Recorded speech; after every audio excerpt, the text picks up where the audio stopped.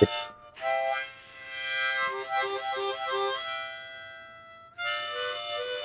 now, it's your boy PSA Sitch here with another Wednesday stream with everyone's favorite always gets cat hair over his fancy jacket, Adam Friendly. Not today, Wormy. Over there. Stay in your box. What's up? What are we watching today? I think this was by popular demand here. Yes. People were like, you must do this video. Yes, I hope everyone had a Merry Christmas. We took a few days off for the holidays. I was out of town, so sorry about that. But we're back here with the Cenk Uygur versus, the Douglas Murray debate on Piers Morgan. Very interesting, very contentious debate. A lot of name calling, a lot of ad hominems being thrown. It's a very fiery debate. Yeah, this might be 50% ad hominem. I think definitely high on that content. We covered another debate with Douglas Murray where Douglas Murray went against Malcolm Gladwell. I don't know if you remember that.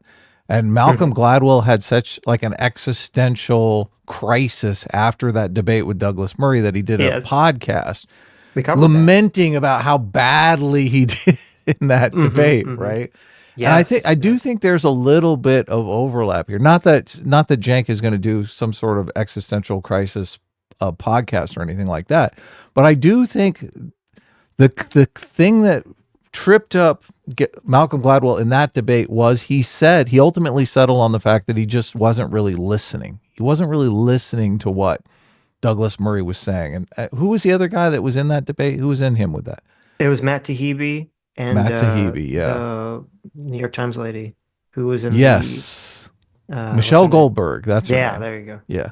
So I do feel like there's a little bit of just not really listening going on here.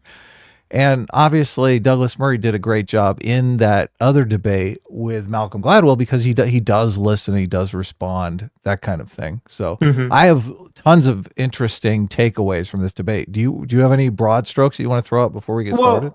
I mean, first of all, you probably never want to debate Douglas Murray on anything. Yeah, I was like, oh my God, this guy's amazing. He's a very good speaker. He's an incredibly persuasive speaker.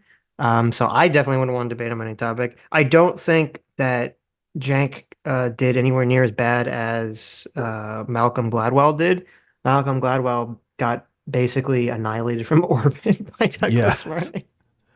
But no, it's an interesting conversation. It's interesting to me to kind of see like where the breakdown starts and whose fault is it, if it's anyone particular's fault or it's both their faults, and sort of like because there's a lot of like just insults being thrown left and right, and it's kind of interesting as to like how it gets veered off on that track. And is there some way to avoid that so that they could have some kind of conversation that would be productive without it being so argumentative, I guess, or contentious? Even though that's what makes it more interesting for us. So maybe I'm looking at it at the completely wrong angle. Maybe I want more ad hocs, more insults being thrown left and right. Well, we will both be looking closely for when the first stone is thrown, I think. Yes. I'm not sure I remember. I've seen it once through and then I've seen clips of it.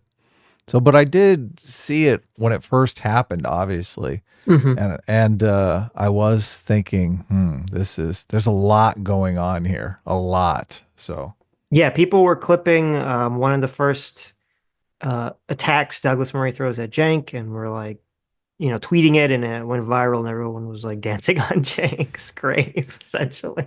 Yeah, I do. I don't think Cenk gets enough credit for being an pro-Palestine, but anti-Hamas. Yes. I do feel like Finkelstein and Hassan, those people are just making constant excuses for and Hamas.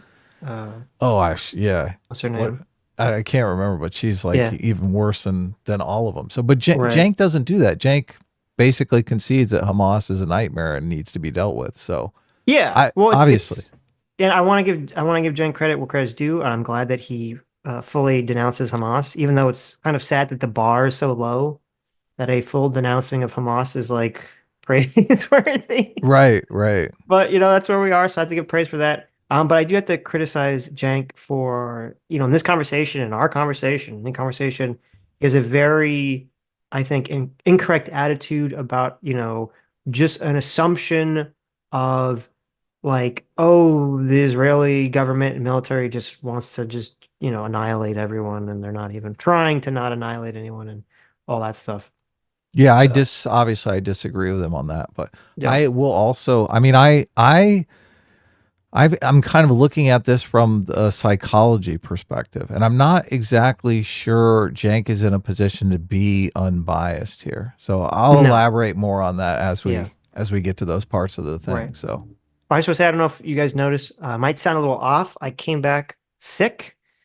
Every time myself or a family member goes out of town, we always come back, one of us sick.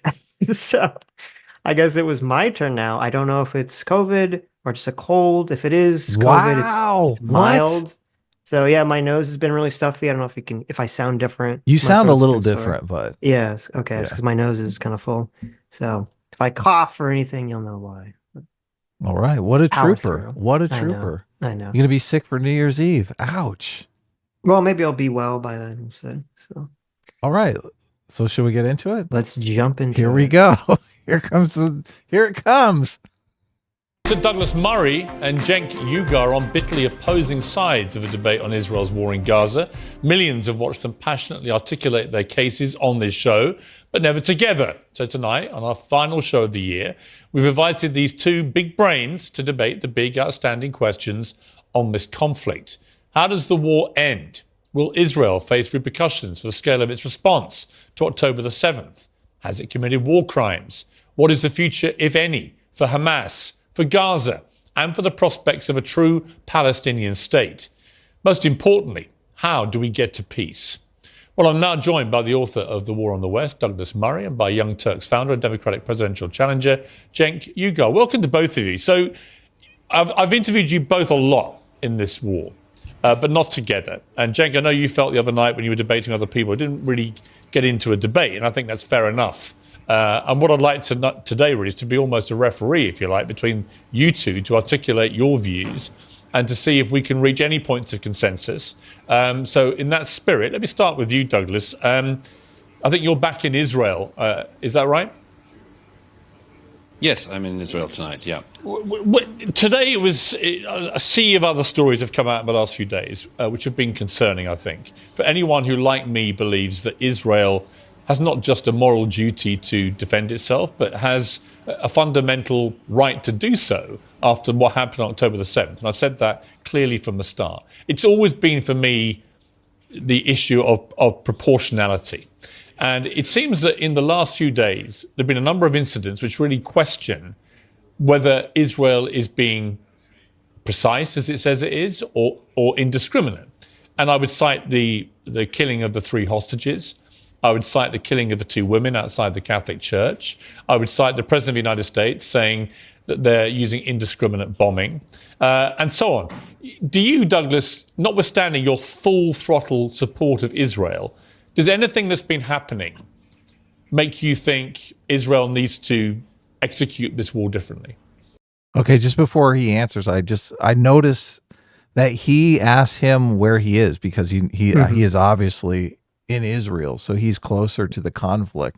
This is a thread that comes up later on in the debate, but he kind of put Cenk at a disadvantage just by asking him that right off the bat there. Right. Yeah, Because I it just seems like noticed it that, gives yeah. him more gravitas, yeah, more status. gravitas or credibility, even though it shouldn't really. In fact, Right.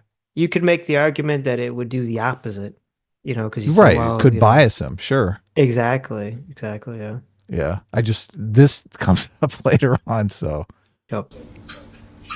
No, and I think that most of the people who think they know how to execute this war have never executed a war. Did you see that smirk from Cenk? Right, let me go back one a second. Know how to execute this I was like, okay. I mean, this is hold on. Yeah. This is just like a fundamental difference of opinion here. I mean, we'll get into it more, but obviously, He's the making smirk gives it away. He is. He's like, obviously, his belief is that Israel's acting indiscriminately. Sure, yeah. As Yeah. if he's making like almost the perfect George Costanza meme smirk Oh, thing. oh, really? Oh, that's Yeah. bad. That's bad. Never executed a war. Indeed, most people who think they know how the IDF should be running this conflict have never been near a conflict. I'm in Israel tonight. I was in Gaza again yesterday. And the examples that you give, by the way, Piers, I don't see why they show any need to prosecute the war itself differently. I mean, just to take one of them, the first example you give, the absolutely tragic, awful shooting of these 3 hostages as they were coming out. But, you know, some of the spin that's been put on that in the world, apart from the glee, of course, that Israel's enemies can't help expressing, some of the spin on that is almost as if it shows the IDF is sort of so brutal that it even kills Hamas hostages who are Israeli. I just think this is another example of the international media and others just having this astounding lack of empathy for the Israeli people. Can you imagine what it was like for those soldiers who were in Gaza, knowing that at any point there are snipers, there are booby traps everywhere, people coming out of tunnels that they've built at British and American taxpayer expenses and attacking them? Can you imagine what it was like for the soldiers who, in that terrible moment, made the life-changing mistake of shooting 3 people who turned out to be Hamas hostages? But why would they? But Douglas, on citizens? that, why would they shoot anyone who was shirtless and waving an SOS flag? I mean, why would whoever they were, whether they were Israeli hostages or whether they thought they were Palestinians, why would anyone shoot anyone who comes out like that? That's my point. That'll be a matter for the inquiry into it. But you know, look, it's hardly as if they'd have wanted to have done that. So I think Douglas is too far on the pro-Israel side of this situation, because I think what Israel's done, a big mistake that Israel's done is that, and this could be intentional from Bibi Netanyahu, because we've talked about how, his approval rating is garbage. And as soon as this conflict ends, he'll probably lose power, or he'll lose power in the near future. And so unfortunately that incentivizes him to be vague, incentivizes him to maybe do rash actions to try to turn that around, or could also incentivize him to prolong the war as long as possible, or the conflict as long as possible. And Israel hasn't really communicated what they're doing, what their strategy is, and what their goal is. They just recently had, Bibi said like his 3 demands, which were, Hamas either give themselves up or be destroyed, that they release the hostages, and that the region completely demilitarizes, and that's fine. I mean, I assume those were the 3 demands we all assumed from the beginning, but there wasn't any indication of a clear indication from him is like, well, what is the future? Right? There's been some rumblings that like maybe Egypt was gonna like rule the area, but I mean, does Egypt want to do that? What's that gonna look like? Like, there just needs to be a clear, like, this is what we're doing. Like, we're clearing a pathway to do X, Y, Z, and none of that has really been announced. And I'm not saying they have to give away like their strategy, but just say like, well, this is what our goal is. And I think to just say our goal is to just destroy Hamas, that's too vague. And that's like, you need to be a little bit more specific. And that's number one. Number two is when people that are not Hamas die, it's kind of unclear why they're dying. Is it that Israel is like, hey, we're going to blow up this area and you need to evacuate, and the people don't evacuate and then die? Or is it that, they're bombing an area that has a tunnel, or supposedly has a tunnel, or supposedly has some underground Hamas infrastructure, and there just are people there? Like, it's not clear to me, like, what exactly is going on there. Right, which makes it easy to infer that they're bombing indiscriminately. Like, yes. The critics, it makes the critics' argument have some teeth in it when they're not articulating a strategy clearly. So, I mean, right. I totally agree with that. And even if they come out with the demands, they have to clearly say, well, here's what our strategy is once they meet these demands. Clearly articulate what the future holds for these people. Yeah. So, I mean, I agree with all of that. Mm-hmm. And like, and this is part of why not only is the shooting of the hostages so like horrible, but because it completely plays into that idea of the indiscriminate killing of people because you know, this sort of shows something that could also be horrible that isn't talked about as much. I mean, as it's talked about depending on certain circles that you follow, but is that, if there are, excuse me, obviously the soldiers who shot the hostages, they didn't like be like, oh, these are hostages, we're gonna kill them, right? They presumably thought that, oh, these are, you know, Hamas people or Palestinians who are like fake surrendering maybe and are going to, blow themselves up or have weapons or, whatever, right? Or lead us out into some area where a sniper can pick us off. Right, right. Yeah. Yeah, something to that effect. It's very much kill or be killed out there. That's what people are missing. Yeah, and I get all that, but you can't act that way. And there needs to be some sort of procedure in place for the Israeli army to operate where, because for all we know, there could be tons of Palestinians who are just, trying to surrender, trying to not, get killed, who they're just killing indiscriminately because they just don't want to take a chance. Like with these hostages, they don't want to take a chance and they just want to just say, oh, well, I can't make a determination about the safety situation, so I'm just going to kill these people. And if that's I mean, a lot of that was going on I know someone who's an older person, obviously, who served in Vietnam in America, and he was saying, it's kind of what their attitude was a lot of times when they were dealing in those situations was just, as you said, it was a kill or be killed situation, shoot first, ask questions later. And obviously that is very immoral and incorrect if the Israeli army is operating on the ground in that sort of capacity. Yeah. And I mean, with October 7th, so recent, I mean, the kind of atrocities that were committed on October 7th, I imagine Right. that there's kind of a vengeance component going on here as well. So, yeah, no, it's a completely messed up situation from all around. So, but I do agree. I don't know why Douglas Murray didn't make the kill or be killed argument more here. I mean, he's there. Maybe he knows something that we Well, don't know. So, the kill or be killed argument, that's not like the reason he didn't make that argument is because it's a true argument. That is probably the mentality they're operating under. But right. that's not like it's not like a moral defense of the It doesn't situation, change. right? It doesn't change. Yeah. So he's better off just punting. Yeah, which Like, is what yeah, he there's going to be did. an investigation. Who knows Right. what's going to Right. happen? Like, it's so horrifying. It is Right. so horrifying. Well, that's the problem is that when you see a situation like that, I don't know if is that an outlier or is that a norm? We Yeah. don't know the answer to that question. And we might never know because there's so much, propaganda, obviously, from all sides on this issue. Unfortunately, yes. Yeah, we're swimming in propaganda.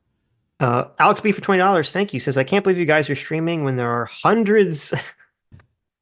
I can't believe you guys are streaming when there are hundreds of puppies getting killed all over the world. Oh, yeah. Shameful. S-Class is the best class. Happy holidays to both of you. Well, thank you, Alex B. Happy holidays to you, too. Yeah, happy holidays as well. Yeah. I Sketch think for this 20 is our last stream of the year, too. I don't think we're going to stream on next Sunday. It's New Year's Eve, so. Right. Yeah, well, yeah, I guess we're not going to stream on next Sunday, but we will on Tuesday, I assume. Yeah, we'll be back on Tuesday. We're going to put out some record content throughout the week, though, so you'll have more of us before the Oh, year yes. Yeah, definitely. Sketch for $20 says, Merry Christmas, Happy New Year, Sitch, Adam CT, and Enlightened Centrist everywhere. Hashtag kick Doomer 2024. Look, I'm There you starting to go. worry about Doomer. Doomer hasn't surfaced in quite a while, so. You know why? What happened? It's because you took away the murder face emoji. Did I? Look, I took away the murder face because he's been missing for so long. Okay. I know you want to replace it with Tifa, so I mean I Yeah. get it. Definitely more aesthetically pleasing, but Look, and I kind of felt bad because I mean that emoji was basically making fun of him anyway. So I'm sure he's not going to miss it. I mean, it was making fun of him out of love, right? Right. Okay. Yeah, well, of course. when he comes back, you tell him that. We'll bring it back. Mithram6 for 500 Kazarkazark. Thank you. Says, I like Douglas's style. People like Jank always throw out tons of insinuations, strongman, and backhand insults. Most people ignore it to not be seen as aggressive. Douglas is having none of that. It's refreshing to watch someone take no BS. Yeah, I agree with that. And, I watched this interview, and this interview made me, think that I don't really like the way that I've been handling a lot of conversations, not just Jank conversations, but a lot of conversations, over the last a couple months. So I'm going to re-evaluate sort of, how I deal with these conversations. Yeah, I feel exactly the same way. New Year's are times for resolutions. Maybe I'm gonna look. I'm already hedging because it seems like such an impossibility. Can I go an entire year without getting triggered? I'm not sure. I'm not sure that that's possible. Right. But man, just Douglas Murray is he's so calm, cool, and collected in this debate, and I think, man, I wonder if I could do that. Could I just completely stay that calm, cool, and collected while people are slinging insults at me? Well, I'm not sure. I mean, that's a Herculean task. It is, and the difficulty, and this is the difficulty that I have, is to be able to be like aggressive in what you're saying, but without being aggressive in your tone or getting angry. Right. And that's kind of like the difficulty to try to to get that, And Douglas Murray obviously has got that down. As someone in the chat says, it's his, that's his British blood allows him to do that. Us hot-blooded Americans. True. There was a comment because I said that we were going to be covering this. And there was a comment I was looking for. I'll see if I can find it. That is just completely pro Cenk. Mm-hmm. Just saying Cenk obviously won this debate and Cenk has the facts on his side and all of this stuff. Yeah. Well, and I was like, wow, okay. Because I mean, this is my bubble, obviously, because I'm seeing like 99% of the comments are like, Cenk got destroyed by Douglas Murray. So it is interesting to see someone with such the opposite belief. Well, yeah. I mean, I think I'm generally pretty good at being objective, watching these kinds of conversations, and even if I disagree with a person, and say that they did better. So I guess we'll look at it. Well, no, he does come off. Douglas Murray does come off a bit catty. Sure. Yeah. So I think that complaint can be levied. That criticism can be levied at Douglas Murray. Are you allowed to say that? That he's catty because he's gay. Is that what? Yeah. Is that? Are you allowed Did I just do a homophobia? I think you might have. What are you talking about? No way. All British people are catty. Everybody knows that. Because all British people are gay, didn't you know? It's a British thing. It's not a gay thing. Come on. Have you seen Dave Smith's reaction to this debate? No. What is it? Oh, really? I haven't seen it, no. Yeah, I haven't seen it either. Demonstrates is incredibly close conflict in a heavily built up area with people coming out from all sides, firing, shooting, detonating. People make mistakes. Of course they do. That's just a human reality of war, horrible as it is. I don't think it shows in any way that Israel is prosecuting this war wrongly. As for the main issue of the war is to destroy Hamas. No Israeli of left or right or center believes anymore after October the 7th they can live beside Hamas. Hamas has been given the statelet of Gaza. It was given it in 2006, voted in, then killed their fellow Palestinians in a coup, killed Fatah rivals, and they've run the Gaza for almost 18 years now.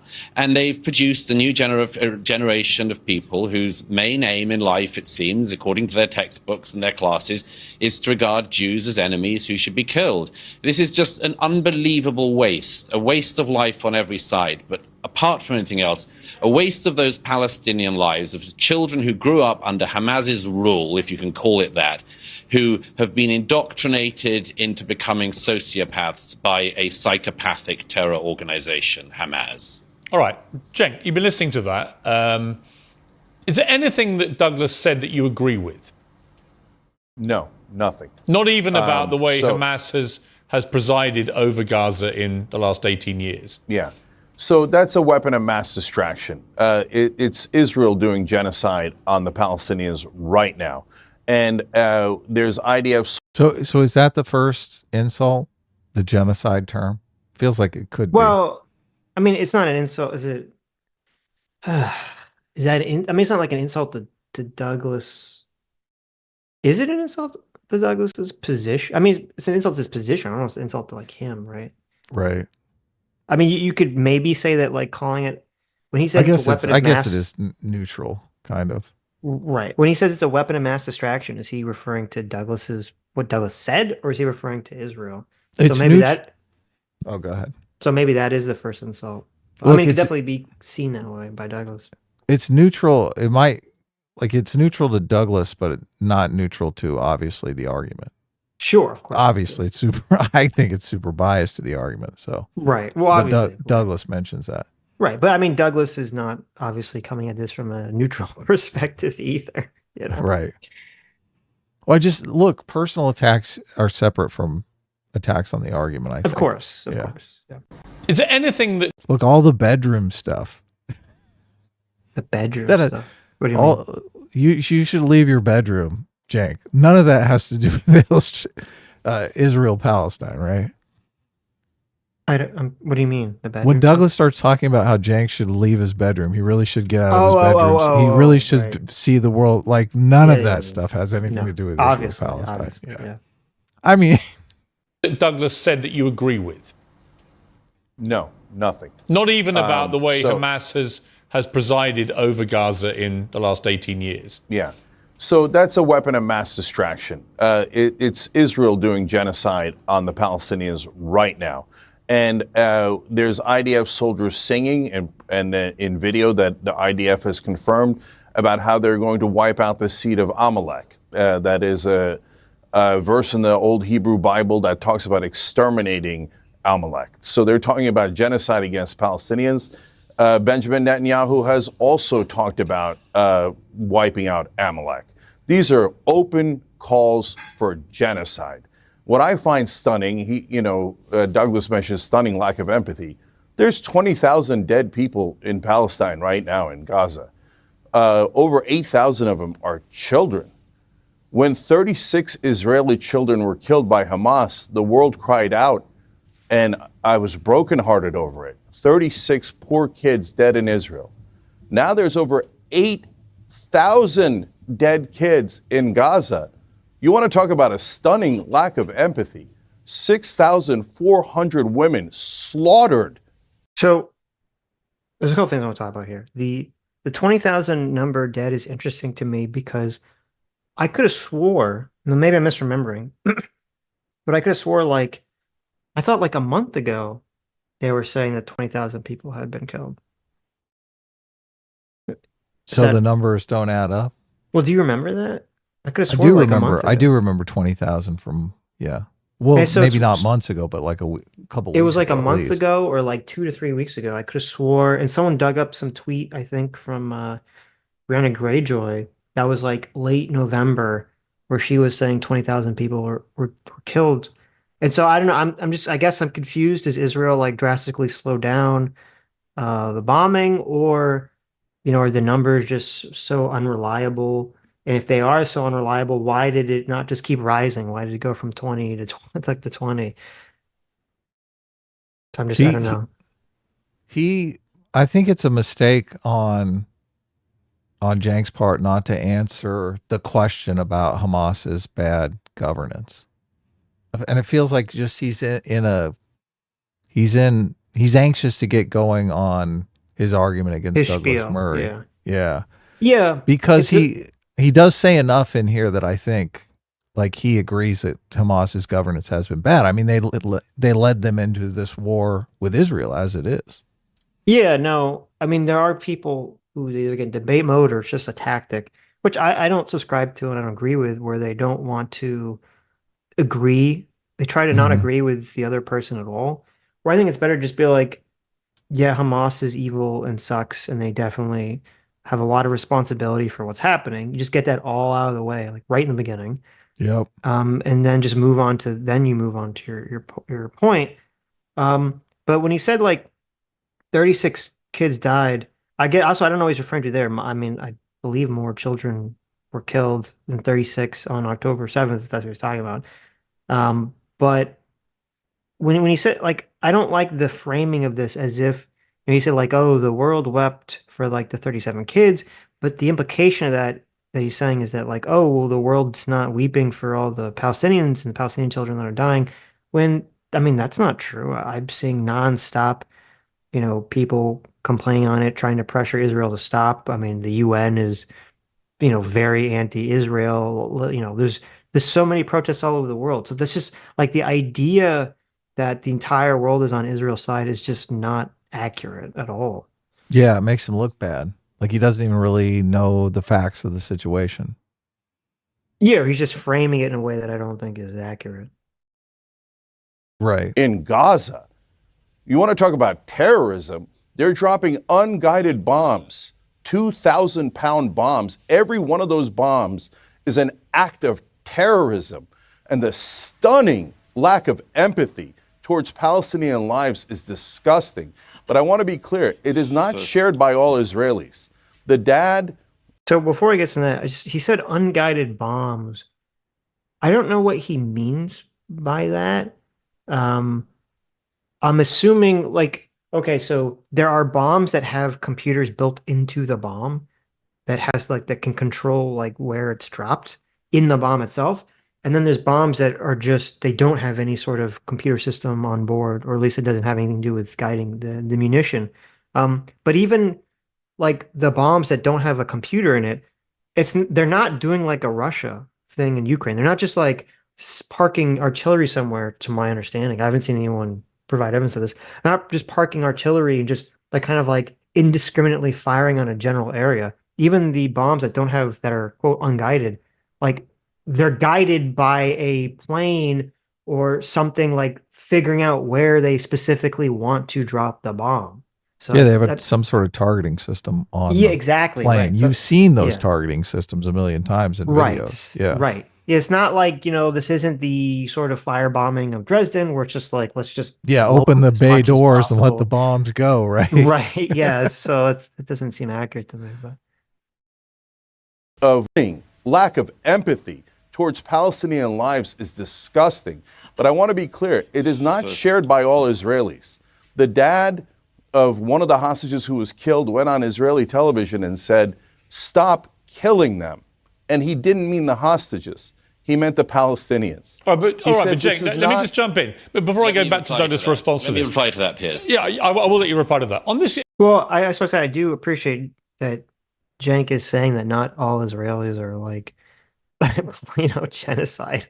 So he is trying to cede a little bit of ground, even though using that example isn't the best example, because obviously a person whose family has been kidnapped and then maybe killed, they're in a very unusual emotional state, obviously, but yeah, it's horrendous. You Right. keep seeing this stuff on social media about the people that are still over there.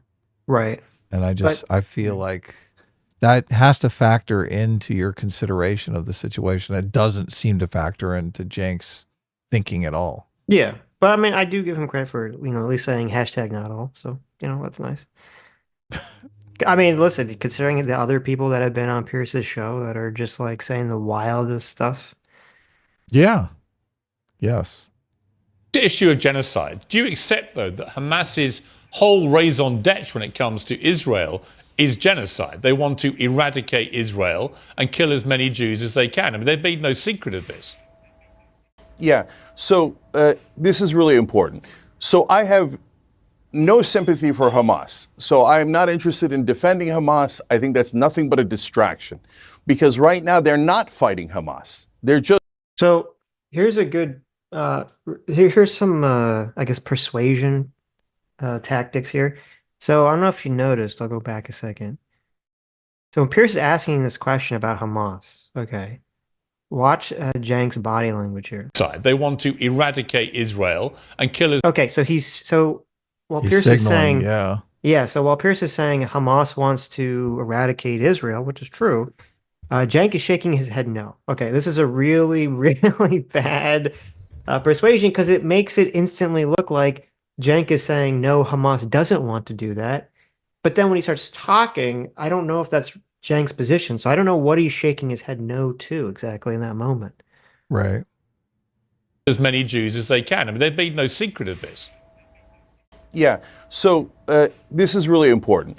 So I have no sympathy for Hamas. So I am not interested in defending Hamas. I think that's nothing but a distraction. Because right now they're not fighting Hamas. They're just killing Palestinian Well, they're civilians. also killing Hamas terrorists. They are. I mean, they're killing thousands of them. Barely. No, wait a minute. Barely. But let's go to your main point, okay? So the main point is, well, Hamas threatens X, Y, and Z and has killed 1,200 people on October 7th. So that is why we have to all worry about what Hamas might do I don't think it's simple as that. Hold on, let me finish the point. Let me finish the point. At what they might do if they had infinite power, the kind of power that Israel has. Meanwhile, Israel is actually doing the genocide, is actually preventing a Palestinian state and saying you are not allowed to exist, and if you dare try to exist, we'll kill 20,000 of your children and women. All right, Douglas, respond to that. Okay, so before Douglas responds, so I think Pierce asked a fair question. I think Cenk's answer is not a good answer, because the point of the question about like acknowledging what Hamas wants is to show like, okay, number one, can Israel negotiate with Hamas in any sort of good faith, productive way going forward in the future? And number two, that is the explanation that Israel is giving as to why it's imperative for them to completely exterminate Hamas, root and stem as much as possible, is because this is an organization which is predicated on trying to, presumably genocide, all the Jews in Israel. And that's why Pierce is asking the question the way he's asking it. And Cenk, it doesn't answer it. He's just saying, well, he kind of punts, saying, well, it's not about the theoretical thing that Hamas is doing, to what Israel's doing right now, which he could make that argument. He could say, yes, I understand Hamas wants to do all these things, but, I believe Israel is doing those things currently, and therefore, just because what Hamas maybe wants to do doesn't justify Israel basically causing, this level of civilian casualties or this level of damage to the area. Right. And it does, it gets to the security concerns, obviously. Hamas did terrible things with all of the security precautions that Israel had already taken over the last, 5-6 years, whatever it was, since they had pulled out. Actually, I think it's closer to like 15 years, right? They pulled out in 2006. So they have all of these security precautions, and they still manage to do this horrific thing that's still ongoing. There are still people that have been captured that are prisoners of war there. So they're still shooting missiles, which is kind of crazy. But so I just look, it's to say that it is Hamas's intentions are a distraction. That's not accurate. Yeah, and that's not accurate at all. Right. Yeah. Yeah. You could say that the response is not a good response, but you have to acknowledge the intentions because they're important. And I think actually this is sort of related. I think what Israel and I think what the rest of the world should learn from this, from October 7th, is there's kind of this idea where if you have a smaller country or a smaller force of like rebels or insurgents who are kind of like doing these like little attacks that are not super effective, that the bigger, more powerful country just sort of ignores it, right? So, for years, ever since 2005, 2006, every so often Hamas would shoot a bunch of rockets at Israel, and Israel has the Iron Dome. So most of the time it didn't really like accomplish anything. And so Israel would just kind of ignore it. And this is showing, I believe, that you can't really have that attitude going forward. Yeah. That if there is a group of people that are just attacking you, you have to act upon it. You have to stop them, even if it's not doing anything, because it means that presumably they're willing to do something horrible. And I wonder if this is going to happen here, because I think now there's a lot of weird politics at the moment in terms of isolationism, but I think right now that Biden is looking really weak in terms of the Houthis, the Houthi rebels Yeah, who, there's a lot going on now. yeah, who keep attacking various ships. They keep attacking American ships. I believe recently there was some kind of suicide drone that was going to fly into a barracks that a bunch of American troops were in, but it just by happenstance it didn't work, and that's the only reason that those people didn't die. And it gets it's like, okay, well, just because they're attacking us and it's ineffective, like to me, it's like, oh, that shouldn't even be a thing. People should be afraid to attack American troops, okay? And they should not feel safe to attack American troops in these little ways. And I know there's like a weird political pressure so that, you know, there's a lot of isolationism on the right, so they're not necessarily going to want Biden to go declare war on the Houthis. Um, but I think he needs to start blowing the shit out of them. If they're attacking American troops, he needs to start fucking dropping bombs on these fucking people. I mean, it's just, I Did they don't do an think, airstrike inside Iraq? I think I saw a or, thing on. and yeah, Yeah. yeah, they did. Yeah. And, Yeah. and attacked them in Yemen. Like, Look, I just, things to are me, picking up fast here, Sitch. I'm just saying they shouldn't, if We're firing you're, bombs in Iraq. if you're, attacking my military, okay? Right. How am I'm just supposed to sit here and just shrug and be like, well, I guess, I'm just gonna let that happen. Like, you're supposed to just let them keep attacking your military until it's successful? Like, that's crazy to me. It's like, no, you're attacking my military. I'm gonna take you out. Yeah, yeah. That's another thing. The constant argument about proportionality. Yeah. It just doesn't work for me because and it's I mean, I admit it's somewhat on an intuitive level, but just the levels of atrocities that were committed on October 7th. I mean, it's not about body count. It really isn't.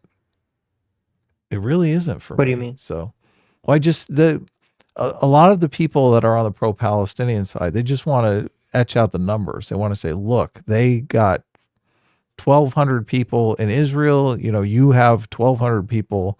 You're allotted 1,200 casualties of war. Right, right. And I'm thinking, I mean, the level of terrorism that took place on that day, for me, it doesn't add up that the number of, we're not talking about numbers of bodies here. We're Sure. talking about Yeah. neutralizing a threat.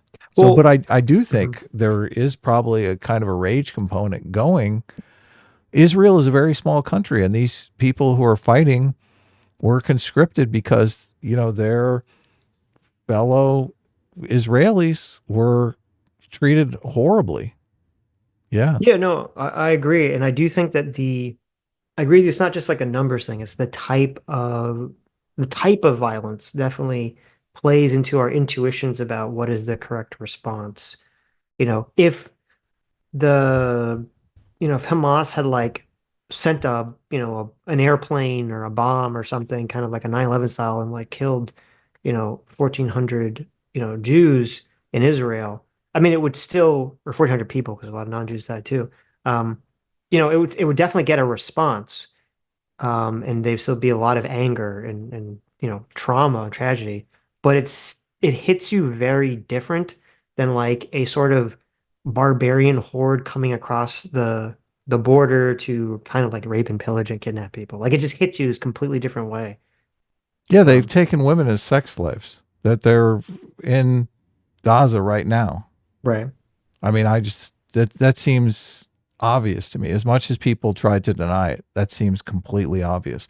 And supposedly they've interviewed all the women that they've got back, and they've all been sexually assaulted. So Really? yeah. I didn't know So that. it seems incredible to me that that's not obvious. You made the assumption that the reason that they fired during the ceasefire was because that they couldn't give up the women that they had sexually assaulted. Yeah. Yeah. Well, they're not done sexually assaulting them. Seems like Yeah. Well, I think it's the I think obvious it's more conclusion. right. And I'm sure that that's still happening. I think it's more though they didn't give them up not because they're like, well, we want to keep our sex slaves. I think it was more that they just when the ceasefire was happening, the global conversation was fixated on the sexual assault claim. And so they knew it would be too bad for them if they released a bunch of women who did say that they were sexually assaulted. Right. But evidently they have interviewed those women and they have been sexually assaulted. Yeah. Well, I know that they had interviewed women who were released who were older, um, who said that they knew other people were sexually assaulted, Okay. like the old women, that or they either saw it or they just heard about it.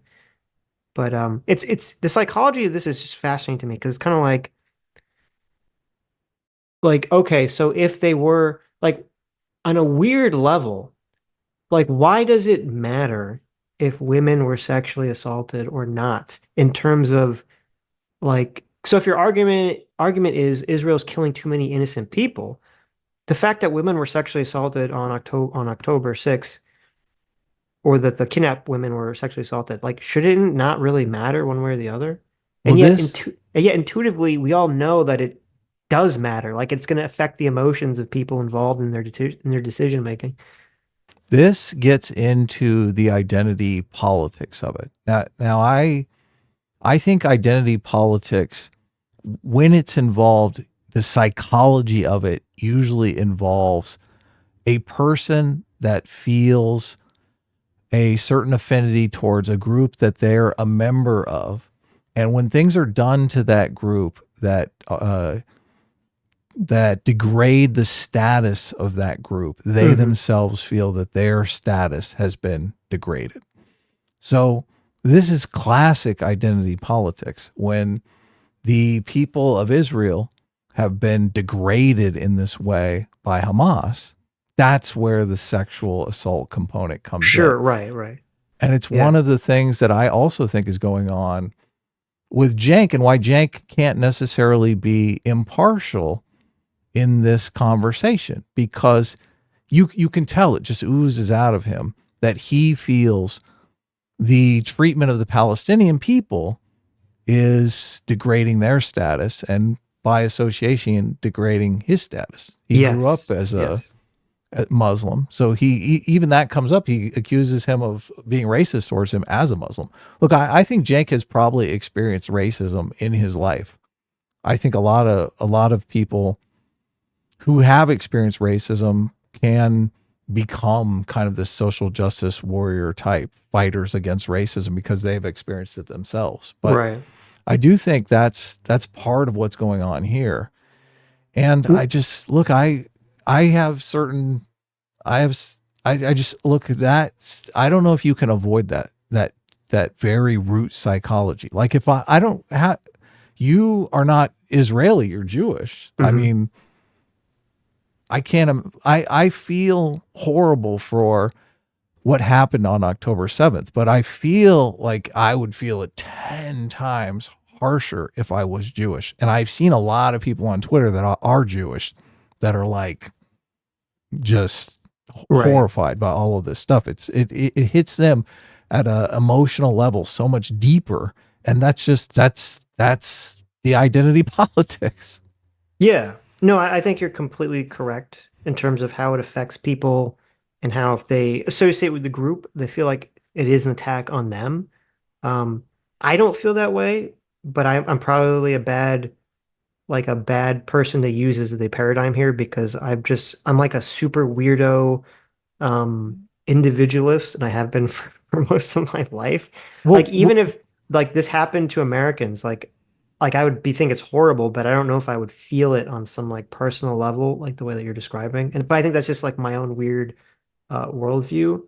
But I definitely think that you're correct that that's what's happening with Cenk, 100%. At least the way that he seems so emotionally reactive to it, it feels like he's having this sort of personal experience, and that he feels like in some sort of like alternate world, he would have been there getting bombed and everyone wouldn't care. Like that seems to Right. be like the emotional way that he's kind of reacting to all this stuff.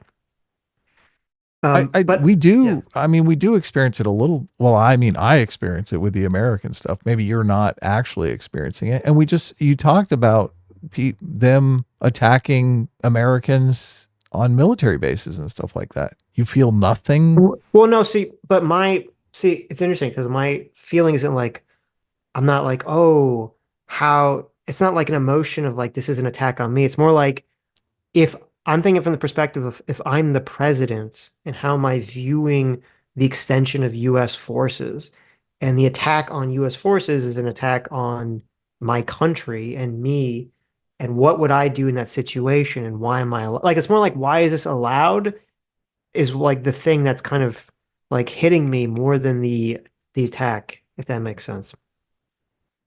Right. But anyway, the other thing I wanted to bring up, which is kind of interesting to me, the psychology aspect of this, is that like the thing about the sexual assault, it's weird. Like I get it, but it's still weird. And I think it's interesting to think about how, like, say for example, you're like, oh, Hamas people, they killed, 5 Israelis, right? And so therefore, in some people's minds, it's like, well, they killed 5 Israelis in this attack. And so therefore, there's some like mathematical calculation that occurs where it's like, well, okay, is like the Israeli army is justified in killing, you know, 10 Palestinians, and it's okay if 5 of them are not Hamas as long as the 5 that are Hamas get killed, right? There's like this like weird like calculation in everyone's mind that's all intuitive, like no one's actually like doing these numbers. But Right. then That's fairness. right. Yeah, there's something that's going on there. But then if you add sexual assault into the mix and you say, well, not only did Hamas kill 5 Israelis, but they like sexual assaulted, 5 Israeli women, that like changes the intuitive math. So it's like, oh, well, that Dramatically. yeah, like dramatically. It's like, well, that suddenly justifies the Israeli army from killing like 30 people, and 25 of them could be like not Hamas as long as you kill like the 5 Hamas. And it's fascinating to me that is going on. I haven't heard anyone like verbalize what I just said, but that's what's happening. That is the intuition that underlies this entire conversation about sexual assault. And that's why a lot of the more pro-Israeli side wants to like fixate on it, and why the anti-Israeli side, pro-Palestinian side, wants to like pretend like it didn't happen. Yes. It's because everyone knows, even though no one's talking about it, that there's this like weird this is math intuition that's going on where the sexual assault claim justifies emotionally like killing more innocent people. Yeah, look, I understood that like immediately. We all So, do, but I yeah. just haven't heard anyone like bring it up. It's weird. Yeah. Yes. Anyway, We'll Several bring it things. up here. yeah, well, that's what we're here for. Okay. First of all, anyone who uses the term genocide in this context simply doesn't know what they're talking about, or is a malevolent actor. Okay.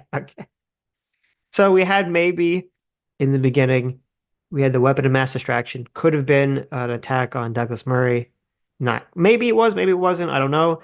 But then Douglas Murray has a very strong attack right out of the gate, saying that Cenk is either doing the classic either Cenk is evil or stupid. So this is the first personal attack, right? It seems like it, yeah. Yeah. The first like very clear personal attack. And you can see Cenk's reaction. Mr. Uyghur's traveled at all in his life, how far he's traveled, how many conflicts he's seen. Oh my But God. And there's the second personal Yeah, he's just attack. playing it out. Oh man. guessed none. And you clearly know nothing about this particular conflict, and you've obviously seen none of it. The genocide that you describe. There was 3. I know. I'm like, he's going to keep going. Look, I believe this is the first. This is the clip that went viral, right? Where he just basically eviscerates him. Yeah. Look, we've had Cenk on a couple of times, and Cenk interrupts and like doesn't really make a lot of room for you to talk. I'm thinking, this is a time to interrupt, Cenk. This is a time to stop him, right? Right. I do think interrupting would have been a better debate tactic. Well, here. I mean, the way it was kind of structured is like Douglas kind of went on for some time, and then Cenk kind of went on. I for know, some time, but look, just get in there. This is obviously the gloves are coming off here. Do you agree? I mean, a lot of the, or do you disagree? A lot of the clips going around are just, I mean, Cenk just sitting there taking it. I don't think it's a good clip for Cenk. No, you're probably right. And if, again, I don't know if Cenk's comment about weapons of mass destruction was supposed to be an insult against Douglas or Israel. Cenk kind of, he kind of this in our conversation, he sort of conflates a bunch of different groups of people together when he's which talking. is It's not not, good. which is Yeah. not good. It's not really clear what he's talking about, who he's talking about. Um, but yeah, I mean, if he wasn't insulting Douglas, he should have, he could have insulted. I mean, he could have interrupted him, called out, these ad homs and stuff, and said, like, well, made some arguments or made some point about how this is, indication that you don't really have an argument because you have to start with a bunch of insults or whatever. And, maybe that would have been, it would have nullified the viral clip. It's sad that when you're like a bigger internet personality, you have to constantly be thinking in terms of like, oh, someone's going to clip this, and I have to like, act in a way to prevent the clipping from occurring. Like instead of just trying to act in a way that'd be productive for a conversation. I don't think Cenk thinks about that stuff. In all honesty, do you? He might not, but you Yeah. but you have to, which is sad. Look, do you? I guess Cenk has made it this far not thinking I about mean, you don't it. have to. I'm just saying if you want to prevent, these sorts of Like, things if you from want to happening. avoid just this kind of viral clip, Right? yeah, Yeah, exactly. yeah. Look, which I would want to avoid myself. Like you said, I'm not debating Douglas Murray. What are you, crazy? What are you, insane? Right. Is such a smear and a libel against the Jewish state.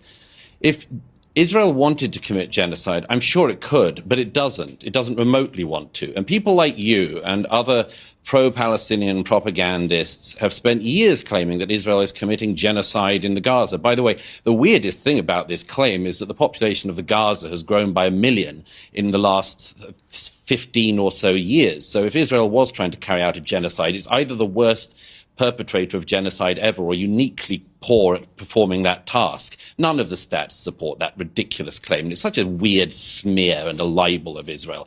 Secondly, of course, you've just rattled off Hamas figures, as everyone of your kind always does. Thirdly, you said that the world cried. You said that the people. Wait. Okay, wait. So before we get into the Mindkind thing, which I want to back up because I kind of missed it. What is interesting that I agree that like calling it, saying Israel's trying to genocide Gaza, and they've been doing that for years. I mean, I don't agree with any of that. I don't think any of that's remotely true. And Cenk is, I think, very foolish and dumb for throwing that charge, especially in this conversation. He would be much more. He would have a better argument if he tried to throw out the ethnic cleansing argument. The whole like they just want to displace them and not let them come back, which I don't know if that's true, but at least it'd be easier to argue that than the genocide argument. Right. But the thing that's interesting to me, and I'm not super familiar with Douglas Murray's background, but he seems like really emotionally attached to this topic, and I don't know why that is exactly. Isn't Douglas Murray's Jewish?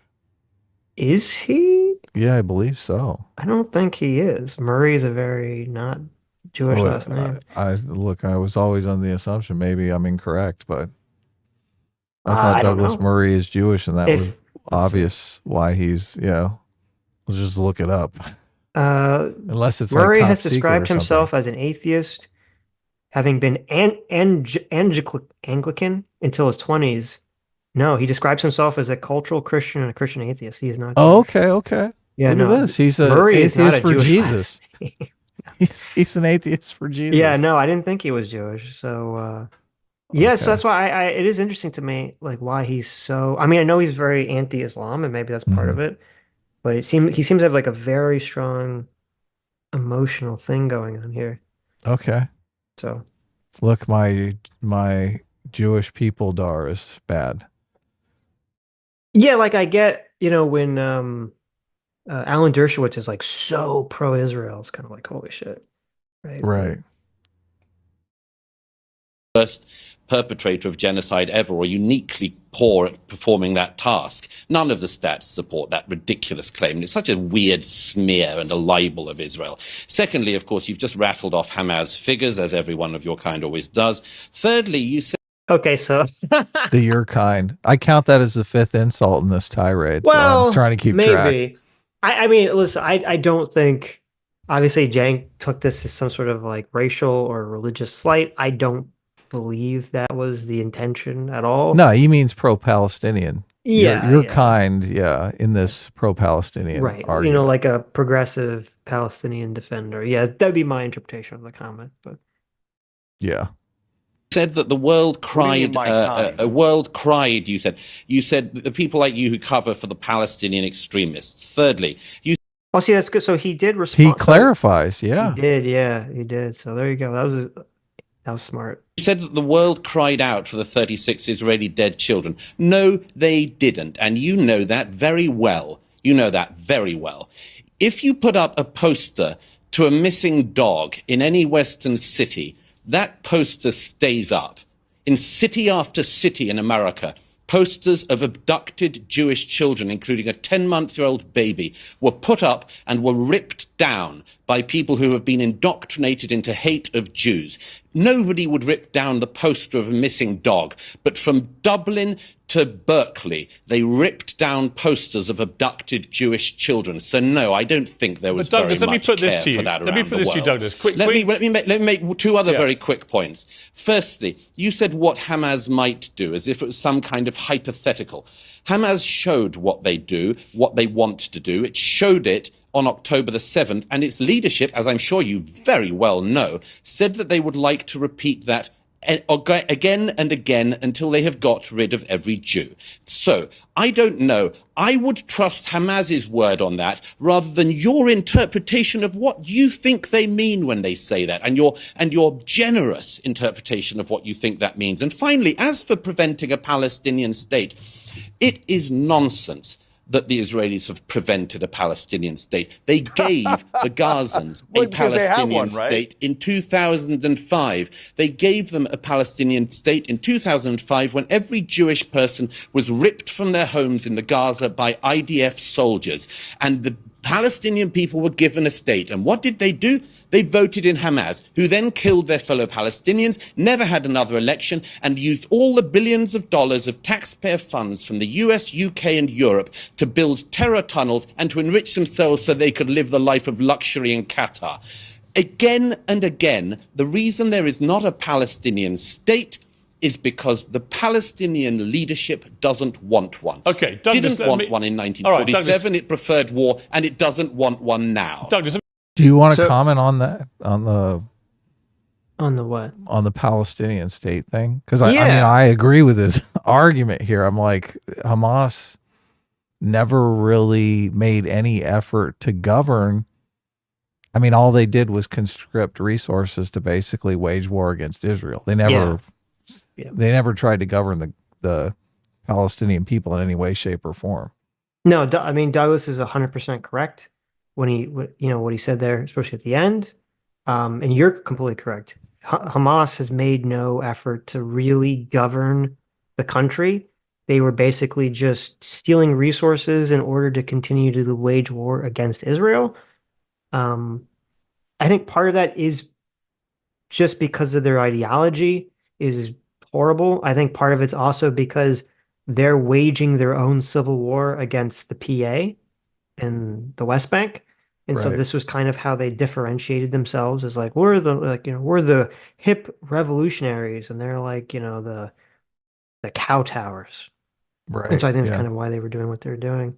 But and I think that when Cenk or other people who are kind of more on the Palestinian side, like it annoys me because there just doesn't seem to be a level of either honesty or clarity of thought or view or perception to just see what is real, like about Hamas and about this thing. Because I think Cenk, and we'll play it in a second, I think Cenk talks about how they always kind of make this argument about how, like, oh, well, it's not a real country because Israel didn't, like, they controlled what could be shipped in and out of the country.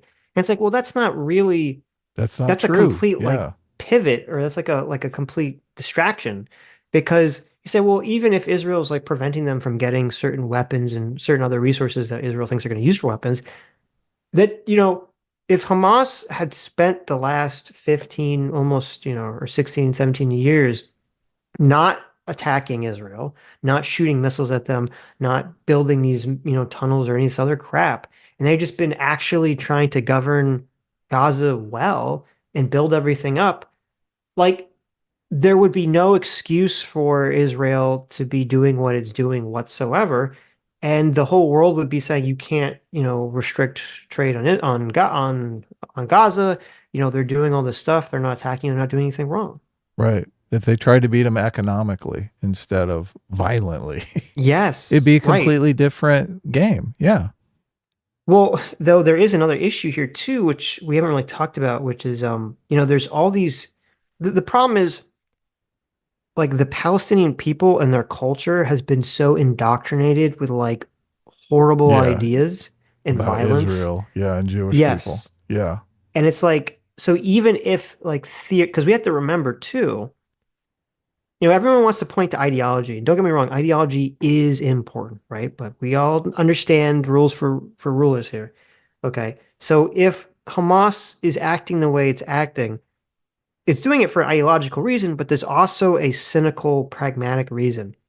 And something that's also I haven't really heard other people talk about is, as there were other groups, other like kind of Yeah. terrorists, Competing groups that they killed off. right, competing Ghazian terrorist groups in the region that were attacking Israel and doing all these other stuff. And there's like this weird situation where if Hamas gains power and then they say, hey, we're going to like play ball with Israel and we're not going to like be violent, that gives an in to the other violent groups to say, you guys are a bunch of cucks.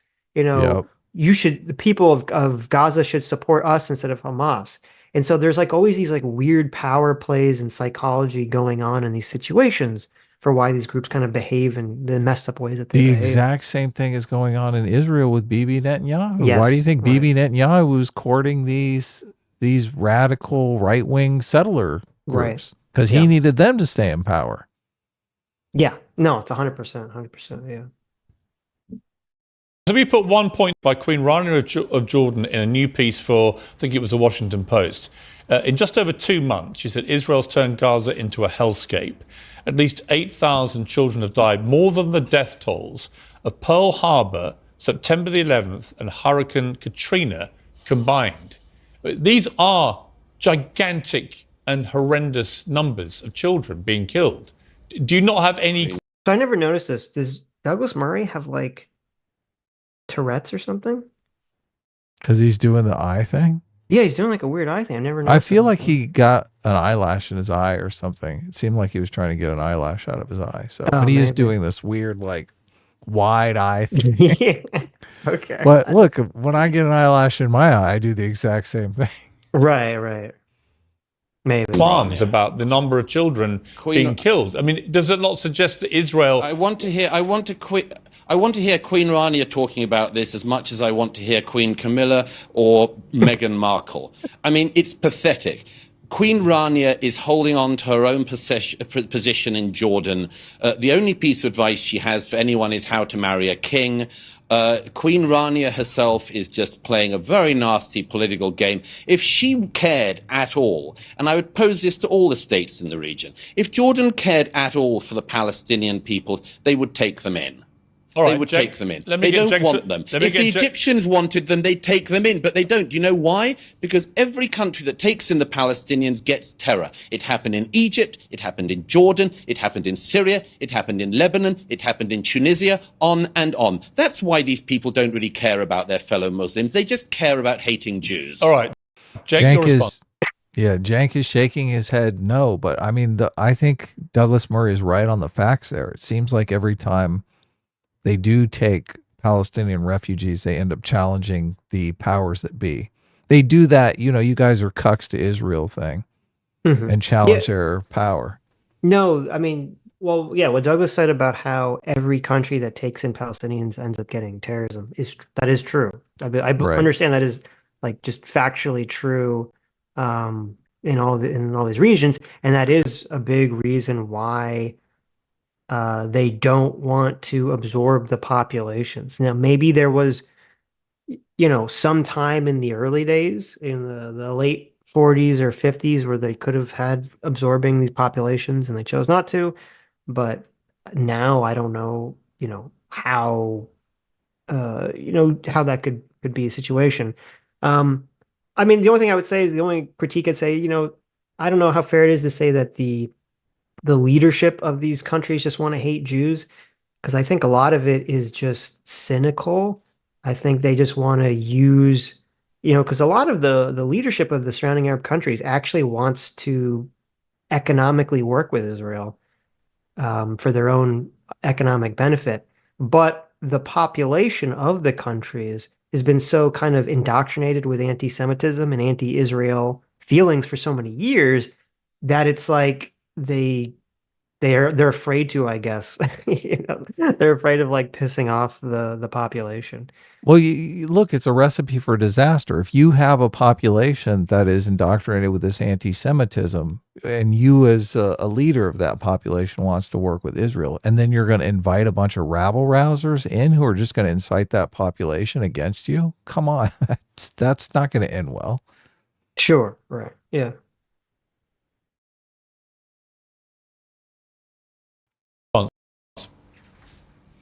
Yeah, so you asked if he cared about 8,000 dead babies, and his answer was no.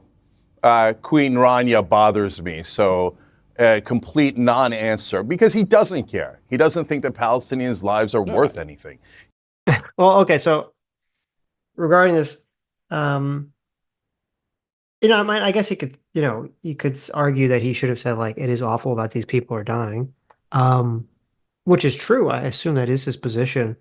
And I think there is a lot of like kind of debate mode. Like I can't agree with any like possible thing that the other side says, coming from both Douglas and Cenk in the conversation. And Douglas should acknowledge that.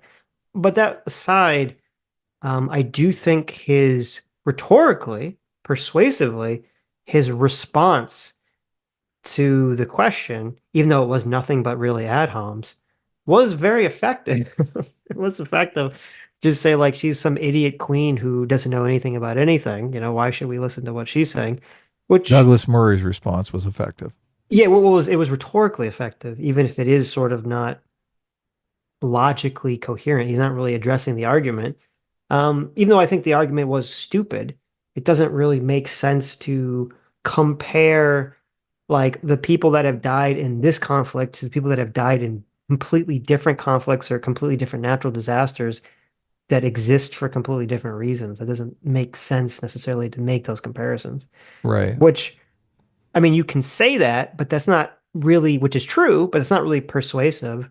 So I don't really fault him for kind of going on the ad hom, which is funny, saying like, oh, well, she's an idiot queen. I don't care what no one should really care what she says about the topic. Right.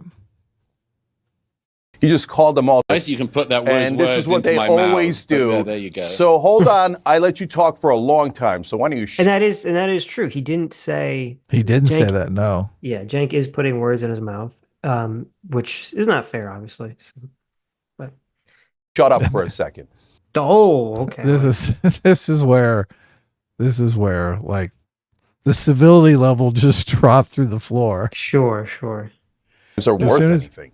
You just called them all terrorists. Well, it's nice you can put that and this is what they always do. There you go. So hold on, I let you talk for a long time. So why don't you shut up for a second? So we've got all of these dead babies. We've got all. What's he say there? You're such a courteous man as well. Oh, okay. Which, to be fair to Cenk, I mean, Douglas Murray hits him right off the bat with you're either stupid or evil. So it's not exactly like, Well, I mean, okay. He was responding to the genocide thing, so. I know, I get it, but I'm just saying, like, he hit him with the 3 ad homs, like, literally right off the bat. So, right, tell him to shut up. It's like, okay, I mean. Look. Cenk hits him with you don't care about genocide, then he hits him with the straw man, then he hits him with the shut up. So it's just like. I think the shut up is a little late. Like the shut up should have came second ad hom in. Right. When he started really going at it. Yeah. Yeah. Maybe. All of these dead babies that this monster doesn't care about. He says keep bombing them. See, I just this is so bad. This is where it all falls apart for me because it's a bad argument, and I don't think it's true. I think he does obviously care about collateral damage. Everyone cares about collateral damage. Like you don't lose anything for caring about collateral damage. Why even argue the point, right? Yeah. Well, I mean, I agree. I would imagine Douglas Murray is a person of normal Right. consciousness who, thinks it's awful if 8,000 innocent children have been killed. Um, I agree that, well, I don't agree because no one said this except for me. Douglas Murray should have said that before launching into his attack on the Right. Yeah. Queen. He should have said that this is a tragedy. And I don't think he would have lost anything persuasively to do that. I think, Right. unfortunately, that is a kind of a debate mode of I can't agree with anything anyone says that's on the other side. And maybe that could have prevented this exchange, or maybe it wouldn't. I don't know. Because from Cenk's, like, I think Cenk is so much in his own bubble. I think he honestly thinks Douglas Murray doesn't Is like evil. Yeah. He is doesn't care. evil and yeah, and is totally fine with all these Palestinian things. I think that is Cenk's honest position. I think it's wildly untrue.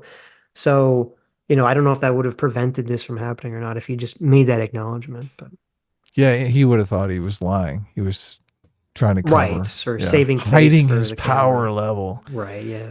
In the debate with Malcolm Gladwell also admitted to being in that bubble and just believing Douglas Murray was like this alt-right online provocateur, right? Right, Douglas right. Murray has this reputation that I don't get it. I really don't get it. You read his stuff or look at or watch his talks. He seems eminently reasonable. Well, he's very, I mean, I get it. He's very anti-woke. He's very Right. anti-progressive. He's very biting in the way that he talks and writes.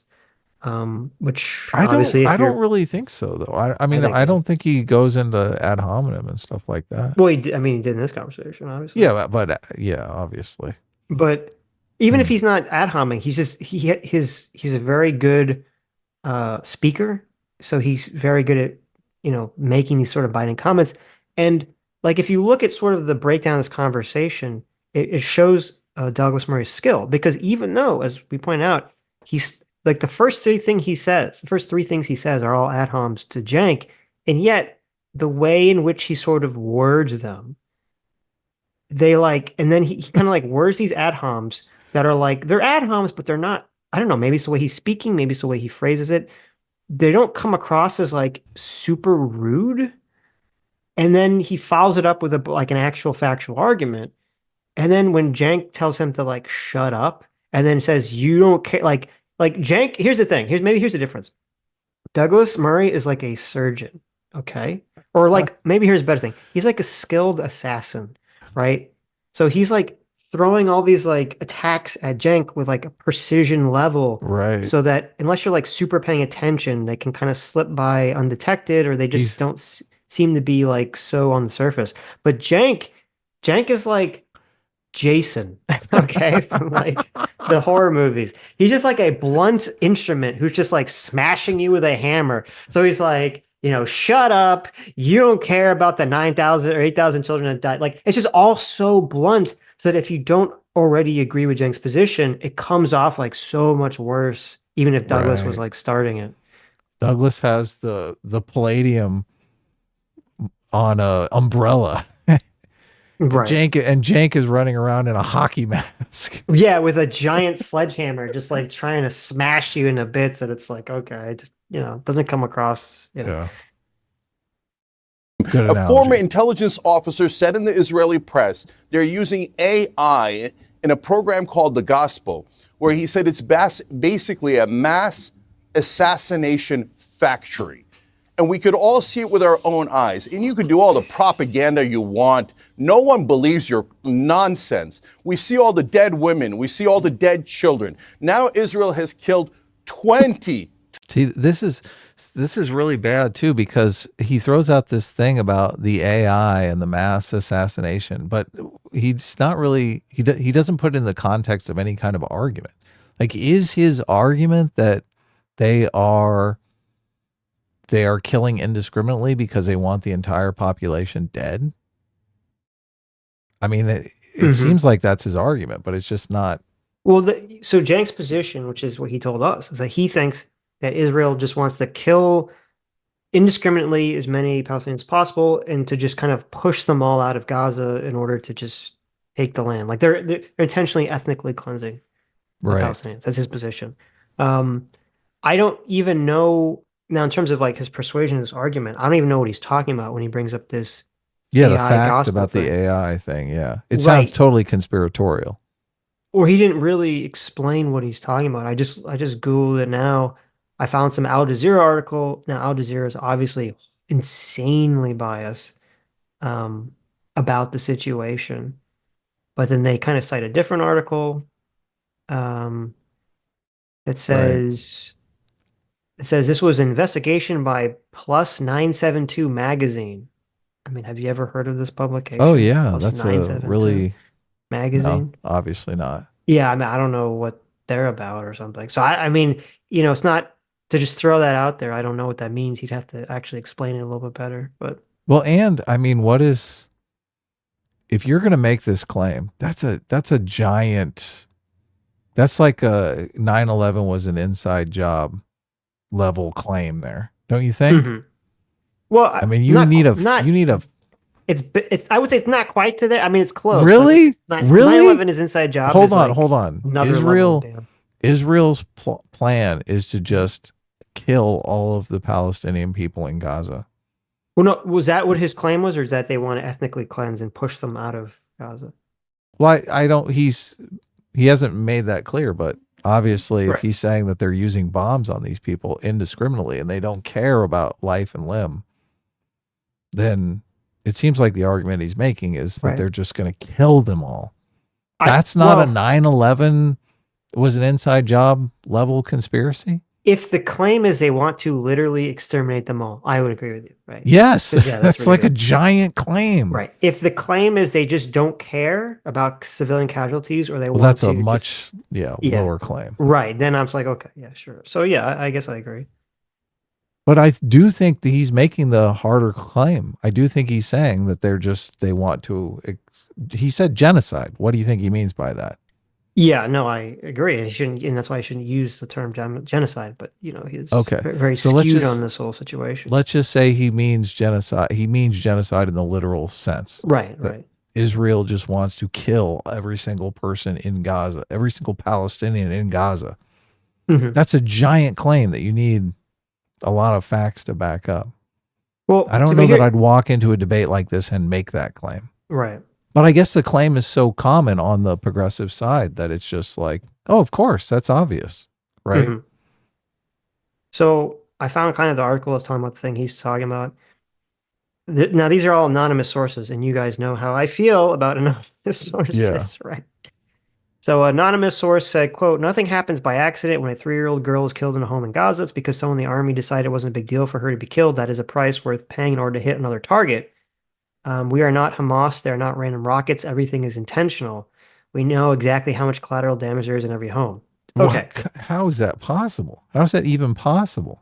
Well, first of all, I don't know how that could be. I mean, that's like a level of surveillance that I don't think exists. Number one. Number two, that contradicts Cenk's earlier argument when he talked about unguided bombs and munitions being used. Right. So he's kind of mixing arguments here. Um, but number three, and this is what I said at the beginning of the stream, it's unclear to me, and I think the pro-Palestinian side has done a very bad job at that. Well, actually, I don't know if they have done it. Maybe this is intentional. It's unclear to me. I think Israel's done a bad job of this, how civilians die. Because is it that Israel doesn't warn people and then they blow up an area that has civilians in it and those people had no warning and they die? Or is it that they warn people, that people make a decision not, they warn people in like a general area, like they say, hey, everyone in this building or everyone in a mile radius, you should leave, right? And you have 1 hour to leave or whatever. And then people don't leave and then they die. Like, is that why people, so it's not clear to me how civilians are dying the way that they're dying. Yeah. Either way, I mean, that doesn't look good. They're not going to want to. They're Yeah, not but going it to would want to look, advertise that either way. well, no, but like, yeah, but if they say, hey, because they make the claim that they tell people to evacuate, right? And if they don't evacuate, then you say, well, we told them, right? I mean, it Mhm. still looks bad, but it gives them a little bit of protection, Right. rhetorical protection, that is. times the number of civilians that Hamas killed. So would I want Hamas in charge of Israel? Never, never. I don't trust them, and I don't believe that they would be benign. So all of this propaganda about, people don't mind Hamas. No, we mind Hamas. We terribly what happened on October 7th. And I've now shown you different Israelis that have said that it's a problem. And I want peace and security for both Israel and Palestine. And this does not get Israel any peace or security.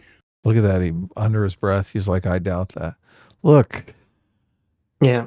This is the part I want to give Cenk credit because, like, obviously we're dealing with a lot of really unsavory types here online who are making excuses for October 7th in ways that are just completely disgusting. So, yeah, at least go ahead. Well, I mean, no, you're completely correct. And I am glad, and I don't think Cenk is lying. I think he's completely honest. He doesn't like Hamas. I agree. Yeah. And that he does, want Israel and the Palestinians to have some kind of security to live their lives in peace. So I do give him credit for that. Now, because the conversation has become as contentious as it has, and because Cenk has sort of thrown the "you want the children to die" at Douglas Murray claim, Here we go. Douglas Murray doesn't believe. I assume Douglas Murray, in his own view, doesn't actually believe Cenk and thinks Cenk is just a bad faith actor in terms of what he's saying here. So when Cenk makes his overture about Hamas being bad, that could be useful for the audience, but it's not going to be necessarily useful to Douglas because he just doesn't believe it. He thinks he's lying. So and Douglas undercuts him by saying, "I doubt that." Like everyone heard what he said there. Of course, yeah. Cyborg for $20 says, "I got busy for a few months and wasn't able to watch live as much. I came back and found myself wrenchless. Who took my wrench away and why?" Look, we had a bunch of people that had wrenches from like eons ago that I took wrenches from because like I don't know that they even watch the stream anymore. So a bunch of randoms. So like if anyone lost their wrench, just let me know and I'll obviously return it. So Cyborg has a wrench back. There was also a bunch of people like there's 2 different types of wrenches now, which is like I kind of cleaned that up. Oh, really? Well. So yeah. Okay. Understate for 20 Canadian, thank you, says booze infested into a near coma, so I can't think of anything better to say other than Bonnie A. Thank you. Hopefully 2024 will be a better year. Victory to the Enlightened Centrist in the Tim Barbenheimer Civil War. Well, thank you, Understate. There you go. But when you ask the other side, do you mind tens of thousands of civilians that have been murdered, incinerated alive, body parts picked out of rubble, little babies killed over and over again in what is even the Israeli prime minister is referring to as Amalek, meaning an extermination of the Palestinian people. And I must clarify the difference between a genocide and a Holocaust. A genocide is when you target a specific people and kill a lot of civilians. Srebrenica, where 6,000 people were killed, was considered a genocide. So it doesn't mean you try to murder every single person in that Cenk, let me ask race. you. That is a Holocaust. Okay, let me reply. Wait, one second. Before I go to Douglas, Cenk. This is kind of interesting. Cenk is sort of in the inverted, at least in this moment, is in the inverted position of Hassan versus the Ethan conversation. Because Cenk made the claim, he said, listen, I'm willing to say that Hamas is awful and what they did is wrong. Why are you not willing? Or he said people, he said broadly, which I don't think is actually accurate. I don't know what people he's referring to. But he said, people aren't willing to say that, the death of Palestinians is not equally wrong or as wrong. Which, I mean, I don't know what media Cenk is consuming. Maybe if you're just looking at like Ben Shapiro and Alan Dershowitz or something, maybe that's the case. But it's fascinating because that is sort of the inverts of the Ethan Hassan conversation. And I'm curious, I don't remember, I'm curious if Douglas addresses that or not.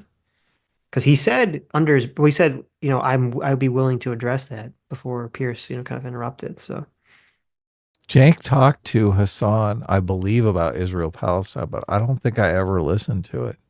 I didn't listen to it, no. I wonder if there's anything interesting in there. Right. One question. You get rid of Hamas too, as does Douglas, as do I. If you don't do it the way that Israel is currently doing it, given that they live amongst the population, how else do you do it?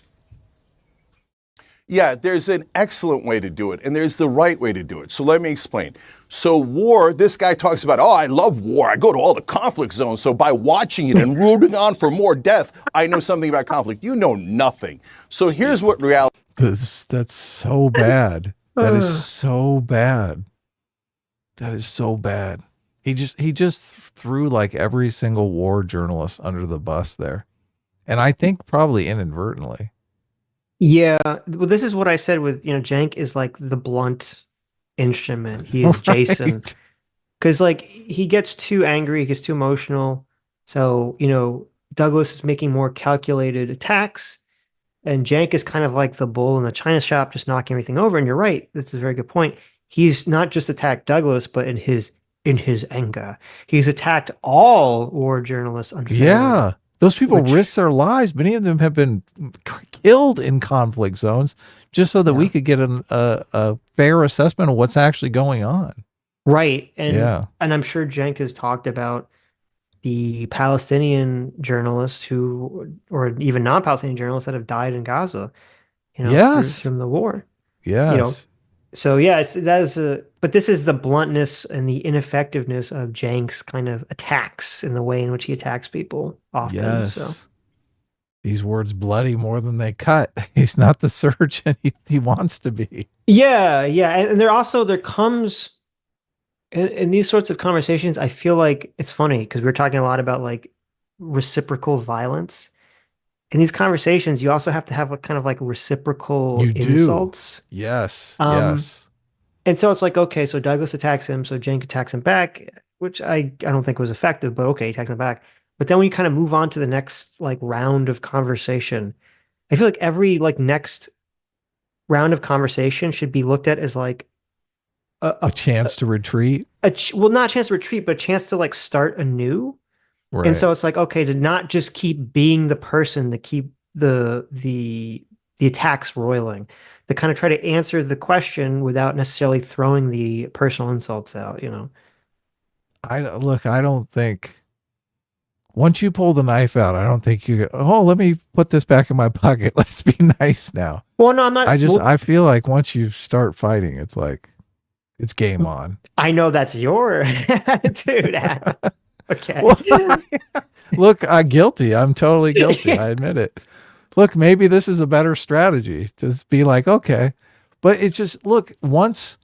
I guess the level is really how you perceive the insult. Like it could look, it could be a grenade, right? It could be just a little, a little tap, Sure. Who knows what it is? But I do feel like the shut up was like, okay, someone pulled out a gun. Right. No, definitely Yeah. that and the you don't care about the 8,000 babies. Oh yeah. But it's not. See, the analogy I would use, the imagery is not. You shouldn't put the knife away. You should have your sword at the ready. Right. But you should have it ready to counterattack as opposed to just constantly stabbing every chance you can. Okay. That's good. That's a good analogy. Is war gets you more war, but peace actually works. So when Israel did a peace deal with Egypt, not only were the Egyptians safe, but the Israelis became safer. That peace deal has held for decade after decade. So how do you do a peace deal in this case? What you do is you do the two-state solution now, and you do it with the Palestinian Authority in the West Bank. And if you then have a Palestinian state, the Palestinian Authority would have the credibility to drive out Hamas from Gaza. That is a realistic plan for both peace, security for Israel and the Palestinians, and driving out Hamas. The idea that you're going to kill 20,000 more civilians, 200,000 more civilians in Gaza, and it's going to drive out Hamas. Okay, let Douglas Let me answer that. Let Douglas. So first of all, Yeah, do you want to weigh in on the credibility of this plan? Cenk stealing my plan from October 8th. Okay. That's what I was like, literally what I said, like, the day or two after the attack happened. I said that would be a potential. But I also said, unlike Cenk, is that I said that could be a completely far-fetched idea. Right. because I don't know if the PA is even willing to do that at all, or even has the credibility to engage in that action. And I said this to Cenk. Part of what I said to Cenk when we talked to him, because he said this, and I said, listen, that I made a similar idea, but what I think Cenk is missing here is that the PA doesn't have the manpower, the credibility, or the weapons to do this on their own. Even if the PA was to utilize the plan Cenk's talking about, it would require Israel to basically be the military force backing up the PA. Or Which, arm the PA, which I don't, if that's a security threat, I don't know. yeah, I don't. Well, first of all, even if they arm them, I don't. The PA is not going to. I'm assuming is nowhere near as trained or disciplined as the IDF, right? Right. Yeah. So I don't even know if that would be effective. Well, I meant the training would be part of the arming, Sure, obviously. but yeah, So, but this is something that has to take place quickly. Um, but the problem is, it's like, and when I said this at the time, I said like, this is kind of my pie in the sky idea. I think that idea would only work or have worked if Israel had positive relations with the PA and was not having all the settlers fucking around in the West Bank. right. I Yeah. think the fact that Israel has all that problem in the West Bank has sort of completely screwed up that idea. But even all that aside, even if theoretically the PA was on board with this and they could do all this, that didn't really answer the question. The question would be that would be the question of who rules the area. The question that Pierce asked was, how do you root out Hamas in the first place? Because even if they were working with the PA, I don't know if Israel would be doing that much differently tactically in terms of types of bombs they're dropping, where they're dropping the bombs, and doing all those things. It's just that afterwards the PA would kind of come in and, secure the area. Yeah. Would the PA go in and take on Hamas? I I don't look, think, I don't that's, know. Yeah. they're not going to want to do Would they that. go They're going into to be these like, this is a tunnels? suicide mission. We're going on a Right. suicide mission for Israel. They'd be like, fuck off. Yeah, right. Exactly. Exactly. So I don't think that's a very viable idea in terms of the way that he's phrasing it. But. Even if you play this scenario out, let's say Israel doesn't go in immediately. Let's say Mhm. Israel just builds up military forces on the border of Gaza and says, give us the hostages back, right? How's that going to play out? They're not I going to mean, give them the hostages they're back. not. Yeah. Yeah. Yeah. So they're just going to be losing time. They're going to be fortifying their positions. And sooner or later, Israel's going to have to go in anyway. Yeah, and It's, I know that like earlier, in other videos, Cenk has kind of made the quote special forces argument, which to me, I've never heard anyone explain how that would actually look, and it sounds like a BS argument to me. Like the magical special forces are going to teleport into the tunnels and kill all the bad guys. This doesn't seem realistic, but look, I'm not an expert in it's the super topic. easy to second guess the strategy, but I, in all honesty, can't. I mean, it doesn't seem like any strategy is going to get them closer to rooting out Hamas, which everyone agrees is the goal, faster or more efficiently than the strategy that they've engaged in. Yeah, public opinion has turned on them on a dime. Maybe they would go in with more public opinion if they waited on the border for 2 weeks. I Yeah, don't know that they'd be in a better position. I've contemplated that. Like they lose 2 weeks and maybe they have a better position going in. I'm curious what you think of that. well, I don't think. I mean, I'm not aware of the argument being that Israel should have like waited. It was more just that Israel should they can engage, but engage in a not like without bombing everything, essentially. They don't want Right. to go in until they bomb everything though. That's the I thing. know, no, I Yeah. know, right? But that's Yeah. what the people have a problem with. Um, and Well, I'm no, but if they assuming, waited 2 weeks without bombing anything, they do like, you've got our hostages, we want our hostages back. Like they've killed zero Palestinian right, people, right? right. Do they have a better position going in 2 weeks when they do start bombing everything? No, The I don't reason think they it would want to make a bomb difference. Yeah. okay. So the reason they want to bomb everything is because, they're assuming all of these places of interest are booby trapped. So they're like, we're going to blow the shit out of it and make sure it's safe once we go in there. Well, yeah, and that's the problem is that I assume, I mean, I could be wrong, but I'm assuming Israel has enough intelligence to know not only that there's all these tunnels everywhere and all these bases everywhere, but that, and I'm sure they have the experience that they're all booby trapped, as you said. So going in physically is very dangerous. Dangerous. Yeah, exactly. And obviously you would think like, okay, so Hamas, they knew they were engaging in this action. Now, there's supposedly there's intelligence that they didn't know exactly when it was going to happen, but they knew that they were planning, they've been planning this thing for like a year or 2 years. So you think they would be prepared and have some sort of plan in how to fight back if Israel were to start invading the tunnels, with men and stuff. So Yeah, no, Hamas is ready. They knew yeah, this was going to happen. Obviously, they're ready. right. But see, Yeah. that's the sort of the tragedy of the whole situation. Part of what annoys me when I hear the anti-Israel side is I've never really heard any of them give a clear explanation of what would be the proper military response other than the magical special forces. Right. Yeah. Um, Yeah. The and not secret button really that they have to press and all Hamas just dies. right. And Yeah. I listen to some people talk about special forces even, I listen to some there's some podcasts that Jocko Williams put out, and there's some podcasts of some other special force people. And even this, it's like it's all very vague and misty, right? And I get it, like, I'm just some civilian and you don't know exactly what's going on the ground. But until I hear like the actual explanation of how any of this would logistically work, it all just seems like nonsense to me. It's like, okay, I mean, I don't know. Yeah. You know. Yep. Respond to that. First of all, I mean, your other guest, I mean, I don't know what kind of a creature he is. He's a kind of low-grade thug as far as I can see. He's listened to nothing I've said. Yeah. This is so bad. I feel horrible laughing, but it is kind of hysterical. Okay, so the ad homs have continued. He's a creature in a Right. low grade. See, this is so fascinating. This is why Douglas Murray is very sharp. He's very sharp because, I laid out the imagery. Douglas Murray is like a skilled assassin slash surgeon. Right. Cenk is like the like blunt instrument. And so Douglas Murray instantly recognizes this, and so he calls him a low grade thug, which is I know. yeah, He uses the thug. right, which would exactly be the visual description of the person who's using the blunt instrument. So it's like when he says a low grade thug, you think of like some like James Bond, like some lackey, right, with like a baseball bat or something. Right. Yes, but no, I also think he used the thug terminology to get him on the social justice stuff.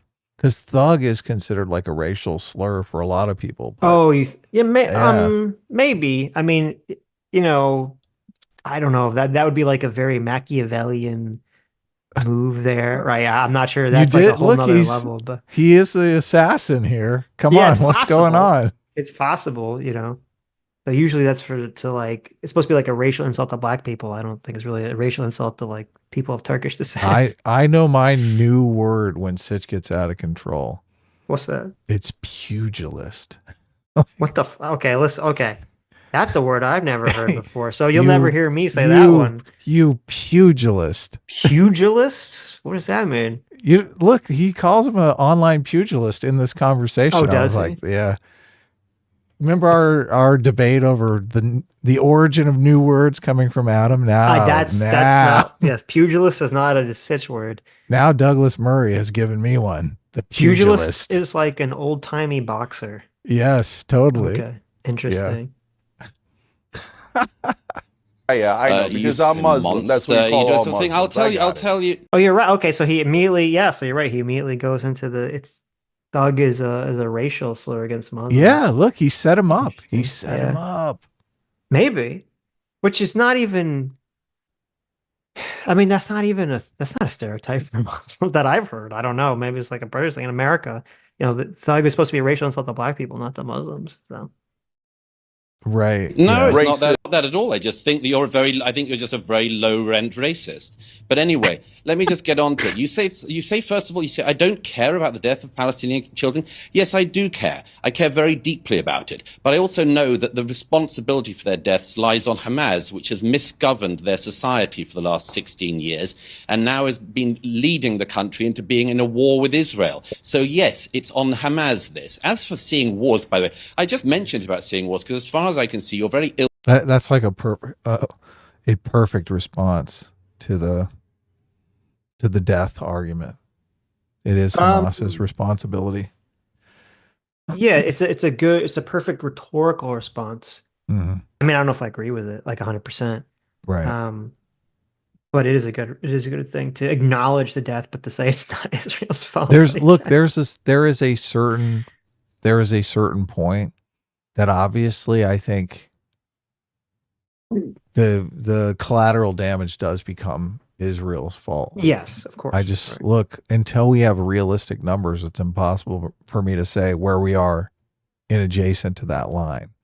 So Yeah. obviously people are like inflating the numbers on both sides. So it's difficult to say. Obviously Israel probably has better numbers on this, but yeah. Realistic numbers and a better understanding of what exactly is causing the civilian Yes. casualties, as I said, The tactical situation. the tactical situation. It's just it annoys me because like I just feel like all the people that make all these comments about this, none of them know any of this information. Totally. That's It's what just drives me insane. It's like, how can you know that? Yeah. yes, yeah. So and now has been leading the country into being in a war with Israel. So yes, it's on Hamas this. As for seeing wars, by the way, I just mentioned about seeing wars because as far as I can see, you're very ill-traveled as well as rather ill-lettered and ill-spoken.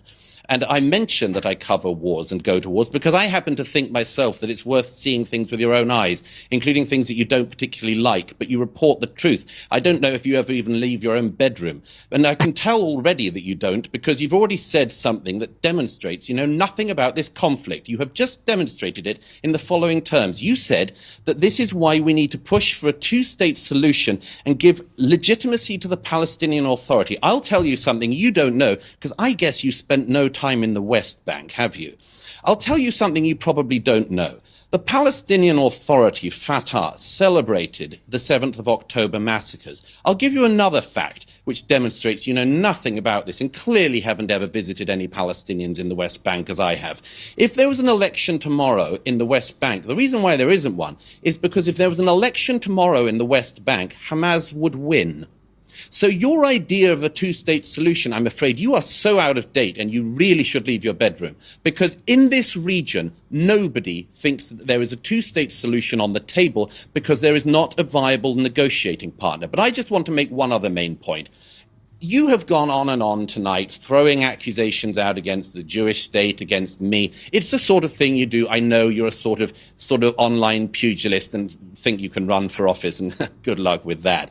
But I'd just like to point out that you only really get animated if the Jews are involved. And I can tell that for the following reason. I mean, your surname's Uyghur, isn't it? 1 million Uyghur Muslims in China have been put in concentration camps in the last decade. And people of your ilk never really care about that, do you? Because it's not the Jews doing it, it's the Chinese Communist Party. At the moment, 1 million people who are in Pakistan at the moment, who are your fellow Muslims and who happen to be Afghan, and I don't think you care about them, do you? 1 million Afghans are currently being forcibly deported from Pakistan to Afghanistan. You don't care about that. You're not riled up about that. You're not riled up about what the Janjaweed are currently doing in Sudan, where thousands and thousands. Hey, look, I hate to put a stop to it, but it's who's putting words in whose mouth now? I mean, come on, let's yeah, be yeah. real here.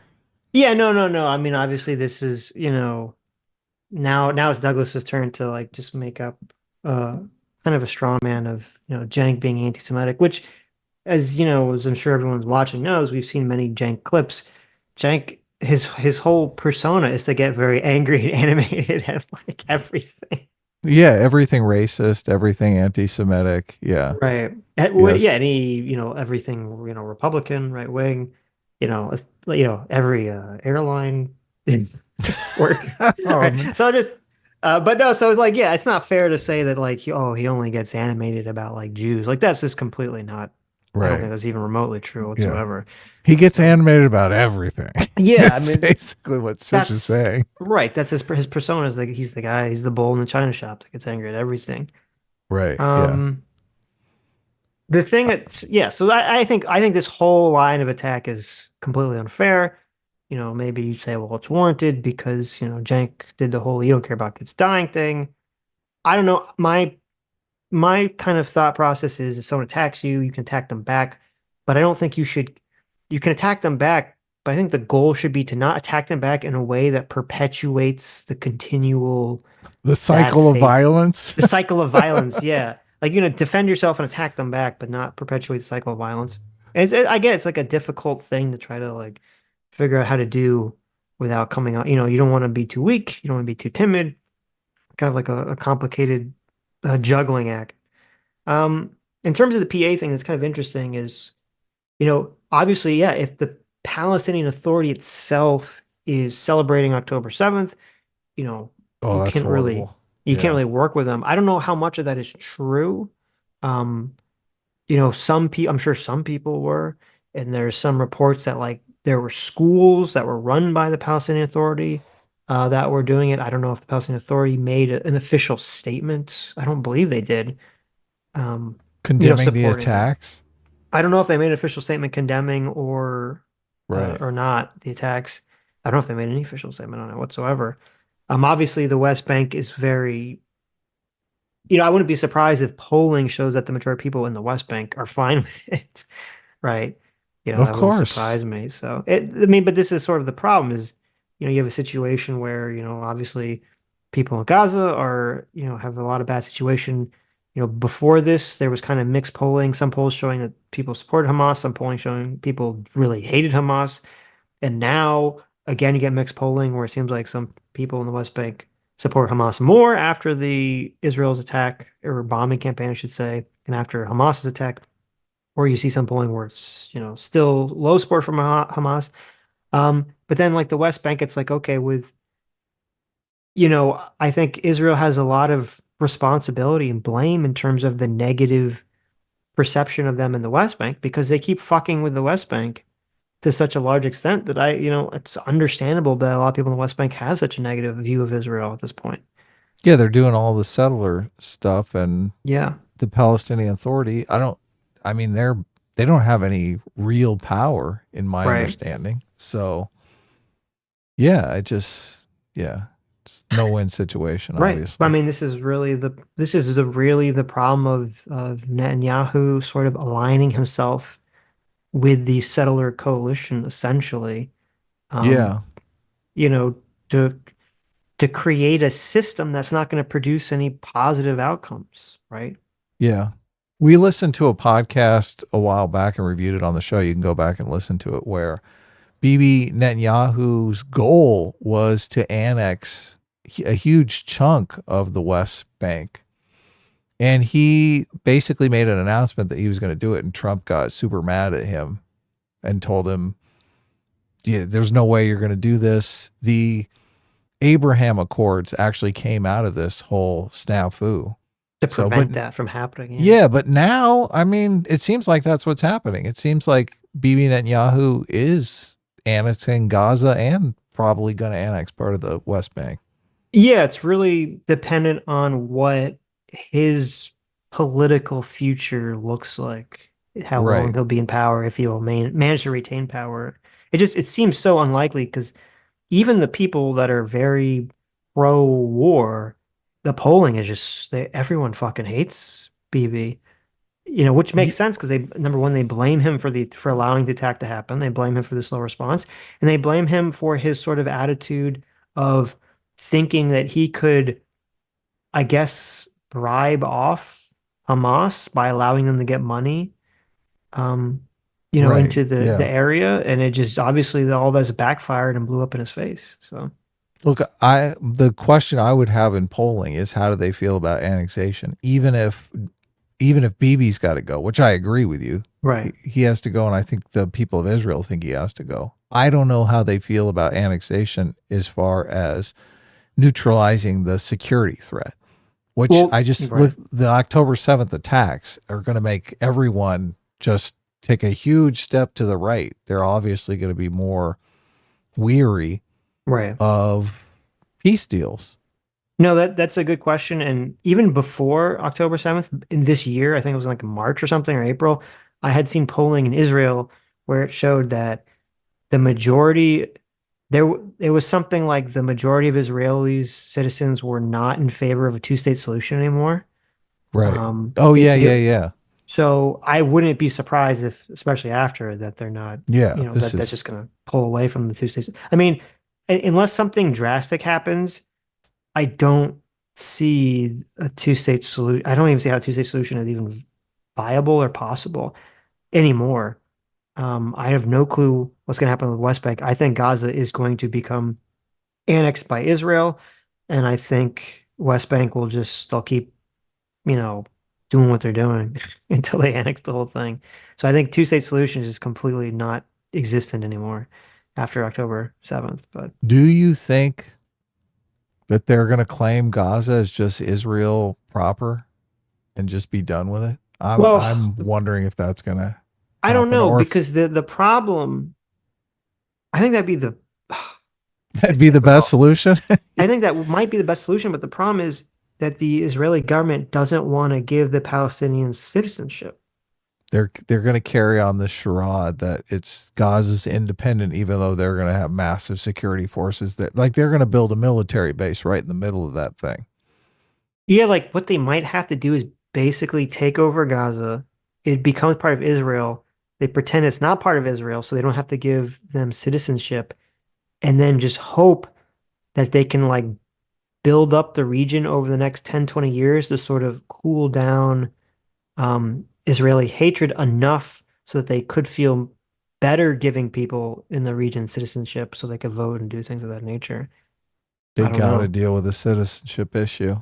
Well, yeah, because then it literally would be an apartheid state if they take over and they don't let them vote. Yeah. But I understand why they wouldn't necessarily want them to vote because it's like, okay, well, do you want a population that wants you all to die to have voting rights in your country? That's what they're You know? worried about. Right. That's what they're nervous about. Well, and then also then so like if they take over Gaza and they say, okay, this is just Israel now, and you're all Israeli citizens, well, then wouldn't that grant all the people, some of whom could still be terrorists or have terrorist motivations, especially after all the bombing, they would have free range to go anywhere in Israel, right? Which Yeah. would make Yeah. it more difficult to monitor security threats. So that's why they are in this sort of like wacky situation where it's like I don't know if they really can absorb Gaza, especially at this point, into Israel. Yeah. It's a no-win situation. There's no good way to manage this. Yeah. Yeah. I don't know. I mean, It's the best thing for them would just to be like, I don't know if they would I don't know if it would be done. The best thing would be them to say, okay, Egypt, this is your problem now. Gaza is now just literally part of Egypt. Because then it's not their problem, right? they're It's just not. Look. Egypt. I don't think Egypt would agree to that. Yeah. For look, I'm also, I don't know. I know why Egypt doesn't want that, because it's a threat to their political system, obviously, for the Of same course. reason like Israel doesn't want to make them all citizens. I don't know. Yes. I don't know Israel's political system. Like in America, there's a certain amount that you can absorb without really changing the political dynamic. I mean, you're talking about 2 million people. I mean, Right, that but we're a radically massive changes. country. Israel is a small country. Yeah, that Also, we're massively not changes the right. political We're not dynamic. absorbing 2 million people who hate our country and want us to be destroyed, right? Like, Well, yeah, no, you I'm know, just, yeah. yeah. That Look, that has a significant difference, but theoretically, yes. you could absorb, theoretically, we probably have at least 2 million people in America that hate America and want to see America destroyed anyway, right? I mean, I guess, they're yeah, part of the for political sure. system. Right. Yeah, That's all, that's like they're on Hassan's Twitch. audience. Yeah, right. Yeah. They're part of Hassan's audience. Sure. There you go. Right. So Yeah. I just, yeah, I don't know the population of Israel. I also don't know, like, in America, we have this very much kind of binary Republicans Democrat thing. I don't know in Israel if it's, some of these other nations have it set up where, if you have 20% of the population, you can all of a sudden have some sort of political party that has some power. Oh, sure. Well, Like, yeah, yeah. It's actually worse because they have the parliamentary system. right. That's why Netanyahu is able to build his coalition with the minority of people who are like the settlers and religious types. And then like Israel right now, they only have a population of 9.7 million, right? So like Okay. absorbing 2 million people is 20%. Yeah. like a huge impact on their electorate. Yeah. Hmm. Interesting. Thousands of people are being attacked by the Islamist militia there. You don't care about any of that. You get exercised and you rile up what little base you have of malcontents because you're riled up when the Jews do anything. All right, it's Cenk. perfectly obvious. Okay, Cenk, your response. Yeah. Did you like the graphic of like it opening up and Pierce like inserting himself in the map? I know. Let me come in here. It's like break it up, break it up. Okay, now it's your turn to fight. Well, should he have addressed all of these insults? I mean, it's like a blizzard of insults here. There's your presidential campaign. There is the you don't care about the Jews. There's Right. it's a long list. He should have been writing these down. That would have been a funny thing. He's like, let's wait. He's like, hold on. I have to look at the long list of insults you just threw at me to respond to every single one of them, because you're concerned more about insults than time with the subject, right? Yeah, well, I feel like these are cutting. These are bad. These are terrible insults. He's basically eviscerating his credibility here. Yes. Yeah. Yeah. I feel like he should answer them. He does answer the Jewish one. Right. Okay, first of all, my last name is Uyghur. We're named after the Uyghur Turks in China. And have we talked about I that thought on the you'd Young have Turks? spoken up then. Yes. Yes, we've talked about it endlessly, but you don't know that, and you don't watch the show. Shame You just nobody make watches things your up. show. So Nobody does watch your show. Yeah, well, This is so bad, Sitch. Well, no, see, but this is So where bad. I think this is like stupid for Douglas to go down this track because this is like he says okay, you don't talk about this thing, and then he says, well, no, we do talk. We about do this talk thing. about it, yeah. And then he said, and then his response is, well, nobody watches your show. It's like, well, wait a minute, so you just made that up when you said no, we don't talk about it because you don't watch and you don't know what we're talking about, and it's not true. They do get a lot of views, which Cenk brings up. So I do think this is a pretty weak line of attack from Douglas to go down this road. Right. Notice this clip didn't go viral. Right. okay, again, you're interrupting me when I was kind enough to let you go on with your mad ramblings. So how nobody watches the show, we have 5 billion views a year. I don't know what piddling outfit you're on, or what little Substack or whatever the hell you write on. So the reason we're incredibly popular is we fight for all. We fight for shut up. We fight for all innocent civilians. So yes, we've covered all of those conflicts. Yes, I'm against fundamentalist Islam, no question about it. I'm against fundamentalist religions of all kind. In terms of this is where it's the cattiness is just off the charts here. Every right-wing supporter of Israel, their only tactic is, hey, don't look at the 8,000 murdered children. Don't look at the 6,400 murdered women. Don't look at the fact that all the hospitals HAMAS in northern Gaza have been HAMAS shut down. Don't look at the fact that 4 out of 5 people in northern Gaza are starving right now, and half of the people in southern Gaza are starving. Instead, anti-Semite.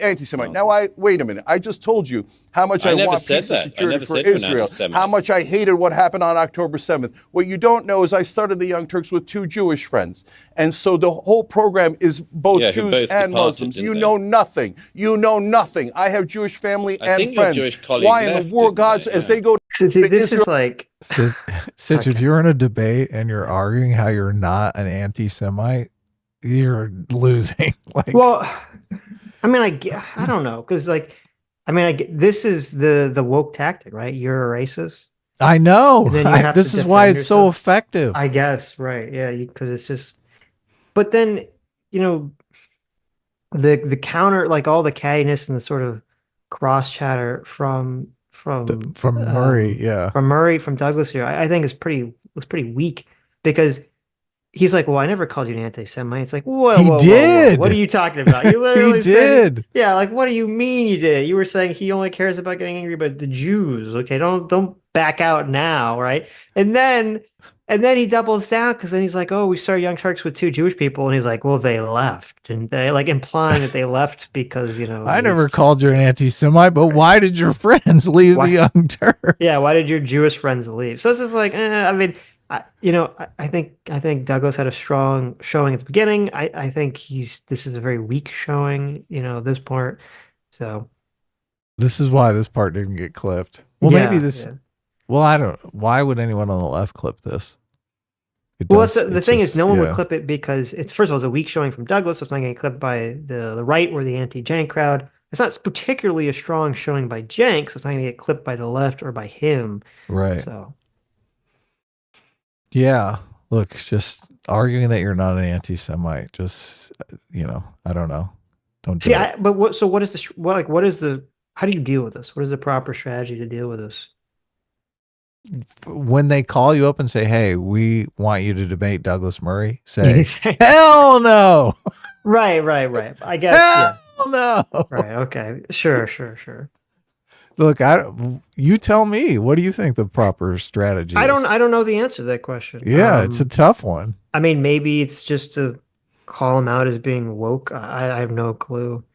I thought for a second there he was going to try to bring the temperature down. He's like, "Look, I let you speak. I was nice enough to let you speak." But then he's like, "During your mad ramblings." Right. Well, I mean, I was like, "Okay." Okay. So at this point in the conversation, I don't think bringing the temperature down is like possible. Okay. You had, Right. Jank threw so Douglas throws you're stupid or evil. Jank throws Right. you don't care about The 8,000 dead people babies. dying Yeah. because you want them all to be genocided. And then Douglas responds with the whole, well, you just hate Jews. Okay. Right. So like this point, I don't think there is any temperature lowering at this point in the conversation. It does seem like it's escalating, doesn't it? Yes, it is. It's just continually escalating. What's next? Who knows? It can only get worse. Yeah. I want them to be safe, okay? So I have shown empathy for all civilians throughout everything I have ever done. But all you have is hatred. Oh, he's an anti-Semite. Kill the Muslims. Kill the Palestinians. And once we kill them, by the way, we'll blame them for it. Israel had to murder all those babies in Palestine because Hamas made us do it. Then why are you listening to Hamas? Why are you letting Hamas drive your agenda? Well, you don't have to kill those civilians. It's a mass assassination factory. We are, 9 weeks into this. Jarring cut. well- Jesus. What do you think happened there? Because look, there's a huge cut there. He's in the middle of his talk. Yeah, I don't know. I'm curious what happened there. Yeah, what did happen there? And then all of a sudden they come back and it's like a complete tone shift. I don't know. Like, Maybe it what? got really crazy. Yeah, It feels I wish there's a way to find out because they private their they stream live and then they private them afterwards. So Oh, do they? Okay. yeah, because I didn't know. watched one live and then I go back and you can't watch anymore. It's not like unlisted. It just I believe it's privated, so I don't know. Cenk pulled his pants down and said, "Kiss my ass." Who knows? Who knows? All right. Tone change. Yeah. Maybe the moderator came in and just was like, "Okay, I gotta throw a lifeline here. This thing's gonna end up in someone Why? being killed This is in what the you parking want. lot." What do you mean? This is what Pierce wants. This is what drives the views. Yeah. Okay. That's. I mean, probably not the what clip is happened. this interview is literally titled, quote, "You're a monster." Cenk Uygur versus Douglas Murray in Israel. You're a monster. You're a monster. Okay. 20,000 people, according to the Hamas-run health authority, but the numbers have not been questioned by other official bodies. 20,000 people so far have died on the Palestinian side. And Yeah, you're right. That 20,000 number's been around for like a month now. I feel like, yeah, it's just weird. Yeah. They're fighting, but the number just stays the same. Right. Maybe it was an estimate. I don't know. it is estimated from the IDF that they say they've killed 7,000 or so Hamas terrorists. That number's not been verified. But if you take that as being accurate, that's 20% of the estimated number of Hamas terrorists that exist. Therefore, there's 80% still to be eliminated, which at this rate would take another 8 to 10 months and would lead to potentially several 100,000 civilians being killed and pretty much all of Gaza being obliterated with nowhere for the 2 million who've been displaced to go back to. So my question for you is, if this is the game plan by Israel to finish Hamas right to the last terrorist, What is left after that? They talk about the day after the war. What does it look like? Who runs Gaza? Where do these people go back to live? In other words, what actually happens if Israel is successful, however long it takes, in eliminating Hamas? Well, first of all, I just have to add, you quite rightly said it, Piers, that the figures you gave are Hamas figures, and we do have to treat them with more than a grain of salt. As for, again, my counterpart here goes on about the deliberate genocide of children and women. I mean, I know, and this is the sort of thing I think you do. You sort of claim that there are bombs being deliberately dropped on children and old women. Why would Israel want to drop bombs deliberately on children or old women? I mean, it's just a shame you don't get out and see anything. The Israelis do an incredibly careful campaign before bombings to try to make sure that civilians are warned to leave areas that are about to be attacked. Everybody knows that. Everybody in the region knows that. It's a shame that that fact hasn't got to you. As it happens, the whole question you raised, Piers, is a very, very complex one. I don't have the answer. I don't believe anyone does have the answer about the day after. Nobody wants to rule the Gaza. The Israelis used to be in charge of it. They left, as I say, in 2005 to the last Jew. They were all taken out of their houses. Israel doesn't want to rule the Gaza. Now, who can rule the Gaza? Hamas clearly cannot, because they set it up as a terrorist statelet. Can some Fatah-like authority be encouraged to take it over?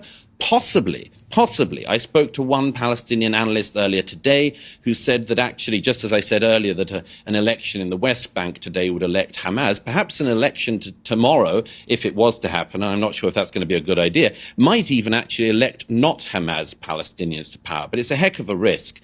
The reality is that the only solution to Gaza that anyone can see, I can imagine, is that it has to be a solution which involves multiple players in the region. The question of the Gaza is a very complex question. It used to be ruled by Egypt, used to be run by Egypt. Can Egypt have a role? In my view, it has to have a role. Can Jordan be involved? In my view, yes, it has to have a role.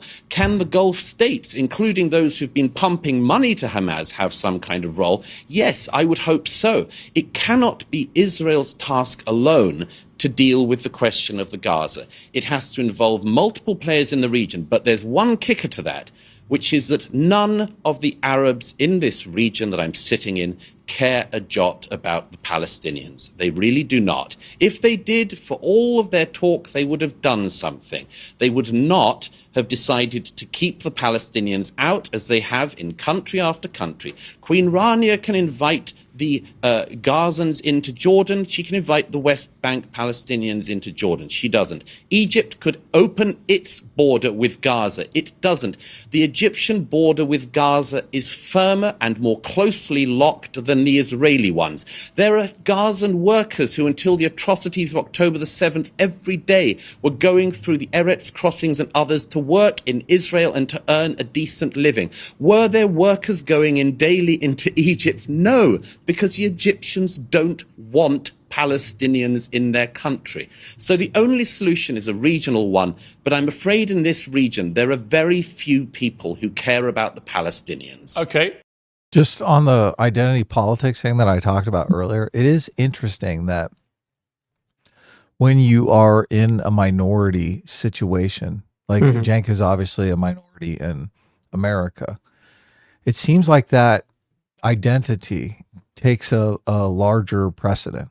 Like, obviously, I mean, we don't characterize ourselves as white people. Like, people would call us white people. We don't see it as like an identity group. Like, if white people do something horrible or something horrible is done to white people, we don't feel affected by it in the same way, in that identity politics way that I was talking about. And that goes also with what Douglas Murray's saying here, obviously, because in the Arab situation, in the Arab world, the Arabs are obviously a majority. So they can look at different Arab groups and say, oh yeah, those Arabs suck, right? Right. And it doesn't affect their identity in the same way that I think the identity is being affected by Cenk Uygur. Yeah, Does that make sense to you? No, that's a really good point. And I'm glad you brought that up. Because it's true.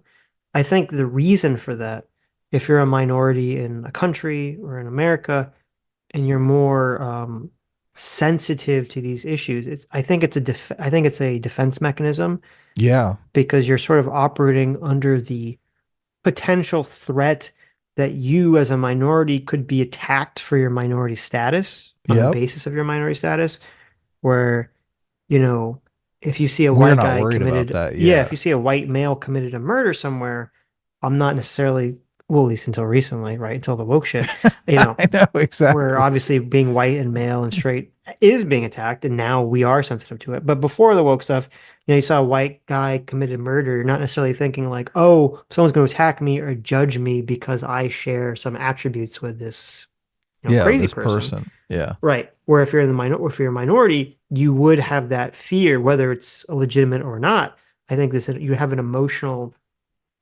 concern that, well, you know, they're making my group look bad, or Yeah. people are going to attribute that to me, blah blah blah blah blah.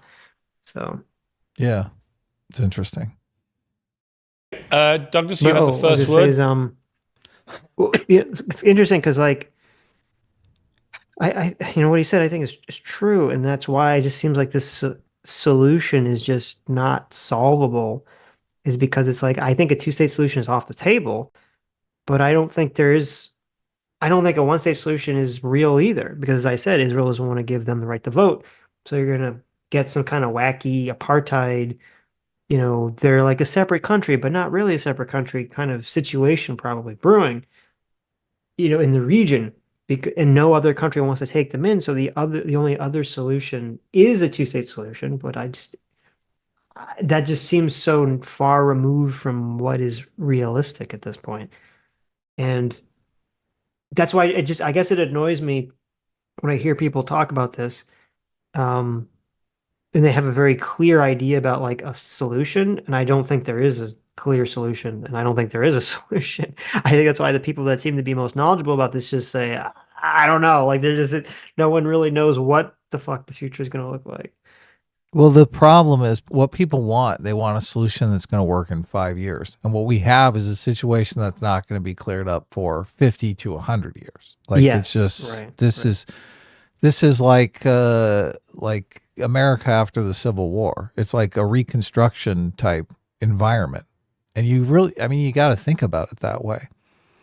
Yeah, that's Like, interesting. It's an interesting comparison because I was thinking of like Germany and Japan post World War II. yeah, Um, same type situation. Yeah. though I'm curious 'cause I don't know enough about it. Like, why was Germany and Japan post World War II able to sort of bounce back, become westernized, not seeming to hold a grudge? I don't know how long that took. Because maybe that did take a very long time, and we just don't talk about it. Maybe, you know, it's because the Soviet Union was a threat. I don't know what was going on there. I don't know enough about it. Um, but it's interesting that you bring up the Southern example because that animosity, I mean, that animosity took It still over a lingers hundred. today. It still lingers to this day, Yeah. but it took like over almost 100 years to go away. You know, this kind of Southern animosity towards from some people in the South against the North. And you're right, it still lingers in some people in the South today. So I mean, it's just wild how these attitudes become embedded in the culture and they just get passed down and down and down and down. Yeah. Yeah, that's why I'm just super skeptical of all these simple solutions. Yeah, it's just so easy to, let's talk in 50 years about how easy it is. Yeah. So the only solution is a regional one, but I'm afraid in this region there are very few people who care about the Palestinians. Okay. I just had a very dark thought. Oh no. Share it. So, you know how like you know how we talk about how like it's very common for the younger generation when we're talking about like America, Mhm. like it seems like the young generation always revolts against the previous generation, Oh right? yeah. Whatever the attitudes are. So it's like, oh, they're too conservative, they become hyper progressive. They're too progressive, maybe they become Hyper conservative, right? conservative, yeah. Right. It seems like there's a lot of like this pendulum effect. But we don't really see that to my understanding or my awareness in like Gaza, right? Like it's almost like the opposite. The fear is like, okay, you just like all the kids are just being radicalized continually. there isn't like this, and I could be wrong, but it doesn't seem like there's this pendulum effect going back and forth, where Yeah. there's like, oh, the next generation after Hamas is going to become hyper peaceful, right? Because they're going to revolt against their parents. Hmm. Well, now this is just me speaking on my butt because maybe that does happen. I'm just not aware of it. But if it doesn't happen, okay, it would kind of possibly bring in a very dark idea, which is going back to the Bible. The very first story, Garden of Eden, is all about the children rebelling against their parent. Um, but maybe that whole thing with the younger generation only rebelling, maybe that only happens when the younger generation has it good, right? Hmm. When they have their Garden of Eden, when they have a stable life, when they have a stable society or a stable government to live in. And maybe when they don't, and you're in like a Gaza situation, the instability makes them not revolt against their parents and makes them kind of latch on to whatever their parents are saying stronger. Yeah, I could see that happening. Yeah. So it's kind of fucked up if that's the case. They're rebelling against the stability. Yeah, well, you can only rebel, like you only rebel against your parents when like stability allows you the psychological environment to rebel, I guess. Right. Yeah. The headspace to think of that possibility. Right, because otherwise you're just too concerned with survival. I mean, how is it not? I guess there is the the chasing power component to this. But they could have fixed the place up. They could have made Gaza a nice place. I guess it's the power struggle that really made it all fall apart. I mean, they kind of had a two-state solution if they just would have started governing, but it's all being driven by just rank racism against Jewish people. Yeah, well, I mean, my understanding is that Hamas, when they're running against the PA, they were kind of running on the whole, like the more violent stance in the first place anyway. Right, right. So Well, how do you turn that around, though? right, but that's the difficulties because not only do they have their ideology, which is obviously toxic, but then they think, well, we're literally winning an election based on the fact that we're going to be violent, right? Right. So, and also, I mean, it takes different people to, it takes a different, like, the problem is Hamas is essentially run by a monarch that is completely detached from its population. Right. And that's the big problem. You have these like fucking evil pieces of shit who run Hamas who don't live in Gaza. They live in a different country. And they have millions of dollars that they've sucked away. And they're just living there. So, like, of course, it's so easy for them when they're living in some, mansion somewhere in Qatar or wherever the hell they're living, with all the money they've embezzled from the people to just keep doing whatever they're doing that keeps them wealthy. I mean, to Right. me, like if I was Israel, that I would assassinate all those people. I don't even understand that. How do you not assassinate all those people? How do you not burn their places down and say, listen, Qatar or wherever the fuck these people live, say, listen, you're gonna let like Hamas, the leadership of Hamas terrorists live in your country. We're gonna destroy their property and we're gonna kill them. Okay. And Right. if you want to come at us, you can come at us, but we're not gonna let this happen. We're not gonna let this fly. And this is what International Israel, I mean, this is law what probably America prevents did. that. What? International law probably prevents that, though. But this is what America did after 9/11. We said, oh, you're gonna let the Taliban live in your country? We're gonna blow them the fuck up, right? Yeah, we went I'm into just shocked. Pakistan. Right, but I'm kind of insane. Yeah, we've done this in Pakistan currently. I'm just kind of shocked that Israel isn't currently doing this right now, trying to kill all Right. those people.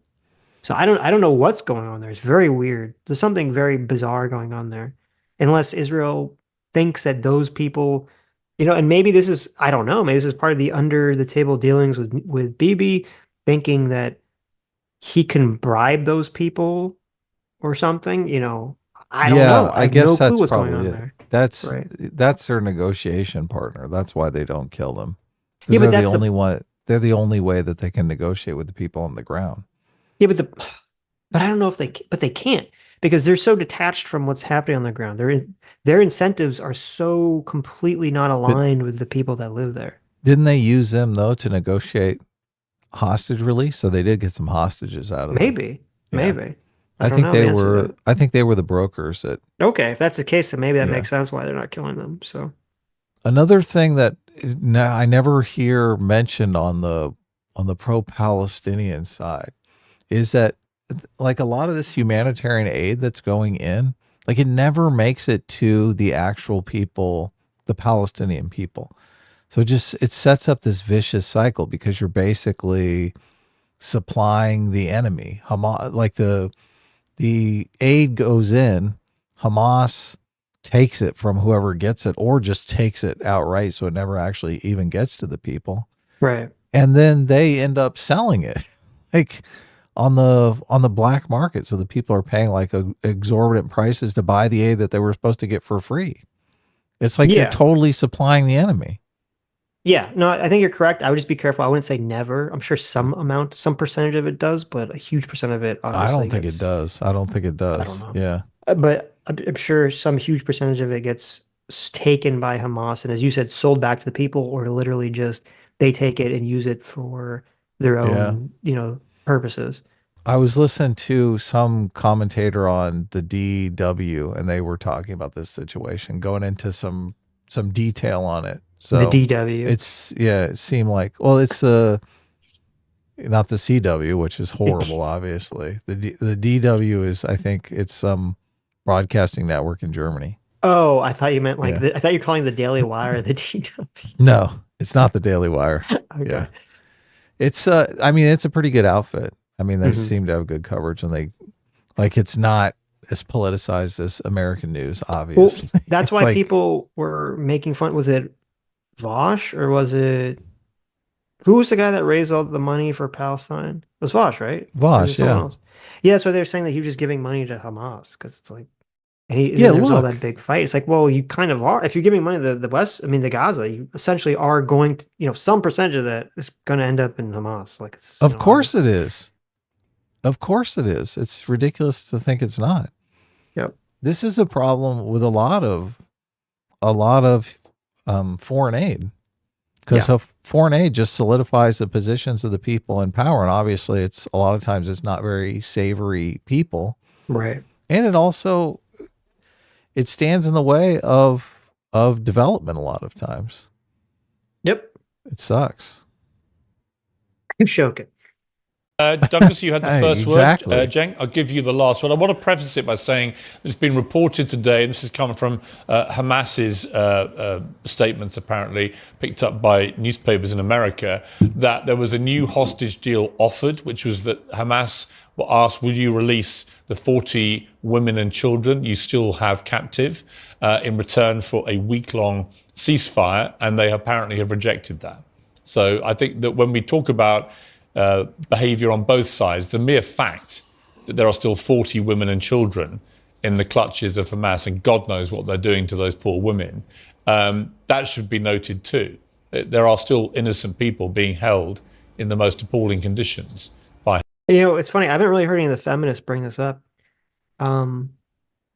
Notice how, like, and I get, like, people want women and children back.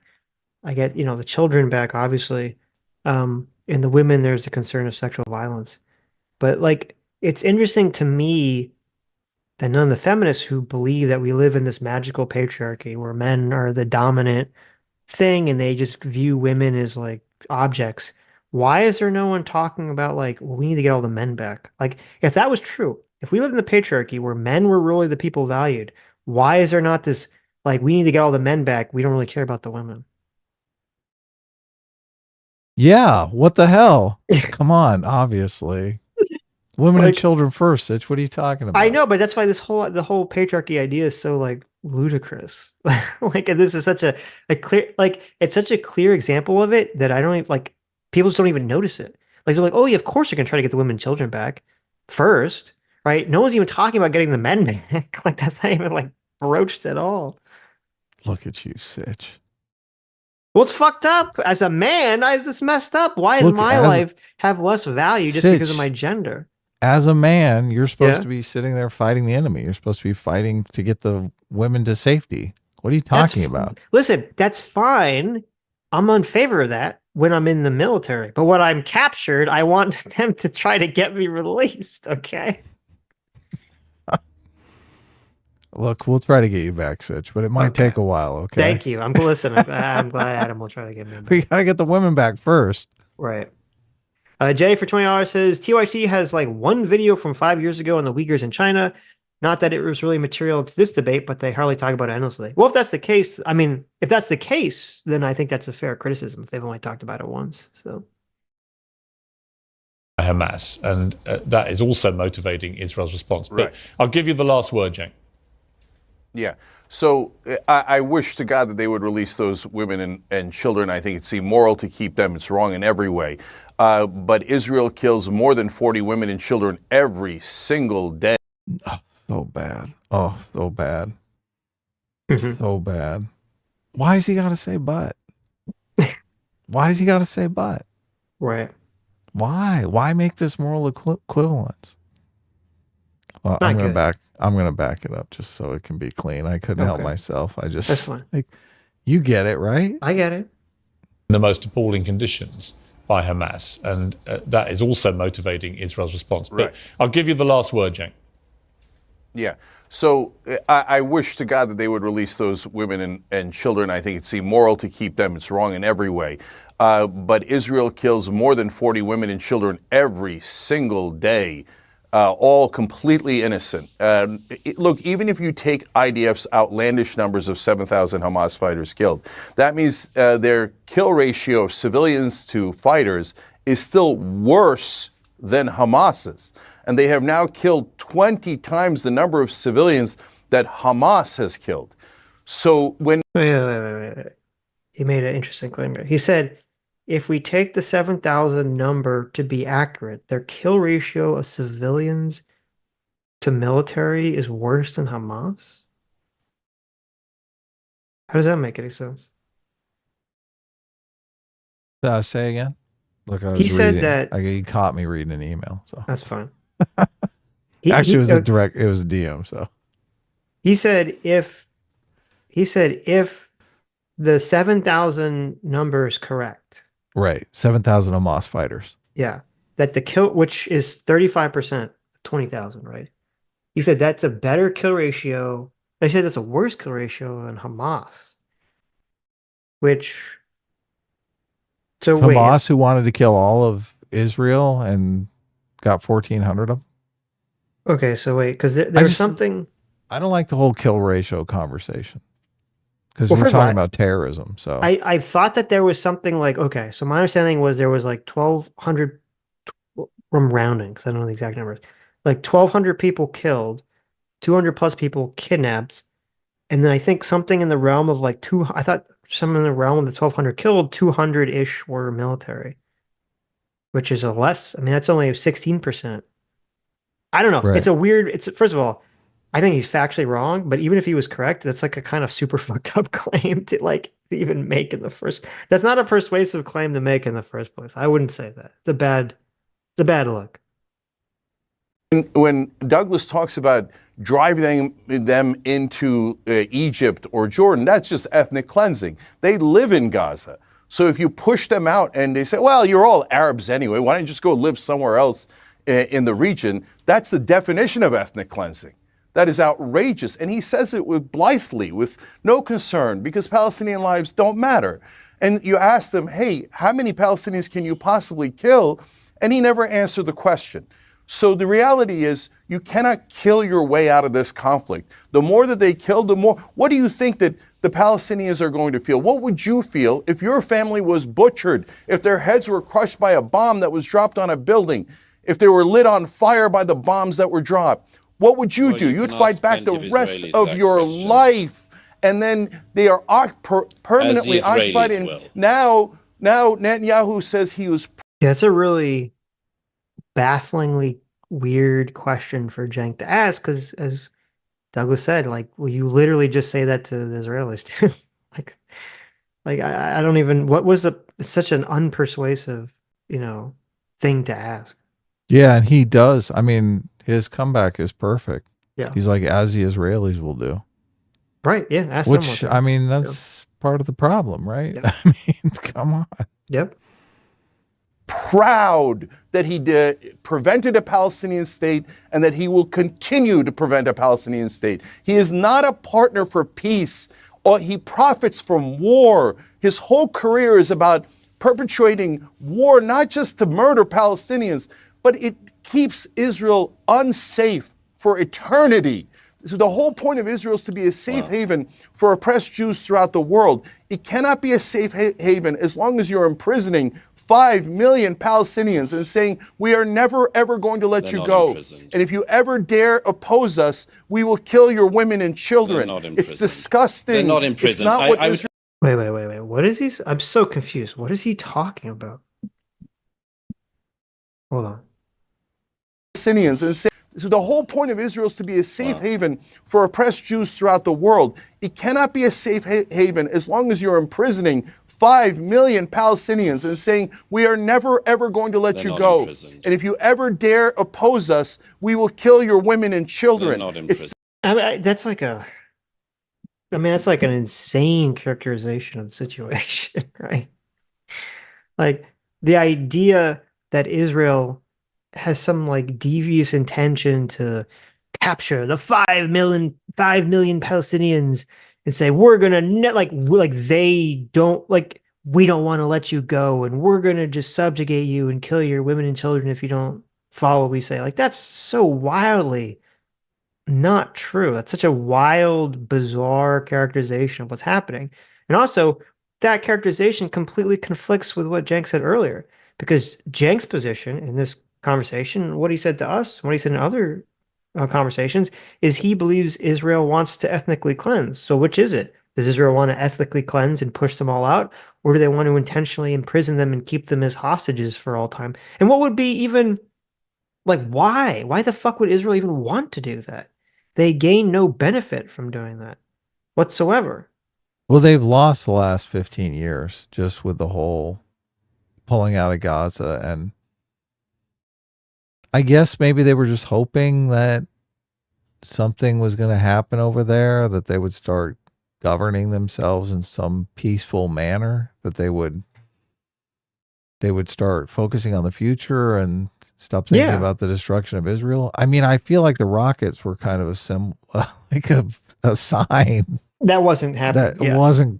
They weren't moving in that direction. No. Yeah, I agree. But I'm just saying, like, with Cenk's like world view that he's laying out here, like, what the hell motivation would Israel have to intentionally want to keep 5 million Palestinians in a state of limbo? Israel gains literally nothing by doing that. There's no doesn't even make sense. Well, I do think that it is kind of happening, though. Just it is happening, that they're looking the other way, kind of hoping against hope that this problem is going to magically solve itself. Yeah. Which is I mean, not going to happen. After a while, you got to wonder.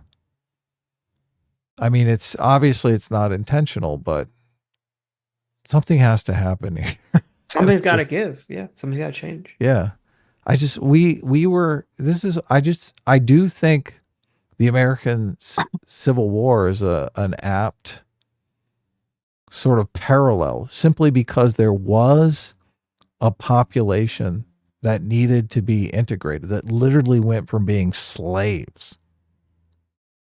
Everything that Cenk is saying the Palestinians are, which, I don't think that's an accurate description of the situation.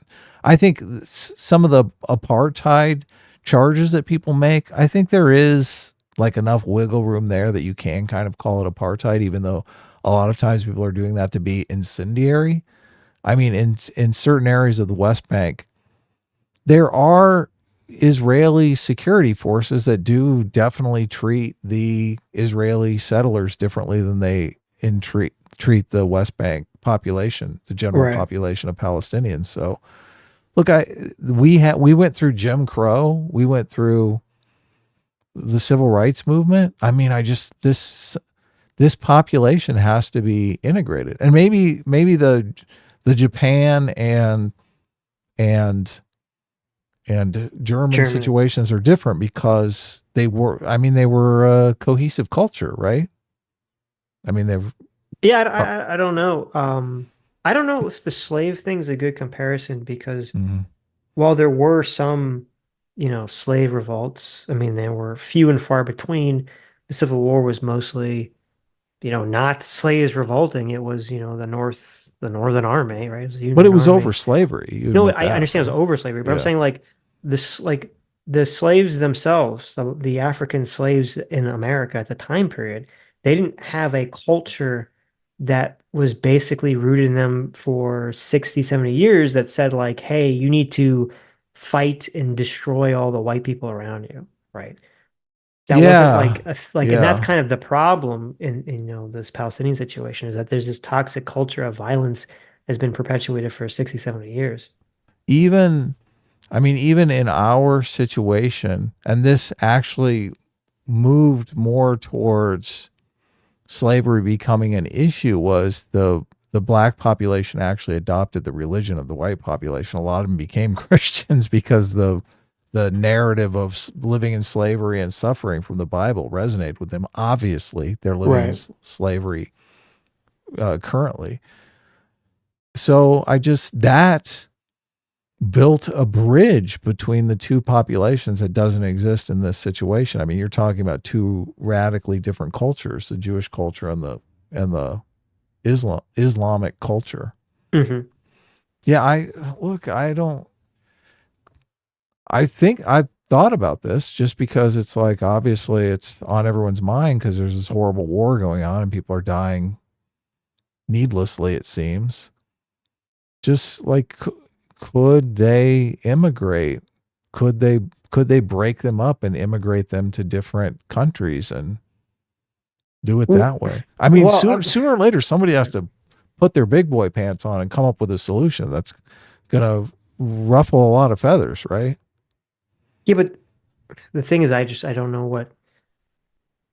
don't know what the solution is because any solution is going to require the Palestinian population to Well, go yeah, along with it. Like you look, can't force them to do it, and that's the problem. Like I don't know if most Palestinians would accept like, oh, I'll just immigrate to this other country or something. well, first of all, you would offer options to be like you don't have to force the people who are willing to do it of their own accord, right? Obviously. But I mean, if Mhm. you get a million people out of there because they're like, sure, hell yeah, I'll go anywhere. This fucking sucks, right? And then you've got a million left of like hardcore devotees or whatever. Could you split them up and give like 200,000 to Egypt and 200,000 to, I guess Well, they don't, 200,000 is but just no one but that's the problem. No one I wants that. know, I know. Look, I'm just spitballing here, obviously. Right. Yeah. Look, everyone's going to say no.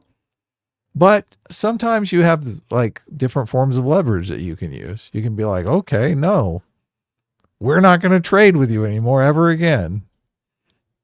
I guess. Then it becomes a maybe. Okay, how many are Yeah, we but talking about? I don't. I mean, Is the situation, look, yeah.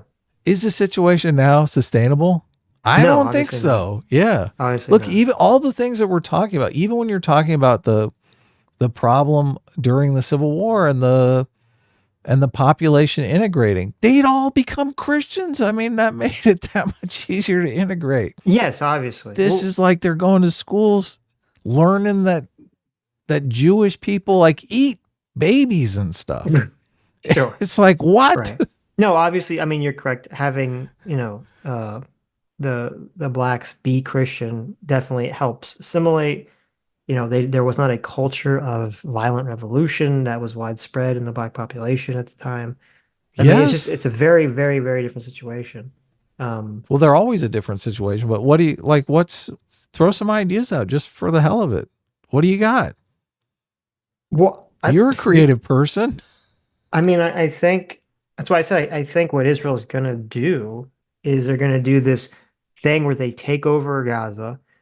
They pretend like they didn't take over Gaza, right? So that they don't have to give them citizenship, and they're basically just going to manage Gaza and try to very slowly make things good enough for the people in Gaza so that they just accept, I guess, Israeli rule. They're gonna Uyghur them. They're gonna give them re-education camp. Maybe they're gonna Uyghur them. Yeah, I don't know what else they could do. I literally As don't long know. look, That to me seems like the only fucking solution. I don't know what else they could possibly do besides as just long as they aren't buying and selling their organs. I mean, right. Well, okay. I'm using the word Uyghur them in a sarcastic tone. I don't think they're gonna like well, this do the is fucked up shit China's doing. But I'm saying basically Israel take over Gaza, and slowly just try to, quote, westernize, Israelify, the population to just not fucking hate them over time. And then also and now that's going to be rife with conflict because there's still going to be all this violence and there's still going to be all these people fighting back against that and suicide bombing and terrorist attacks. And it's just something that they're gonna have to deal with. But I don't know what another solution is it's because I such don't a think any other country is going to take them, and I don't think the world is going to let Israel, nor would it be moral to just like literally murder everyone in the region. So, well, that's the solution that they would have dealt out back in like the 5th century, of right? course, yeah, Like, but we're beyond that. yeah. So, Look, it's just such a fucked up situation because yeah. you've got this population that's just raised to think Jewish people are the most evil people ever, right?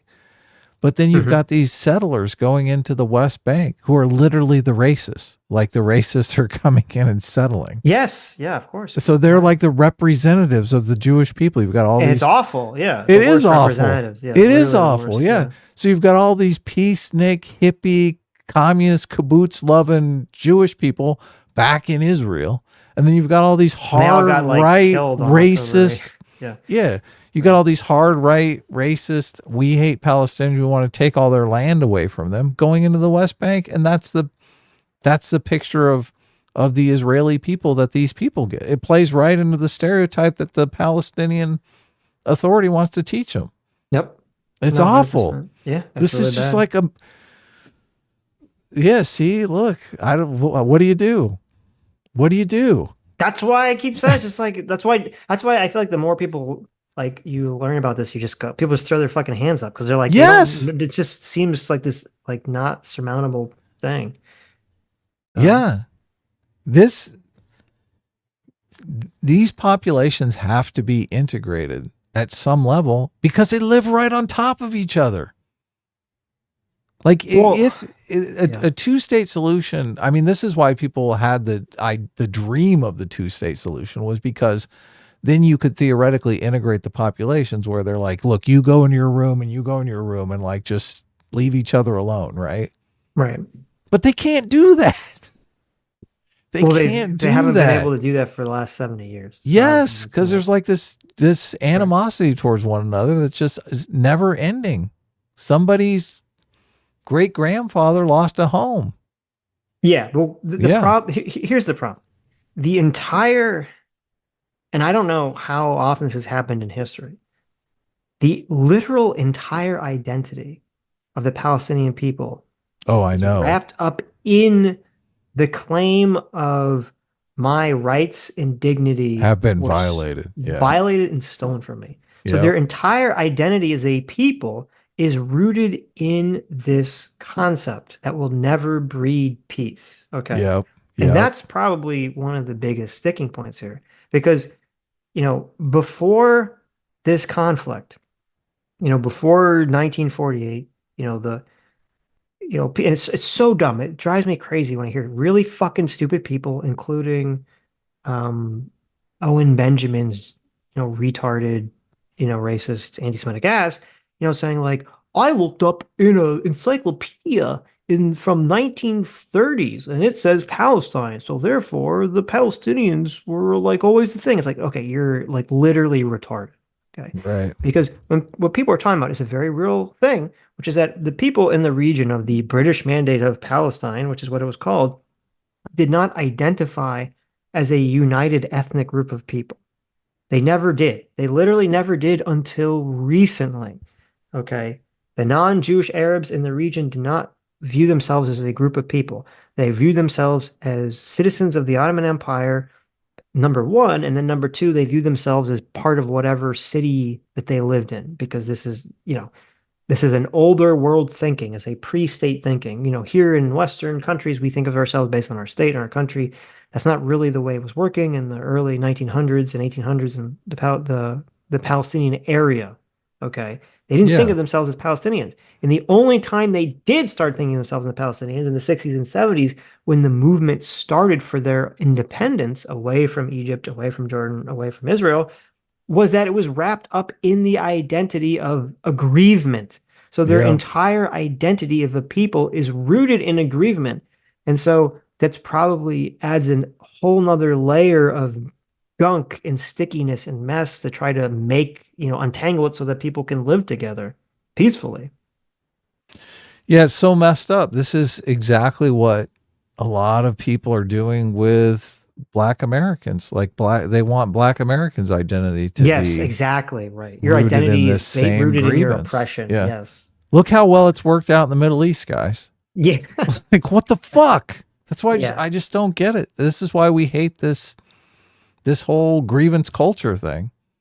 It's Well, such bullshit. and that's another thing that's a good point to bring up of why Hamas and even the PA would not be necessarily incentivized to govern properly is if your identity, whether it's, Palestinian or it's sort of a woke black identity, is Yeah. rooted in grievance.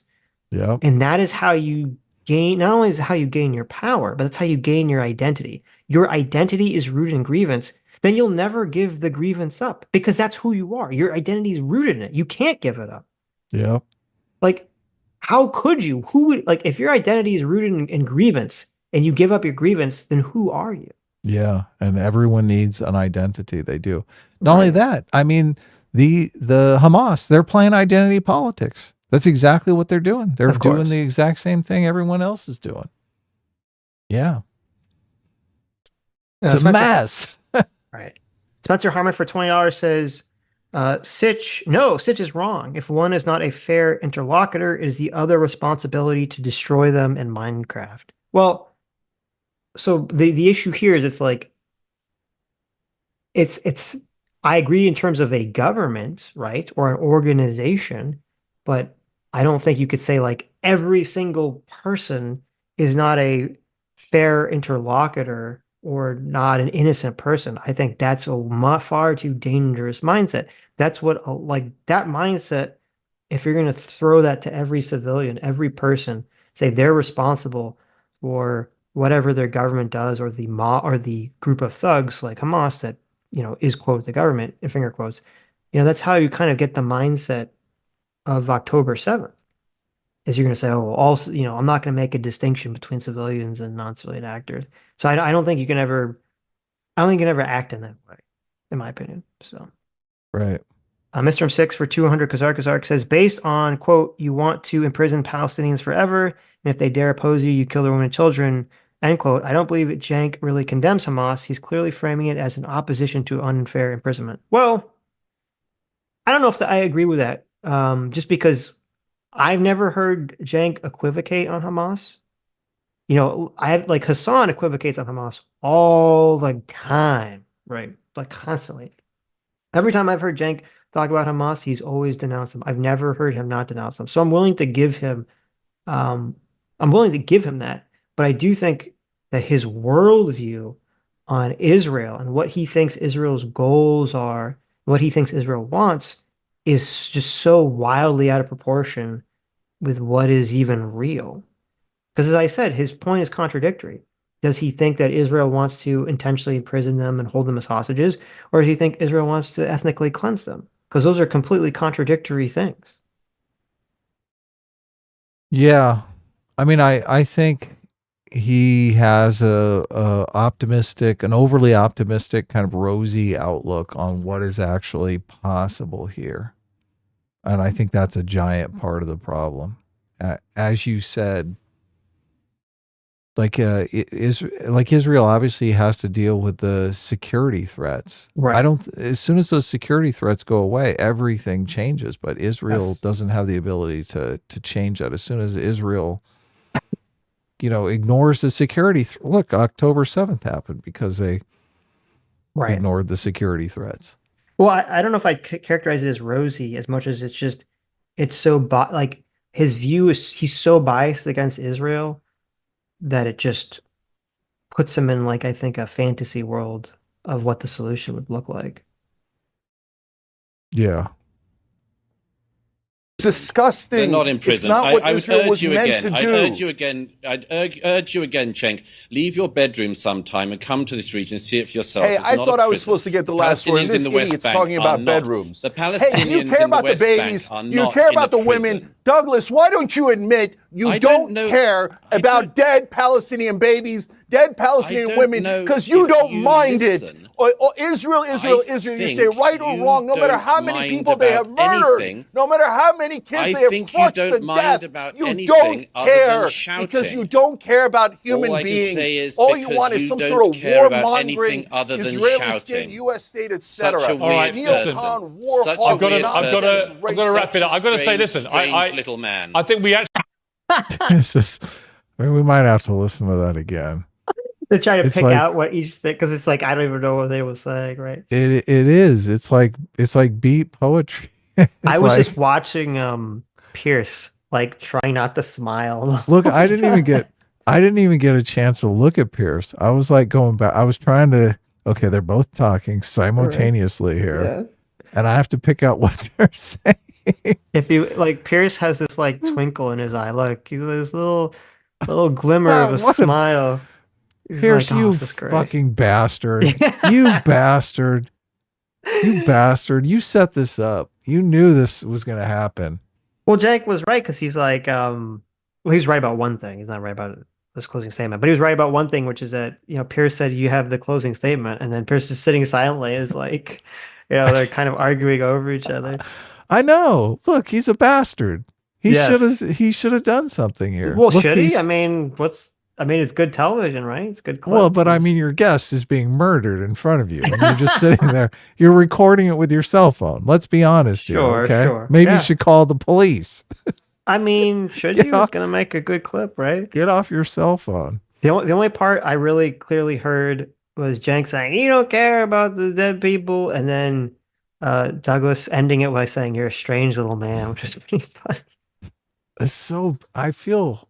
Look, I think there's a lot of blame to go around in this, but Oh yeah, of course. I don't. It's strange to Look me at that everyone just.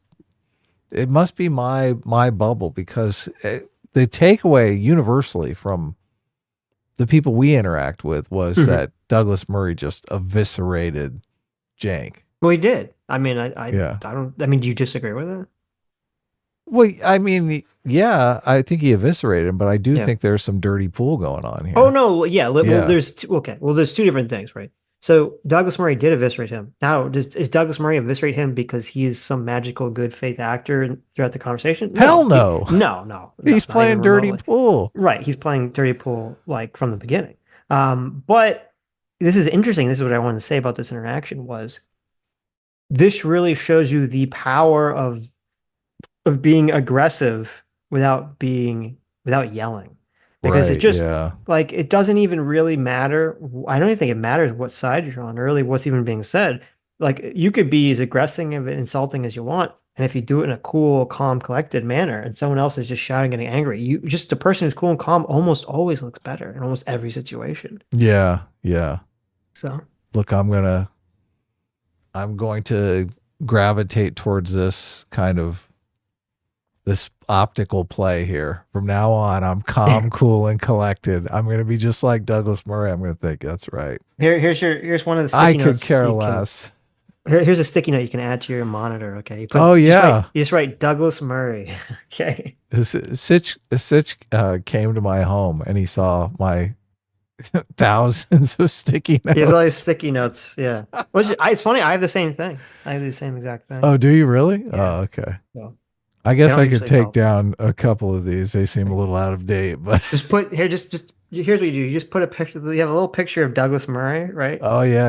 Well, he's with sunglasses WWDM. on. Yeah. D. What would Douglas Murray do? Oh, there you go. Yeah. Put that in the corner of your monitor. You just got to be chill. Just got to Right. be chill.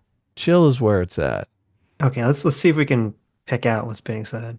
Oppose us, we will kill your women and children. They're not in It's prison. disgusting. They're not in prison. It's not what I would Israel urge was you meant again. to I'd do. urge you again. I'd urge you again, Cenk. Leave your bedroom sometime and come to this region and see it for yourself. Hey, It's I not thought a I was prison. supposed to get the last word. Palestinians This in the West idiot's Bank talking are about not. bedrooms. The Palestinians Hey, do you care in the about the West Bank babies? are Do you not care in about a the women? prison. Douglas, why don't you admit you Doesn't it look like Pierce is trying so hard not to laugh? Like, does it look like he's like dying inside? Do you Right? see a look? I see a gleam in his eye. You're right. Right? He's like, I'm I'm gonna not get a projecting fucking that. Emmy for this. God, look, my pause game What is a- so good. Look what at a these jank faces bastard. I keep getting. What a look! Cenk is you can get a good face off of Cenk with any pause. I guess that's true. I guess that's true. Cenk is so emotive. It's amazing. He is, yeah. You don't care about dead Palestinian babies, dead Palestinian women, because you don't mind it. Or Israel. You say right or wrong, no matter how many people they have murdered, no matter how many kids they have crushed to death, you don't care because you don't care about. I guess you don't mind about anything other than shouting. Yeah. So it's you don't care about dead Palestinian babies, and it's you don't care about anything other than shouting. This is super fascinating. I'm glad we watched this a second time. This really shows you how much everything is just like tone of voice. And because so Cenk is he's making an argument, but I don't agree with it. It's not, I don't think it's true. Where he keeps saying, you don't care about dead babies, blah, blah, blah, blah, blah, blah, blah. So he's kind of like rattling off his position, but he's yelling it. He's very angry. Douglas isn't really saying anything. He's just saying very slowly, you don't care about anything other than shouting. He's not really saying much. He's taunting him. Right, but Douglas looks so much better just because he's saying it calmly. Right. And also that he's not really insulting him. Well, I guess he is. Yeah, well, I mean, is it insulting just to say, look, he's literally shouting? Yeah. No, I mean, it is. But it's just pretty tepid. It's all just the fact that he's just calm. It just makes you look so much better while the other person's losing their shit. God, I need to lose my shit less often. That's what this has taught me. That's what this has taught me. There you go. Human beings. All you want is some sort of warmongering Israeli state. See, he just says it again. He just says it again. Yeah, I mean, but that's what's interesting because he's not really saying anything particularly interesting. But just the tone sells it. You don't care about anything but shouting. Yeah. The whole you don't care about dead babies. It just doesn't seem like a credible argument. No, it's a stupid argument. Yeah. Yeah. Right.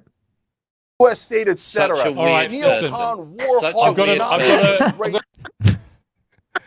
What's he say there? Such a weird person. He says it twice. You're such a weird person. Oh no, I'm listening to Cenk. Cenk, listen to this thing Cenk says. You don't care about human beings. All you want is some sort of warmongering Israeli state, U.S. state, etc. All right, neocon, warhawk. I've got a neocon warhawk. He nonsense. said you just want to have Israel and America, be in forever wars, sort of. Neocon warhawk nonsense. I'm gonna wrap it up.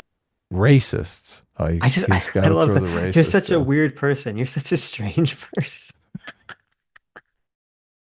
Let's see, and even that's sort of again, we have kind of the blunt versus the more subtle, because it's like he is insulting him, but it's not so like calling someone a weird person, strange person. Like it's an insult, but it's not like a horrible insult, right? It's like a minor thing to call someone a weird person. And yet it works and it makes him look more calm and control. It definitely riles Cenk up because he's being interrupted, so he just goes on and on and on. So I mean, this is, if you're trying to look for like rhetorical strategies here, we can look at Douglas. I mean, he might as well just say neener, neener, neener. I mean, that's basically what he's doing. Yeah, exactly. It's like nanny, nanny, boo boo, Cenk. Stick your head in doo doo. Boo boo boo boo boo. Yeah. Oh, I feel so bad.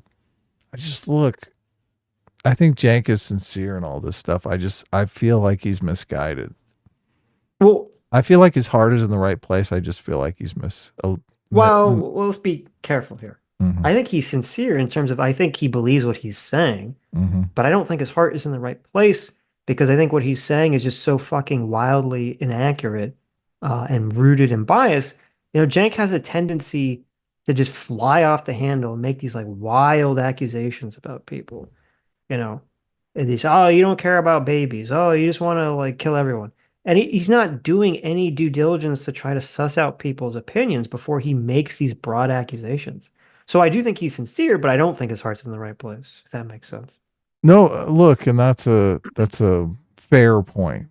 At some level, you have to have some accountability, especially if you're in the position that Cenk is in. Like you're literally you have a giant audience and people look to you for behavioral cues. Right. So just indicting people willy-nilly, I don't think is a good form. So Yeah. point taken. Yeah. That's the thing. That's the one thing I wish that I had done in the conversation with Cenk was to question him doing that action, saying, well, why don't you, instead of just going on, why don't you just pause and ask us what our view is before you assign us, try to assign us some sort of negative view. Well, I don't know that we've ever really had a conversation with Cenk, which I mean, we've talked to him twice. Look, I'm not sure either one of those were really It doesn't feel like a conversation. Well, that's the thing that's difficult. It doesn't feel like we're ever having a conversation. It feels like we're talking and then there's like a speech, right? Anna has been on twice, and I feel like both times we actually had conversation. Of course, yeah, exactly. Yeah. Completely different. Yeah, like just a normal conversation. Like I feel like I can ask her questions, I'm gonna get an answer that's not like yeah. Yeah. Right. So, yeah, no. I mean, who knows? Maybe we'll be able to have a conversation with Cenk. I mean, I'm curious if he's the same way off air. Because there are some people that are just like that, but I don't know. I feel like we talked to him a little bit before our conversations with him that were a little more just You're right. Like You're right. I completely forgot about that. Yeah. It seemed completely normal. So maybe it's just like people get sucked into. It's time to perform. Yeah. It's time to perform. Yeah. You got to be careful. You have to be careful because it's very easy for people to create a persona and then get sucked into it. Into that persona. Yeah. Because I think our thing. My persona is like cool, never lose my temper. Like that's the persona that I want to get sucked into. I think the cool thing about us is that I don't think we have a quote persona in terms of that we're like different. I don't think we're putting on a performance. Like if you talk to us like off air, like I might be more like shy or something. But I'm like the same person. Me and Adam, I feel like are kind of the same people off air as on air. If you talk to Sitch one-on-one with you, like with you and someone else, maybe you're shy, but I feel like all of the fights that Sitch and I have had on stream, we have had off stream. So I mean, it's not really, we're not kayfabing it in any way, shape, or form. Yeah, exactly. So, yeah. Right. Which is, I mean, it's funny, but yeah, that building a persona, I think a lot of people actually do that. They just, as online people, they do kind of build a persona that is not really them. So, thankfully, we're completely interesting people who don't need to build a persona around who we are. There you go. True. Okay, we're picking out. Strange little man. I think we actually had a very little man. I thought. Here comes again. You're super evil. You don't mind the deaths of all those thousands of people. That's not. He says you're super evil. I've got to wrap it up. I've got to say, listen, little man. I think we actually had a very little man. I found You're it super evil. You don't mind the deaths of all those thousands of people. That's not evil warmongering. Jake, that's. I don't know. That's so funny to me. I feel so bad laughing. He's obviously so triggered. It's so funny to me. I love that you're a strange man. You're an odd little man, and then Jake is like, "You're super evil. You're not just evil. You're super evil." Like, okay, yeah, it's funny. Okay. I think Cenk's problem. One of Cenk's problems. I think he's too quick to assign his emotional state to another person's position. Right. Because like, okay, so he's really angry at Douglas Murray because he's being insulting, and I get that. But that doesn't necessarily have anything to do with Douglas Murray's like position on the situation. Like you might feel like he's super evil because he's making you angry, but that doesn't mean he's super evil like morally, right? Well, no, he gave it up in the beginning. He thinks Douglas Murray is racist against him. He thinks Douglas Yes. Murray is doing all of these things Right, because right. he sees Cenk as a Muslim, Right. inferior person. That's the way Right. he's looking at Douglas Murray right now.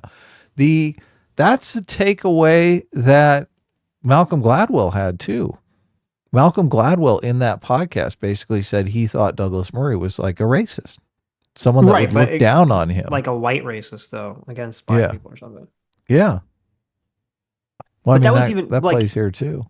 Like, we had that thing where we're like, when he called Cenk a thug, we're like, Right. okay, is that like intentional? Was that unintentional to be like some kind of dog whistle? I don't know the answer to that question. In the Malcolm Gladwell conversation that we covered, I don't remember anything even remotely like. I don't remember us saying like, "Whoa, was that like supposed to be like a maybe I'm a race?" Like, I didn't get any of that from that conversation, so I don't know what the fuck Malcolm Gladwell was just like wildly woke as fuck in that conversation. I don't know if you remember from the podcast, he said going into that he had psyched himself out to think Douglas Murray was like basically an alt-right racist. So Okay, so this is like before he even said anything, Right. he thought that was right. So he thought he was going into battle with like Richard Spencer. Why would he like, think that? That doesn't even make sense. Because he's in the woke bubble, man. Everyone at New York Times talks about how Douglas Murray is the reincarnation of Adolf Hitler. That's the way they look at these situations. I know Douglas Murray's written a lot. A gay guy. I know Douglas Murray is kind of like in the Sam Harris atheist like attacking Islam thing, and I think he's written books on that very topic, if I'm not mistaken. Strange Death of Europe is one of his books. Yeah. Okay. So that kind of makes I could understand more why Cenk or someone else would go into it with a preconceived bias of him not liking Muslims, but I don't know where the preconceived bias that he's racist against black people, unless, and this could be Malcolm Gladwell just says like, oh, well, he doesn't like immigrants, so he's just generally racist because he doesn't want white Europe being infiltrated by non-white people. Maybe that's the strand there. Douglas Murray doesn't make an ethnic case. Well, I guess religion could be classified as an ethnicity. He doesn't make like a race case for immigration. Yeah. He does talk about the culture clash, which we have talked about on this show today. Obviously you can't have one culture that is vehemently racist against another culture and educating everyone to believe all these stupid racist stereotypes about them. That's just going to breed conflict for ever and ever. Mm-hmm. That's not to say into this. I actually think with a few exceptions, we had a good debate there. What a fucking liar. Did we? We had a good, as a fun, interesting debate in terms of like watching it while eating popcorn.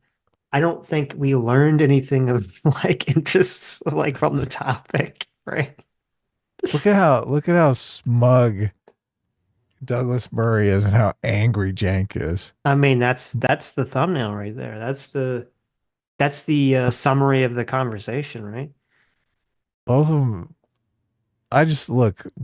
What Piers is saying right now is, it's a bull-faced lie. He's lying to both of their faces. Of course, yeah. That deserves a slap. I'm not surprised Cenk is as angry as he is right now.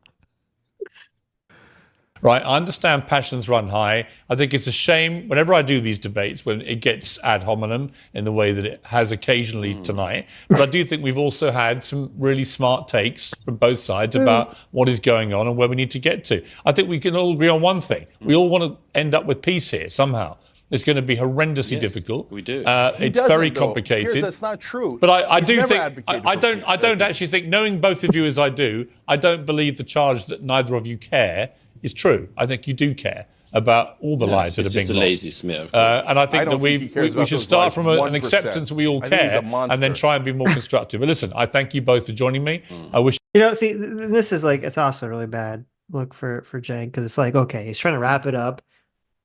Pierce is trying to Be Well, I mean, magnanimous. first of Yeah. all, first of all, it's bullshit because obviously Pierce loves this, but he's trying to at least put on the facade of some kind of, peace, Yeah.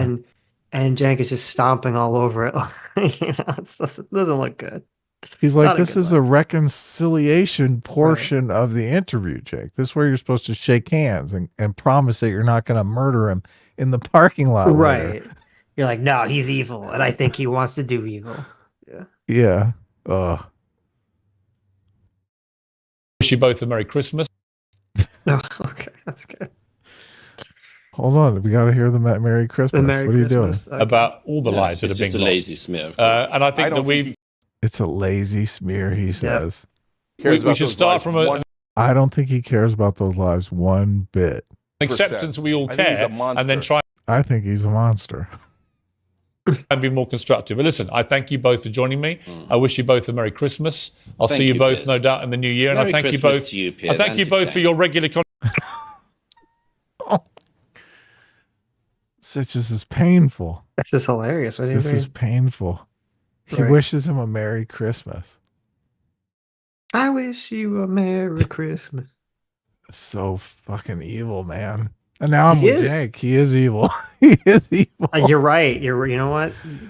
We've been convinced. No human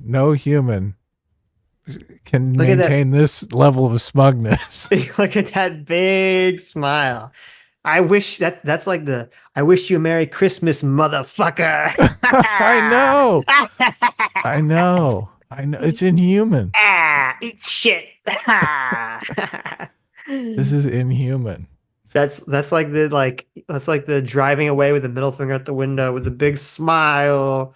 Like, get out Right. of here. Oh You man. can't do that shit in LA, man. They'll shoot at you.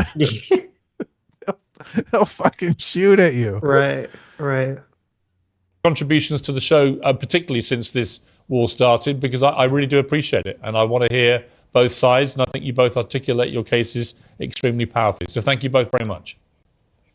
Thank you. Thank you. Notice he said extremely powerfully. Yes. He didn't say extremely well. Well, it wasn't really. It was just powerful. That was interesting. Okay, that was a fun conversation. Oh my goodness. I can see why a lot of people want us to cover it. So Yeah.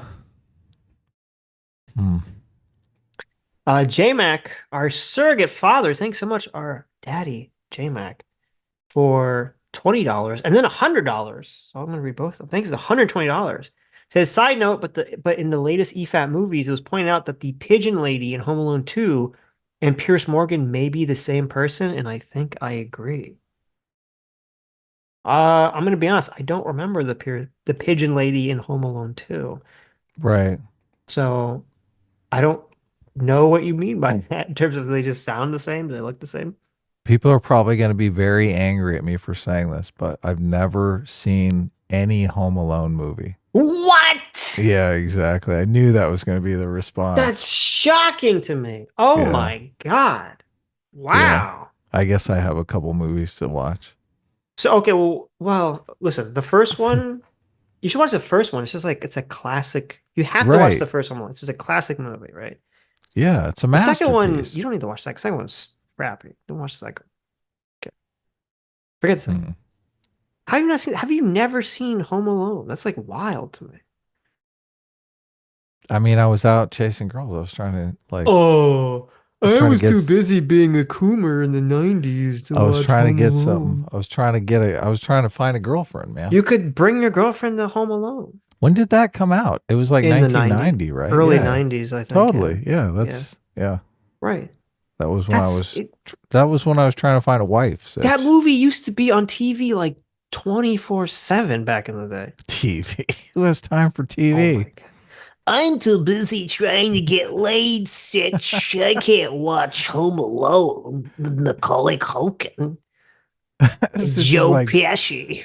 this is just like 10 years old out playing on his Nintendo. Yeah, like an actual Nintendo. Okay.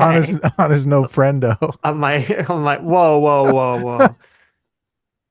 Listen, back in the day, like, well, this was a little bit after this. Like, everyone would go over someone's house and play N64 for hours, okay, with friends. So Right. don't give me that crap. They'd all play GoldenEye for like fucking an entire day. Okay, playing GoldenEye. Moondoggy in the chat here makes an interesting argument. They What's say, that? hey, you don't watch movies with the girls, Adam? Now, if you're asking a date out to see Home Alone, like, come on. I mean, that's Come sure. on. That's a little bit childish. I get it for a date That's movie. going to be like the last date you have. Yeah, Yeah. especially in the 90s. Like nowadays. Can you imagine? Nowadays, the Honey, let's acceptability go of see Home Alone. right. Nowadays, the acceptability of watching movies for children is like drastically increased. In the 90s, it was not. So yeah, if you were a teenager or in your 20s and you took your date out to see a kids movie, that would not bode well in the Yeah. 1990s. Yeah. But I'm still shocked you never saw. I don't know. I mean, I haven't seen Home Alone in like a million years. Right. So I'm sure it's not great. But I mean, I remember it was, it's a classic movie, just one of those things you have to watch. You get to Yeah. see all the little traps. You get to see, the hot iron on the door handle, the slipping in the ice, the blowtorch in the head. There's so many. It's just such a classic. The paint cans on the staircase. It's just a classic movie. Yeah. Macaulay Culkin, man. Yeah. How dare you? And JMac, our Circuit 5 for $100 says fans like it when you get unhinged, though, regardless of the actual substance of your argument. Sycophants are already on board, so shouting just looks like righteous indignation. It gives the impression of actually doing something even when you're doing nothing. No, I mean, that is correct. It is That is true. correct. Yeah. So, yep. You'll have to look to Sitch for that. Sitch will Okay. be taking that portion of the show on. Right. I don't know. We'll see how I do. Look, it's not New Year's yet. I could still blow up now and be safe. The New Year's resolution doesn't There you start till go. after the There you first go. of the year. I'll make sure I say something that really piss you off. Fuck that! Or maybe we'll cover a video that really gets you triggered. So Look, I only had one video lined up. Do you want to watch something else, or do you want to? I mean, we could watch that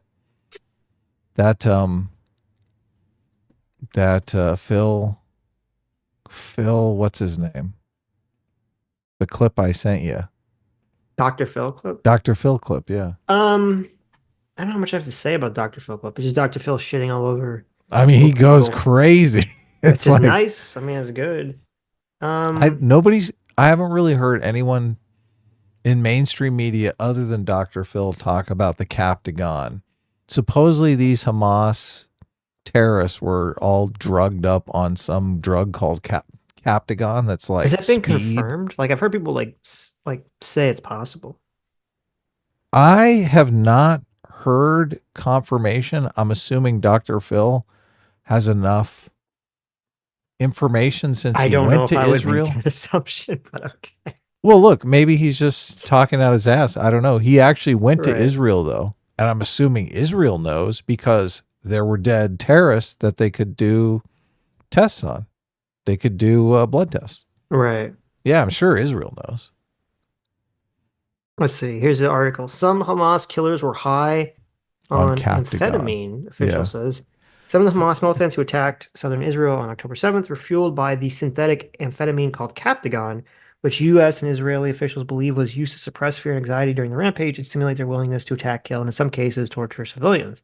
The officials confirmed Israeli television reports that the IDF found Captagon pills, which are mass-produced and trafficked throughout the Middle East and Europe by the Assad regime in Syria and the Lebanese militia Hezbollah, both close allies of Iran, on the bodies of dead and captured Hamas militants. U.S. officials say members of the Islamic State group or ISIS have also distributed Captagon, blah, blah, blah. Israel and U.S. officials point to recent seizures of Captagon pills in the Gaza Strip as highlighting some of the supply chain. Last January, Israel's defense minister, its security guard, captured thousands of pills going into Gaza from the West Bank. Well, okay. That should have been a big red flag, should it not have been? If earlier in the year they found a shipment of all these drugs that are used to basically let people do horrific things, like how is that not a big red flag to Israel? Well, I'm sure they do a bunch of drugs on the reg anyway. I mean, of course. But do people do this? Do people do this drug for recreationally? Yes. I'm assuming okay. Yeah, it's like speed.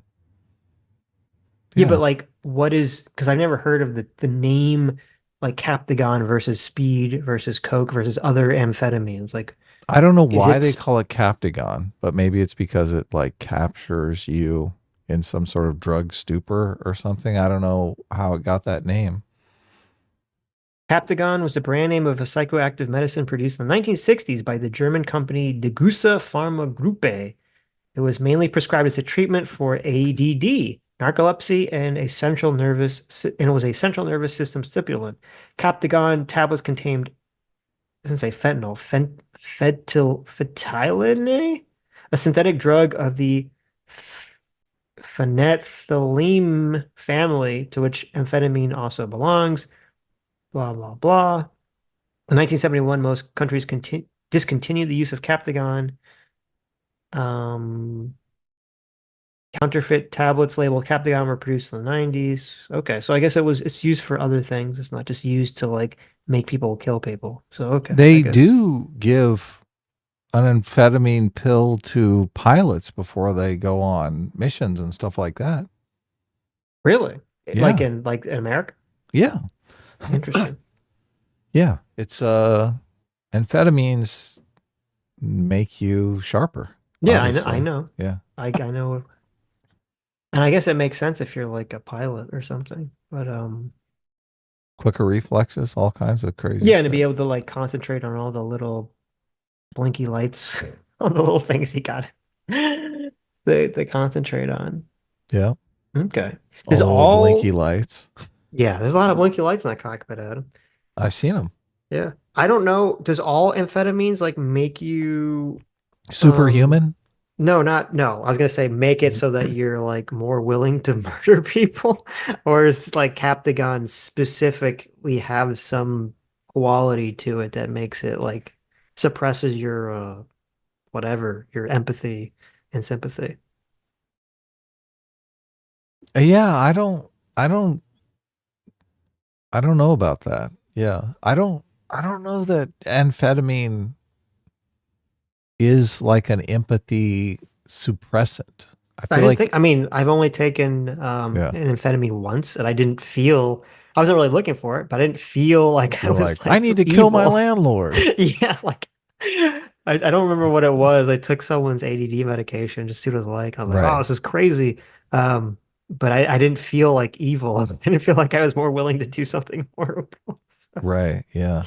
I assume the Captagon has something specific in it that makes you feel that way. Well, it's strange to me that there's so much information that's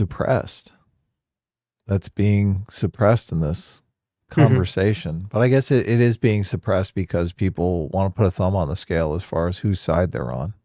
Well, here's Right. interesting. The article says Israel's government has been reluctant to highlight Hamas's use of Captagon due to fears it could diminish calls for the Palestinian organization to be held accountable for its crimes. And Israeli and U.S. officials had until now declined to confirm the early reports about the use of Captagon. Israeli officials have circulated videos and battle plans associated with Hamas's attack to underscore the premeditated nature. Quote, it's the ideology that should be focused on with Hamas rather than the use of Captagon, an Israeli official told his Wow. outlet. Okay. So that makes sense. That's logically coherent, right? They don't want Well, the drugs to be an escape from accountability for them. Oh, is it? they're all just drugged up junkies, right? I don't know. I'm trying to think. Like, would you be more willing to give them a pass if you say, "Oh, they just have a bad ideology," or than Hell say, no. "Oh, Look, I think the oh, drugs make it 10 times worse. that's what I'm saying." Because, like, to me, I feel like they're thinking about this completely backwards. I would think if you said, "Oh, they're intentionally giving them drugs to make them like do horrible Yeah, things," more doesn't that make violent. it worse? Doesn't that make them worse, not like better? Yeah. So I think they have it completely backwards. I'm kind of shocked actually. You'd think they would want to hype up the whole Captagon thing. Well, they could be wrong, but at least I understand their thinking, their logic.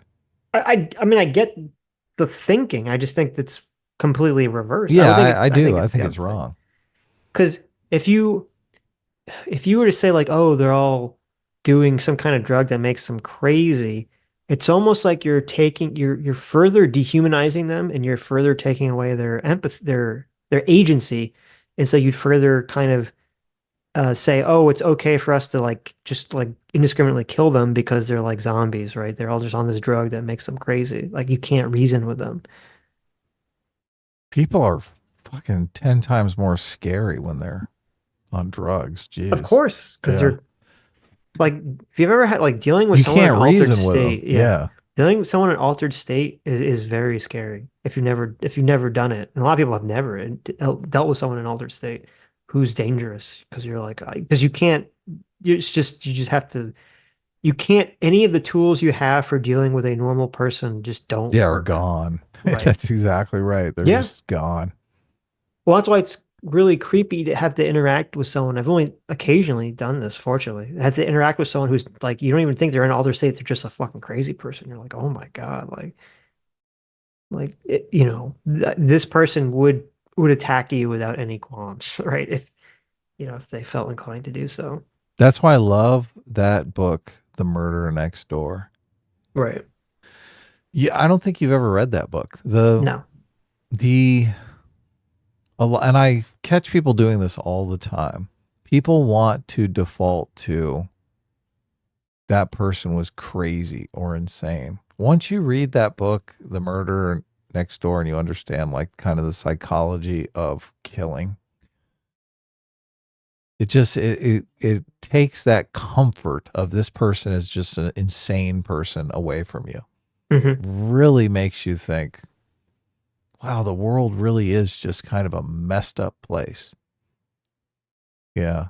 Well, it is and it isn't. I mean, it's kind of amazing what we've managed to, you know, Accomplish. Yeah. accomplish and carve out and make a stable, society. By keeping that in check. Right, right. Yeah.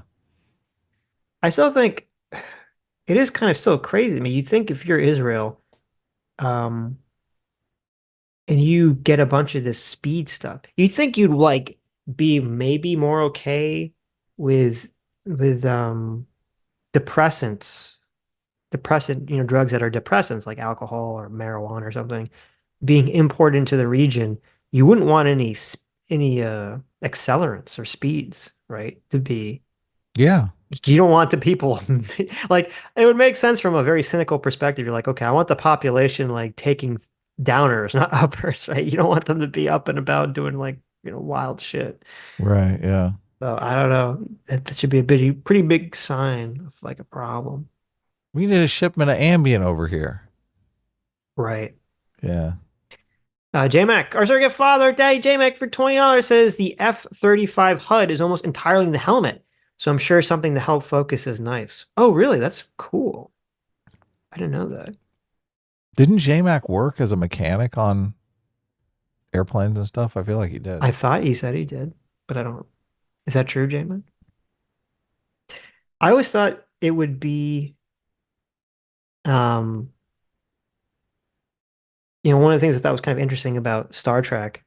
Star Trek always, it's like this vision of the future, but it's like always wildly wrong. Because in Star Trek, it's like there's all these panels with all these buttons and knobs and shit. And I'm like, okay, 200, 300 years from the future, don't you think if we have like a starship, there's not going to be panels with buttons and knobs? You're going to have like a contact lens or glasses on that's like a HUD that displays controls like wherever you are, or it projects controls onto just like a blank thing. Yeah. Yeah. They got I don't that think you're one gonna have, wrong. yeah, I don't think you're gonna have a bunch of buttons and knobs like in Star Trek. So Push button displays. yeah, there's a bunch of push buttons and stuff. You're like, I don't think so. Are humans really going to be doing that stuff? Isn't the ship just going to be a big AI? Well, that's a whole nother thing too. Maybe the whole concept of humans would control it or AI would control the ships from a distance, right? Yeah. No, I know in TNG they had like touchpads, but they're still like buttons and touchpads. Like I'm saying, like it's still like a physical thing they're pushing. You're right. I should be more specific. It's not buttons, they're like a touchpad screen. But it's still, even that to me seems like horribly outdated. Um, I don't think that future would be that at all. But you couldn't, you'd have to have people be on the ship just because there's no drama. if it's a bunch of people like 1,000 light years away controlling a ship with their, brain, there's no drama then, right? Right. J-Mac for another $5. Thank you. Says true. F-15s, F-16s, and F-35 specifically, their ejection systems. Well, there you go. That's super cool. J-Mac is like the Dos Equis man. He's the most interesting man in the world. So,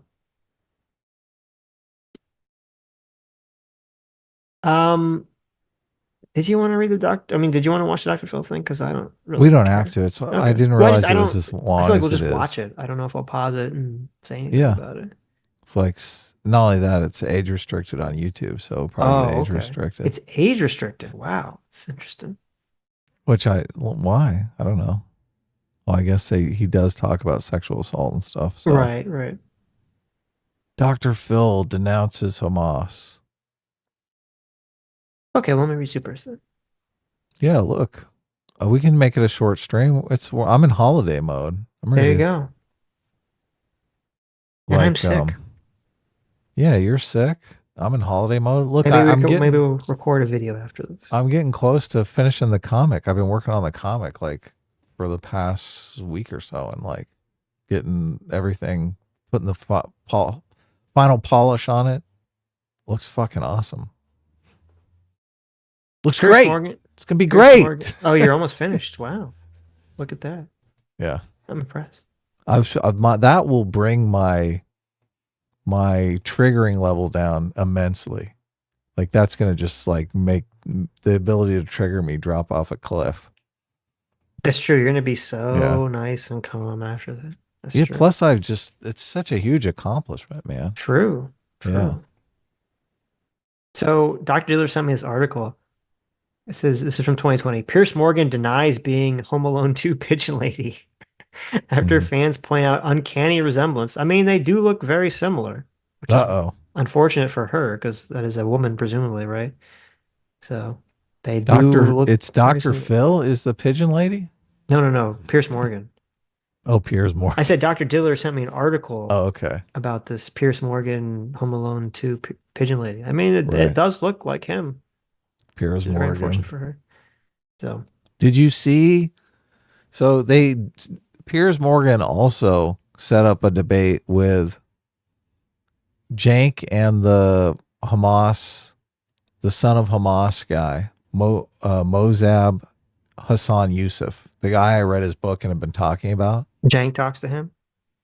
Well, I mean, they don't really interact in the conversation on Piers Morgan, but Mozab is so.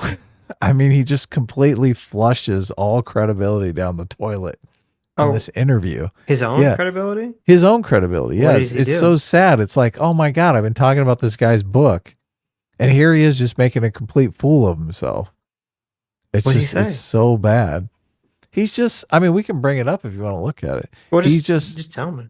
He's just insanely pissed off and just kind of talking incoherently.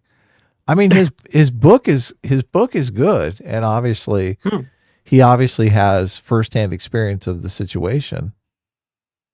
But what he says it's interesting to me how easy it is to just flush your credibility down the toilet. Mm-hmm. And it's just something I guess people don't consider that enough. I do think, isn't there a famous quote by, I think it's Warren Buffett, who says it takes 20 years to build a reputation and 2 minutes to destroy it. Which that is kind of true.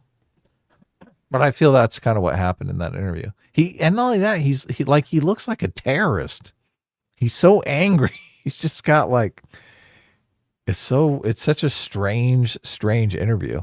After that interview, I thought, oh man, I can't ever talk about this guy's book again. That's interesting.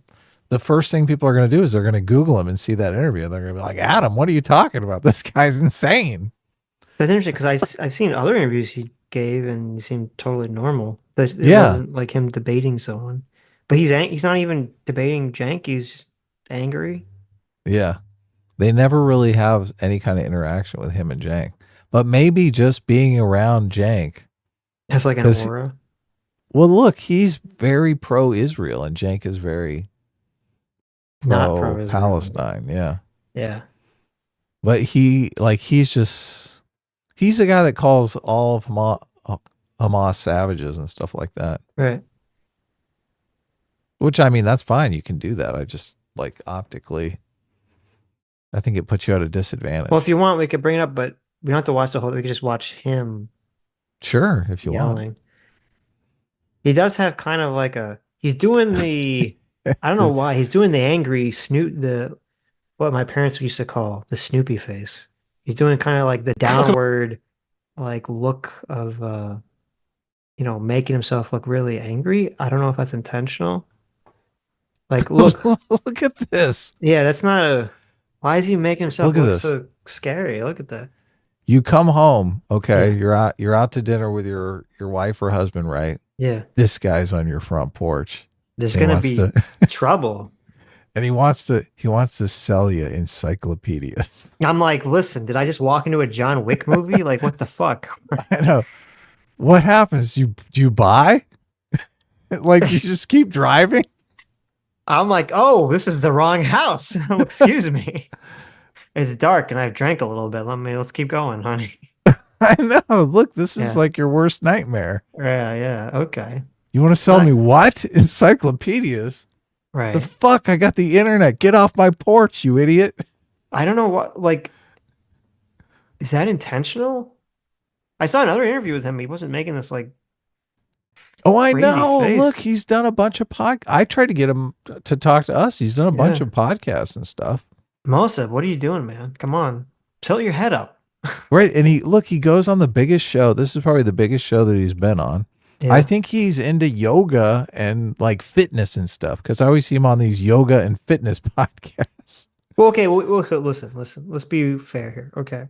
Because it looks like he's mugging him. But, and I mean, like, I don't mean like stealing. I mean, like, when you're mugging someone in their face. Right.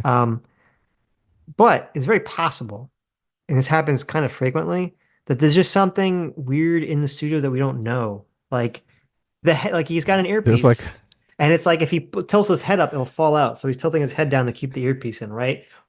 Like there's probably something completely boring that explains why he sort of has his face angled in this position, but we don't know it. So it just makes it look like evil. Right. Right. We need the reverse shot. There's like a giant spider on the monitor there. And he's like fixated on it. Oh my God. Yes. That spider's going to bite me. Or there's like a microphone or a light like really like close to his head, so he's kind of like lowering his head a little bit. It's like right above him. Like right above him, there's like something that he's just kind of like, oh, I don't like this thing is right above my head. Right. The studio. It's like one of those short studios. Yeah. So I mean, you have to be careful because I feel like this happens a lot in TV and other things. Oh, do you know about this story about they put Cenk's name on a missile or a bomb? I mean, yeah, it's kind of silly. But that's kind of messed up. Okay, here. Eradicate Hamas. Let's go. Co-founders. Okay. And by the way, the bombs have shown that they do not affect the tunnels. Okay. So all they're doing is killing civilians. Let me bring in Mossab Hassan Youssef. You're the son of one of the Hamas co-founders, of course, and renounced that back in the 90s. You believe that Israel should finish the job. They should eradicate Hamas. See, look, see the motion Cenk made? I did. Cenk was like, what? What? He's ready to engage. Well, absolutely, because all the calling for a ceasefire is calling for surrender. They want Israel to surrender to the terrorist savages and sit down at the table and negotiate with them. And this is absolutely rejected. Is there any deal to ever be done with Hamas? You know Hamas very well, obviously, through your father. Is there any deal to be done with a group like this now? There is no deal with the devil. There is no deal with Hamas as long as they pose a threat against children, against civilians, and destabilize security in the entire region. If they get away with their crime, and their crime is not just any crime, it's a genocide. If they get away with their crime, what will they do tomorrow? They have to be punished and they have to be held accountable all the calling for ceasefire, those are the people who want to give a lifeline to Hamas. And this is not acceptable. Masab, you tweeted on Friday. You get some commentary here, Sitch. Well, okay, so like, did I oversell it? A little bit, but it kind of goes back to the Douglas Murray stuff that we're just talking about how important the presentation is. Because what he's saying, nothing he's saying is actually crazy, right? He's just saying very standard things. It's just the fact that he, for whatever reason, has his head angled down. The head angled down, your eyes angled up is always like a very ominous look. I'm gonna kill you, motherfucker. Yeah, so I don't know why he's doing that, but so he's got that like visual, and also he's like yelling. I don't know why he's yelling. So he's angry, I guess.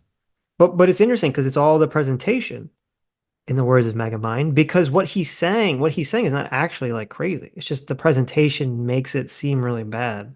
Not really bad, but just makes him seem like a little like, why are you yelling in the studio? Like he seems unhinged. You're right. He seems like a madman to me. I wouldn't go that far, but I just say like, I mean, you don't need to yell. It's modern technology. There's a little microphone attached to your, collar there. So. Something that people found incendiary. You said never trust anyone who identifies as a Muslim. They may appear as a harmless sheep when they are alone, but when they're in a pack, they will begin to show their tusks. I have zero respect for any individual who identifies as a Muslim, and I may consider the use of force when it comes to Islamists. Wow. He's like, he said that? He's like, that's look, intense. You said all this crazy shit, Musa, when we talked, and now you're not saying any of the crazy shit. Look, let me quote some of the crazy shit you said. So I assume is he atheist? He's a Christian. He converted to Christianity. Okay. Yeah. So he's very anti-Islam. Wow. Yeah, he is. Yeah.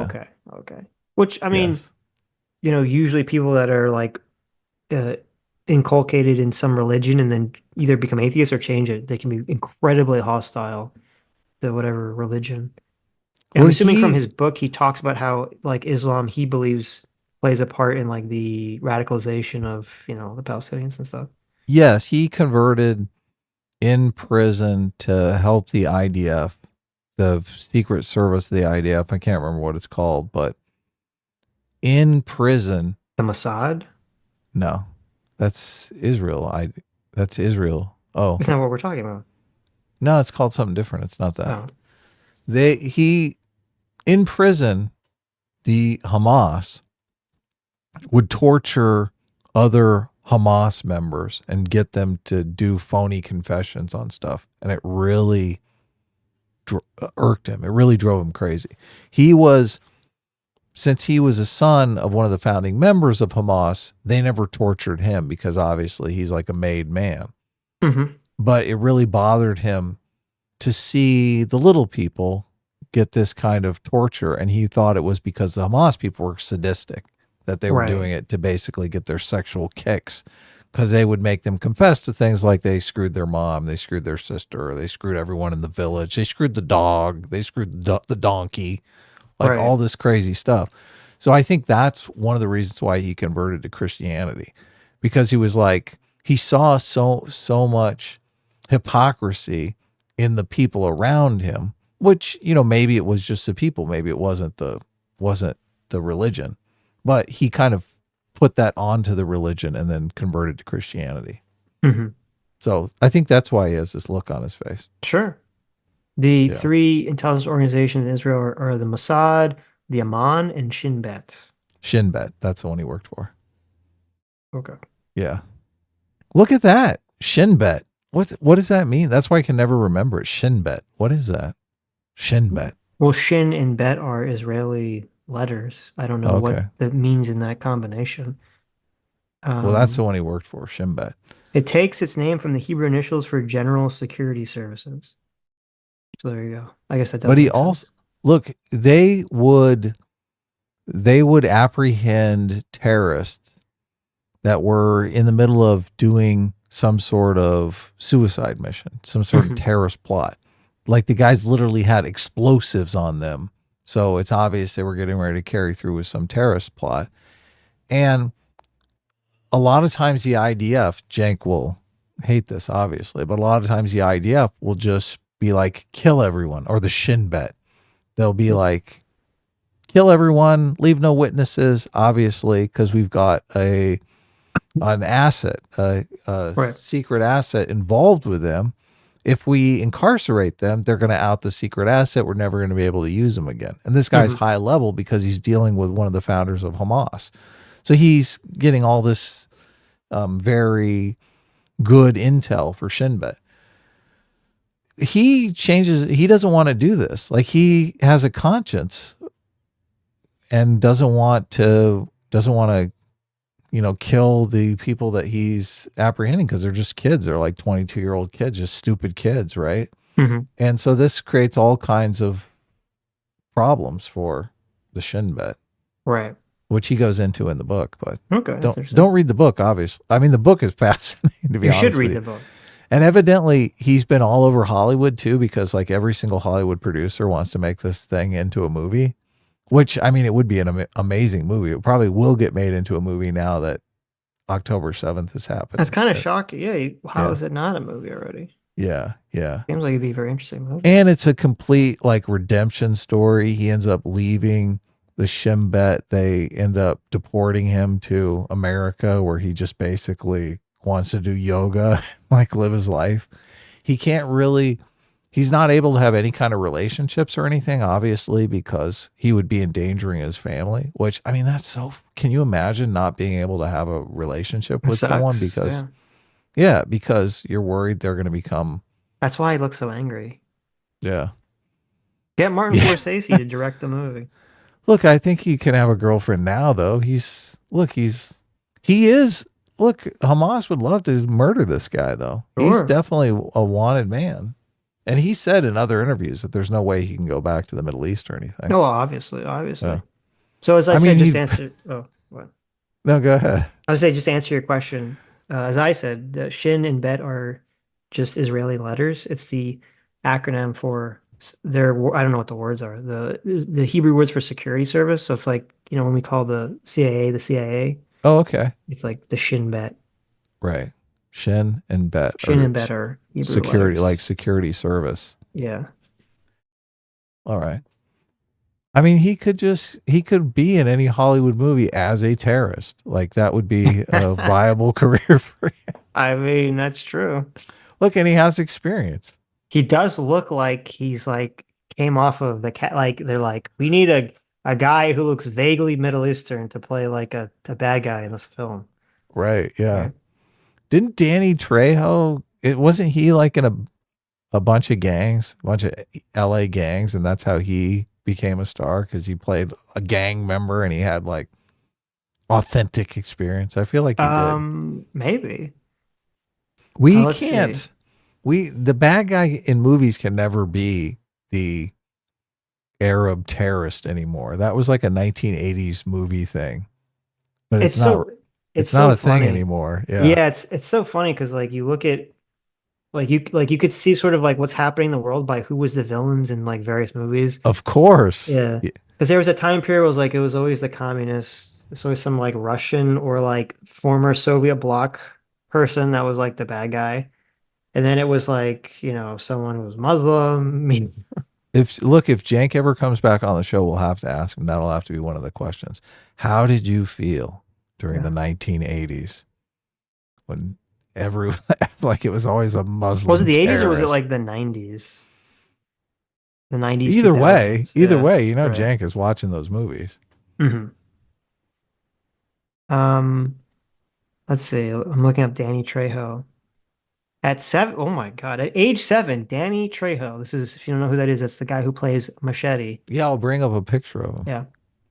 At age 7, Danny Trejo participated in his first drug deal. His first murder. By age 10, he was arrested, and he experienced his first incarceration in 1956. Holy shit, he's old. I didn't realize he's so old. He's 79. Jesus. 79. Wow. Throughout the 1960s, Trejo's life consisted predominantly of intermittent jail stints in the California prison system. Holy shit. That's how he met all the producers. That's how you meet Hollywood producers in jail. Of course. Wow. Actually, you meet them in Alcoholics Anonymous. That's the best place to get an agent is Alcoholics Anonymous. Okay. Sitch is like, Really? I mean, that makes sense. Sitch is taking notes. That makes sense. He met Charles Manson in jail, What? describing him as a dirty, greasy, scrawny white boy who was a talented hypnotist. He then became a debt collector and drug dealer. What the fuck? Often participating in witnessing acts of serious violence, including murder. Did he murder somebody? What the fuck? This Wikipedia page got to give more than just that sentence of just saying including murder. That's pretty fucking wild. Okay. You thought he was just a celebrity. I just This thought he was guy's got some street random cred. actor. Yeah. Oh, really? Oh, I didn't know interesting. he's like, yeah. Well, okay, let's see.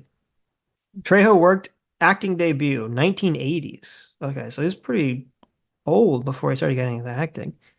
Trejo worked with Western Pacific Media Corp in 1980s, assisting them with establishing and operating of sober living houses. He met a good-looking tattooed kid during a meeting in one such house who explained that he worked as a film extra and was paid $50 a day to stand there. Intrigued, Trejo considered becoming a film extra due to the easy money. Trejo signed with an agent. You have to get an agent just to be a film extra? No, not to be an extra. Trejo signed with an agent and would hand out his details while working on film sets in the hopes of finding more opportunities to help those in need. Late one night, Trejo receives a call from a teenage patient asking for his assistance in dealing with cocaine problems on the set of the movie Runaway Train. Look at You this. see, you weren't that far off. You weren't that far off. While he was there, Trejo was offered a job as an extra in the film's prison scene. There you go. Edward Bunker, himself a former convict at the time, a well-respected crime author who was writing screenplays from the film, recognized Trejo, with whom he had done time with at San Quentin. See, I told you. Oh Look my at this. God, that's hilarious. It's a small world, man. That's first, amazing. You do your first B&E, and next thing you know, you're a Hollywood celebrity. He's like, hey, I met this guy in prison. Oh my God, this guy. Remembering Trejo's boxing skills, Bunker played a pivotal role in securing Trejo as Eric Roberts' personal trainer and boxing advisor. Okay. Eric Roberts, look at that. What is this? Very interesting. Bunker also convinced director Andrei Konchalovsky to offer Trejo a small acting role, asserting that Trejo's personal experience of incarceration would provide authenticity to the prison drama. Look, I could have written this Wikipedia. You did. Look at this. Following his acting debut, did you look this up before we had this I did not. conversation? No, this is just everyone knows Trejo's like a legend. Following his acting debut, Trejo was oblivious to being typecast as a prisoner in similar roles for years to follow, quote, I did not know I was being stereotyped. I just knew I was working. Right. Look, Well, did you this not know guy's or you just didn't humble as care? can be. Yeah. I mean, wouldn't you be if he had this like really fucking crazy life and then now you just get these steady acting gigs? You don't give a shit, right? Yeah, of course. Look, it's better than slinging blow on the street, right? Yes. Penitentiary 3. That's hilarious. Was his first billed role. While filming, While filming, he met Anthony Gambino of the Gambino crime family. What the hell? That's awesome. I wouldn't mind meeting him. Gambino I think allegedly he's dead, though. Yeah, now. Gambino allegedly had financial interests invested and was there to meet the leading man, Leon Isaac Kennedy. Wow, look at that. He's executive producer. Of Penitentiary 3. Gambino's on it. That's so hilarious. Trejo was paid $120 cash each day, but the project often went into overtime. That's pretty good. We were stacked with cash on a good month. Trejo was taking home as much as $700 by 1989 for being an extra alone. Yet people often assumed he was far wealthier after a few appearances on television. Okay. Trejo had made a dozen films by 1990, including Death Wish 4, The Crackdown, and Marked for Death. He enjoyed the making of the movie Guns, yet alleges that Eric Estrada took issues with the cast and crew being more familiar with Trejo than himself. Trejo claims that Estrada's ego got the better of him. He believes Estrada arranged for Trejo and a number of others to fly coach instead of first class on the way to Hawaii for filming. Oh my God. Look at this. What a diva. Eric Estrada. He was on Chips. He was all high on himself from I don't Chips. know. Is that true? I mean, listen, I have a fondness for Eric Estrada Do because he you? was. What? I never Well, seen Chips in my entire life, but he was one of the main characters in C Lab 2021 on Adult Swim. oh, you're right. You're right. Yeah, yep. Yes. And I forgot about that. he also was, I believe, on a season of either The Apprentice or Surreal Life, and he seemed like super chill and cool. So I don't Right. know. I And have seen Chips when I was a tiny boy. yeah. I do remember seeing a few episodes of Chips. So, Hmm.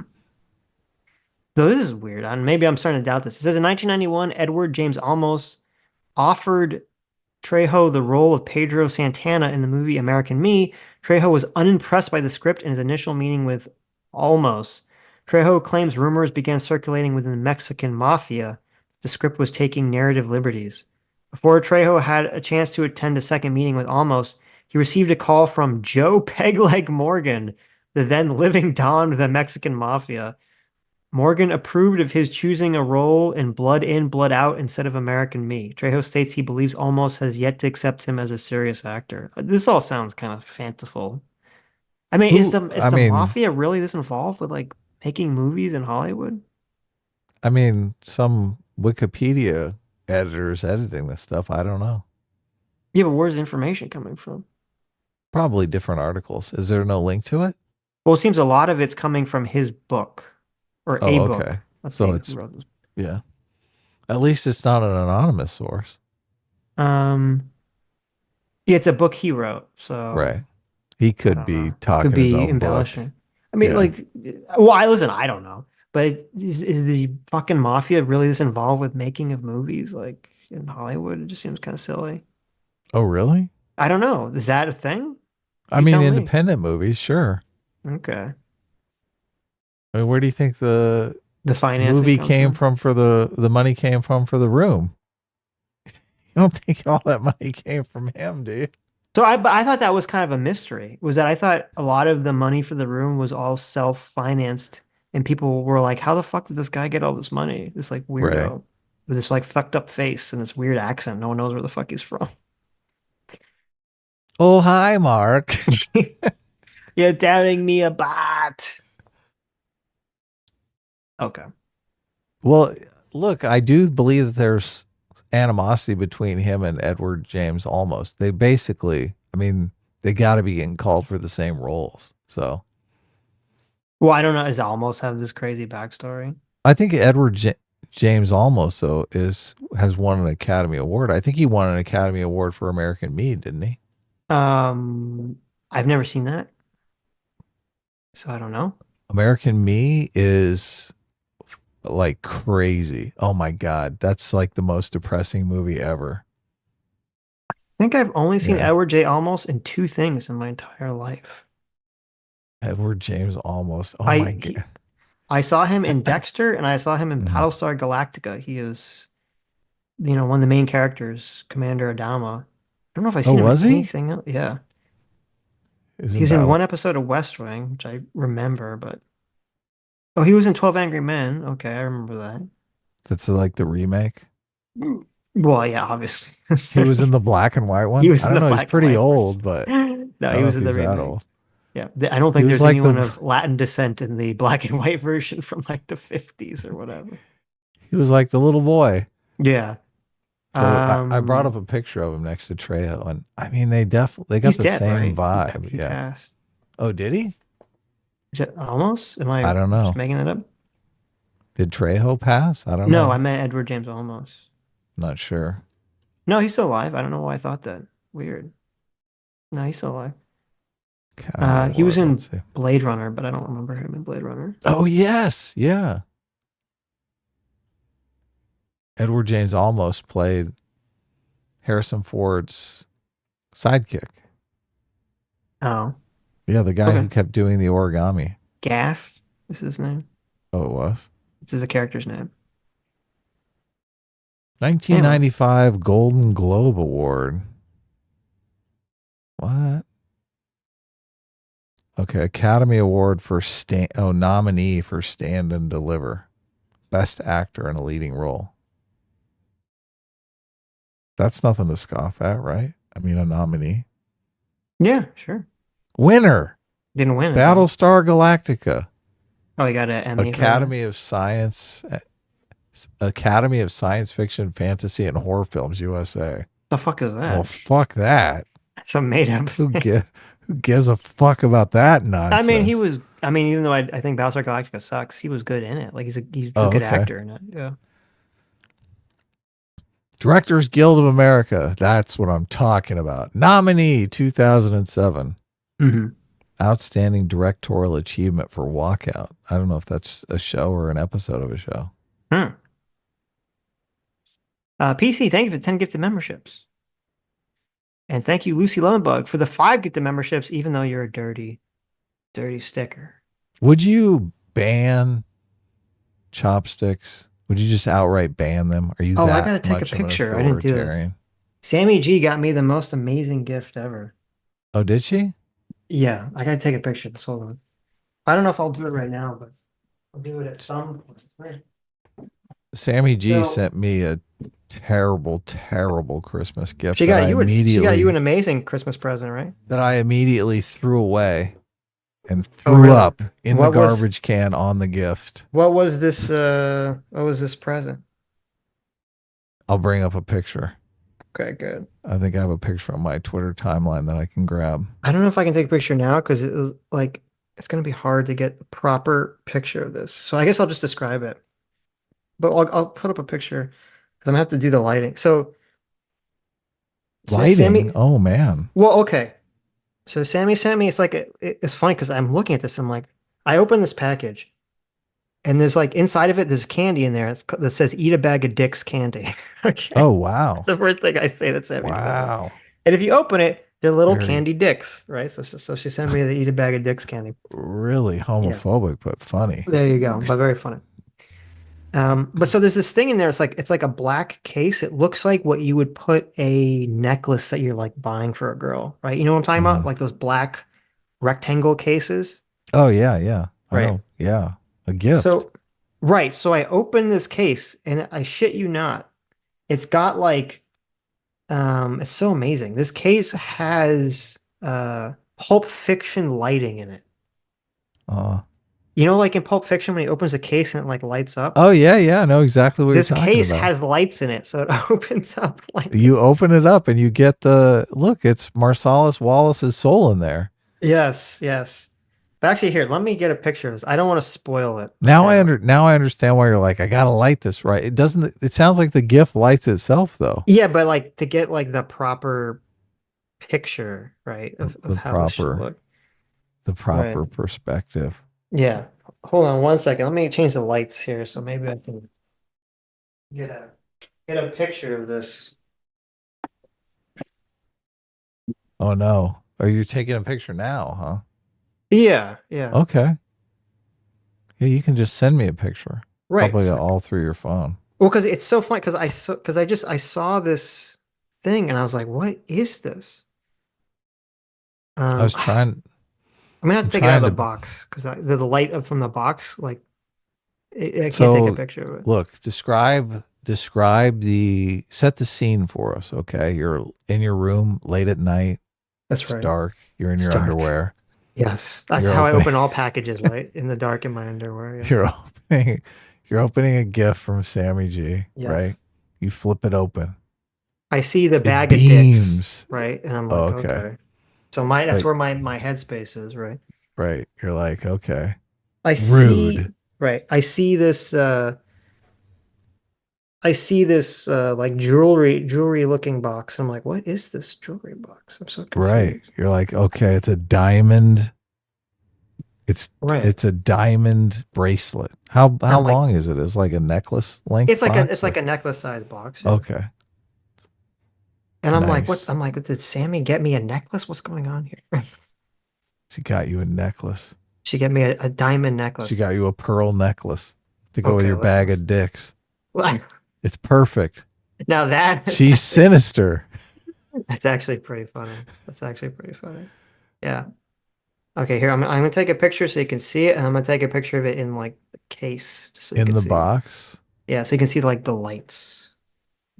Okay. I Yes, I'm finally, glad. Thank you, Sammy. Sammy did not rig it with glitter to burst. I do appreciate that. I finally Okay, here. found. I was trying to pin Sammy's comment. Sammy's giving me a hard time in the chat.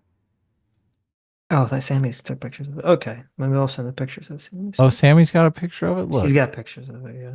of course. Look, Sammy takes. She's like, look, I got it from like 16 different angles here. Well, did you bring up the picture of what she sent you? Yeah, I got it right here. What is Look, it? and I was obviously just kidding about. Sammy says, "You said you wanted it, Adam." I did want it. Secretly, I'm upset because it didn't fit. But here it is. She got me a Hello Sitchy t-shirt. Now, there's only one thing wrong with the Hello Yeah. Sitchy t-shirt. It's perfect in every way. Yeah. I love that it says Hello Sitchy on the front. But it says S class is best class on the back. Like, what the fuck? What's up with that? It's amazing. Why did you fuck up the shirt? That's a beautiful shirt. Good job, Sam. Why does it say S class is best class? That's so good. Because S class is best class. Can't What do wear you that mean? shirt on. Look, I can't wear that shirt. I'm glad it didn't fit. I'm angry. No, listen, you got to get your wife to take a picture of it and model it Yeah. for everybody. Yes. But it's amazing. We should look. Sammy should sell those. Look, we'll put a link in the chat. These things go like hotcakes. Everyone wants all of S class wants a Hello Sitchy shirt. Do they? I think so. Okay. Well, we'll see. I mean, I maybe. think they're pretty cool. Okay, I sent you the pictures. Oh, nice. Cool. We can finally bring it up. We can end the suspense. Because when I opened this thing, I did not expect it to be what it was. I was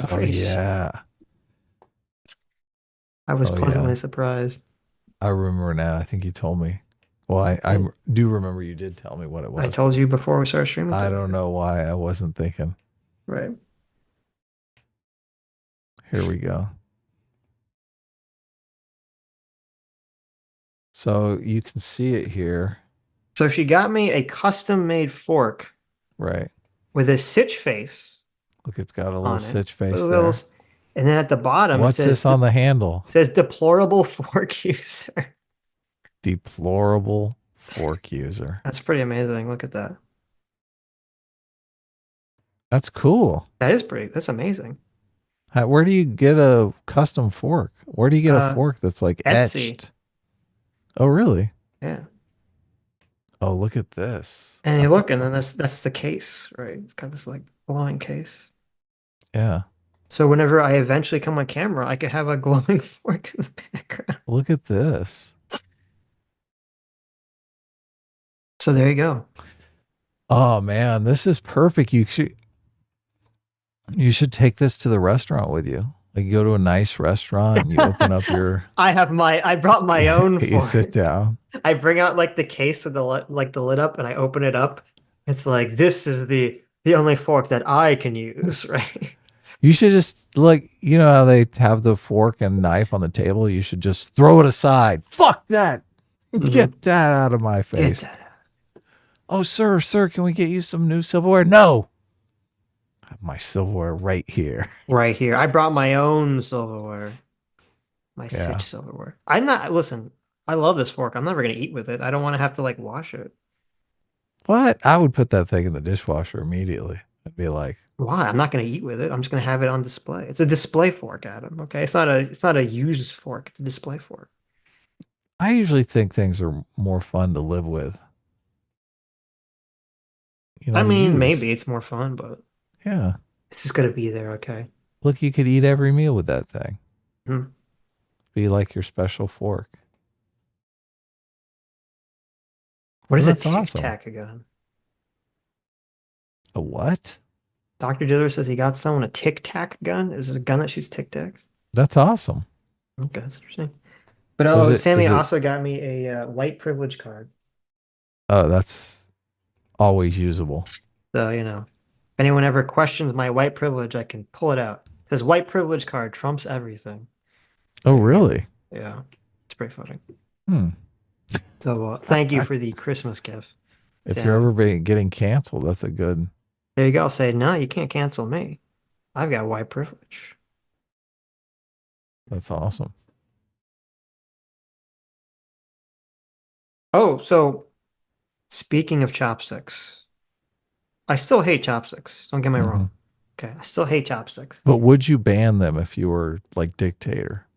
Obviously. Oh, okay. Well, okay. I might soften my position slightly on chopsticks. Right. I'll tell you why. So I did have sushi this week, I guess.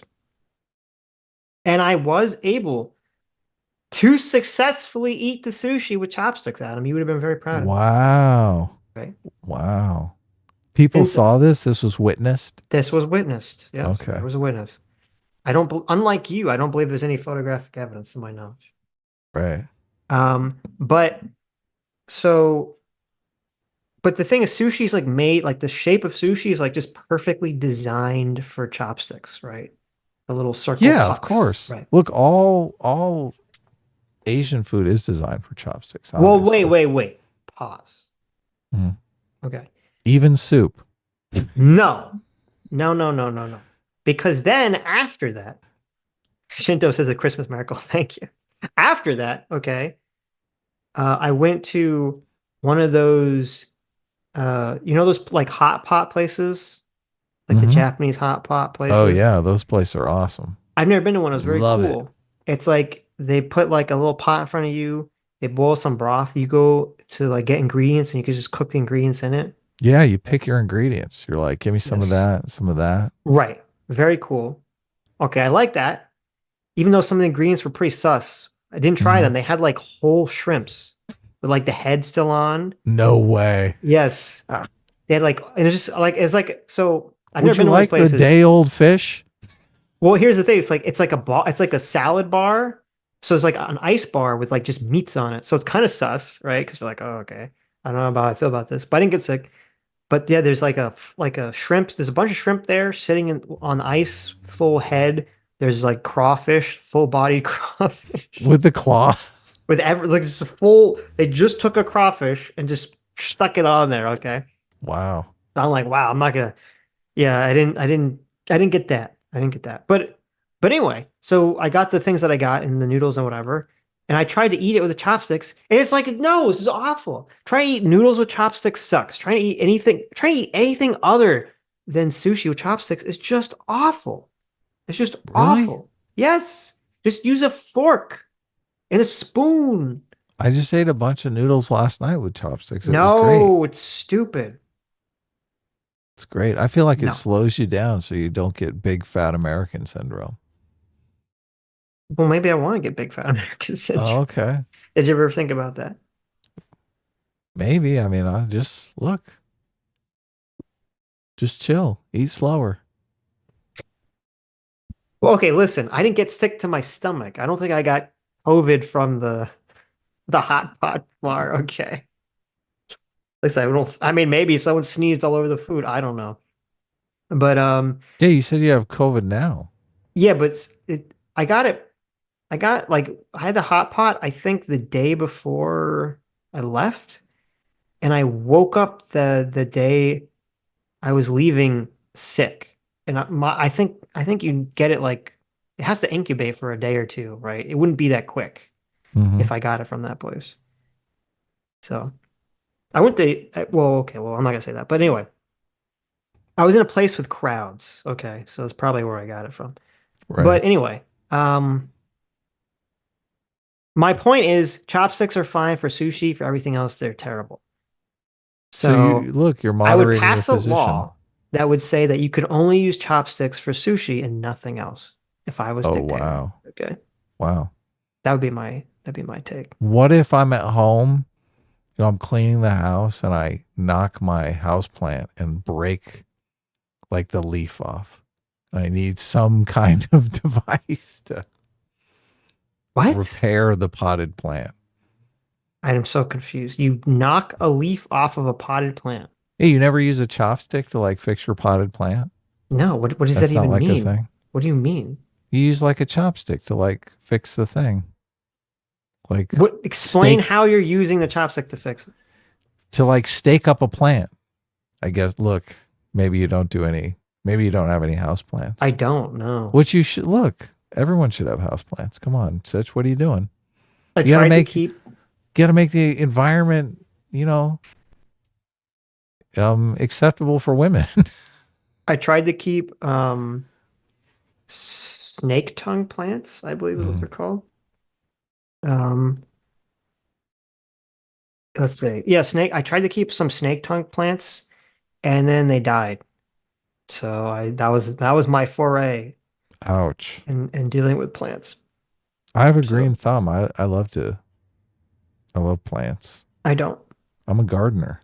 Okay. Where'd you get some snake? I mean, I got the snake tongue because supposedly they have some good air purification quality to them. Oh yeah. And they look nice. So cool. CT says he means you brace the stem. Oh, okay. Is that what you're saying? Yeah, of course. Look, I thought it would be obvious, but as I got further into the story, I thought, Sitch doesn't seem like he has a green thumb. Well, I know, like Sitch is like a plant. Well, I didn't know what you said. What you do said you do with a plant? Okay, listen. You said a leaf falls out, and you brace it and you fix it with a chopstick. Break. Yeah, you break like. You didn't say like part of your plant off. Okay, that You're makes like, more oh sense. my god, right? I need to repair this. I mean, I know. Like outside when I see trees, stake it up, or larger plants, and you take like the wooden frame and you use it to like hold the plant up. You're saying you use a little chopstick for like a time. This is one of the reasons why I love chopsticks, because not only are they eating utensils, but they're also useful in other realms. You're like, look, there's a burglar in my house. I need to poke his eye. No, listen. They're only under the Sitch dictatorship. You can use them for sushi, and that's it. No other uses. Okay. Damn it. Nothing else. One of my favorite things is things that have multiple uses. So, well, then elect a new dictator for life. Anyway. Okay. J.slash for 10 Canadian says, all I want for Christmas is for you guys to admit that Cenk is an embarrassing person, and for any side of the debate he fails, and for any side of the debate that he fails to represent. I mean, I don't know if we ever said anything counter to that, but okay. Well, I mean, look, I want to. Cenk has been on the show a couple times, and I want to respect Cenk just as a friend of the show. So, true.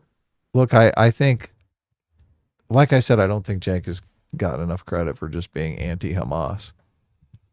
Which Hassan, I mean, he went on Piers Morgan, and it was just completely fucked up. So I'll take the wins where I can get them. What? I guess I'll try and find the super chat. AKA Batosai for 10 gifted memberships. Thank you so much. Matt Geddes for 3 months says, hey, it's been 3 months. When are we getting married? Listen, Matt, you need to wine and dine me a little more, okay? It's not just about length of time. You got to make me feel special. You got to make me feel wanted, Matt. And I'm going to be real with you. I just don't feel it. I feel like you only check in with me once a month, Matt. That's not enough to woo the Sitch, okay? Right. You need a fork that says... That's a degenerate fork. That's true. Fork user. That's exactly it. Yeah. Everyone knows the way to a man's heart is a custom fork. Enlightened Centrist, thank you for the 9 months. Says I'm leaving work early because of illness day, and you guys streaming is really a welcome surprise. Well, I hope you feel better. I hope I didn't get you sick with COVID. Yeah. Anonymous Coward for $5 says, maybe in our lifetime, Cenk's nephew's uncle, that's a very confusing statement, will have a breakdown like Cenk's nephew's uncle's co-host. Maybe not. His belligerence is the TYT brand. There you go. I don't know. Is that an Anna? Is that a comment on Anna having a... I don't think Anna has had a breakdown, honestly. Cenk's nephew. Is she talking about Anna or talking about Ethan? I don't know who they're talking about. That's a very weird way of phrasing this sentence. Cenk's nephew's uncles. So maybe it's Hassan and Ethan. No, wait, no. Cenk's nephew's uncle would be Cenk, right? Right. Okay. Very confusing on this guy. Joe the Meg for 21 months. Thanks so much for being 21 months. Look at that. Oh my God. Wow. 20 months. It's a lot of 21 months in here. Jeez. Says, Merry Christmas, fellas. You guys should review the Destiny Cenk debate as well. Cenk finishes with the most spectacular straw man of Destiny's position. Oh, really? I actually didn't watch it. Oh, really? Yeah. You said you thought it was kind of boring. Yeah, I did actually. Mhm.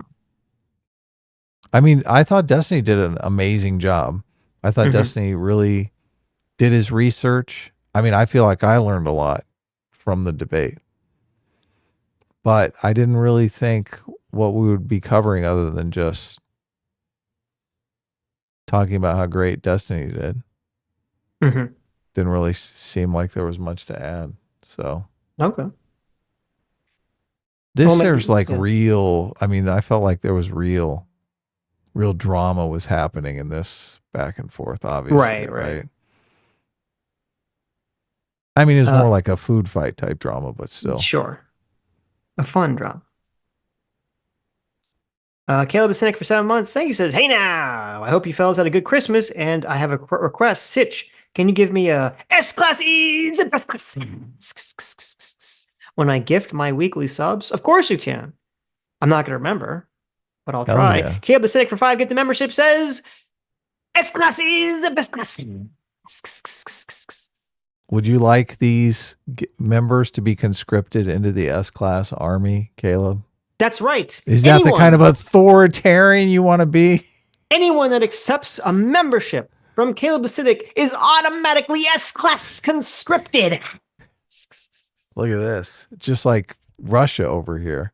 Get There to go you go. die on the front lines of the S-Class.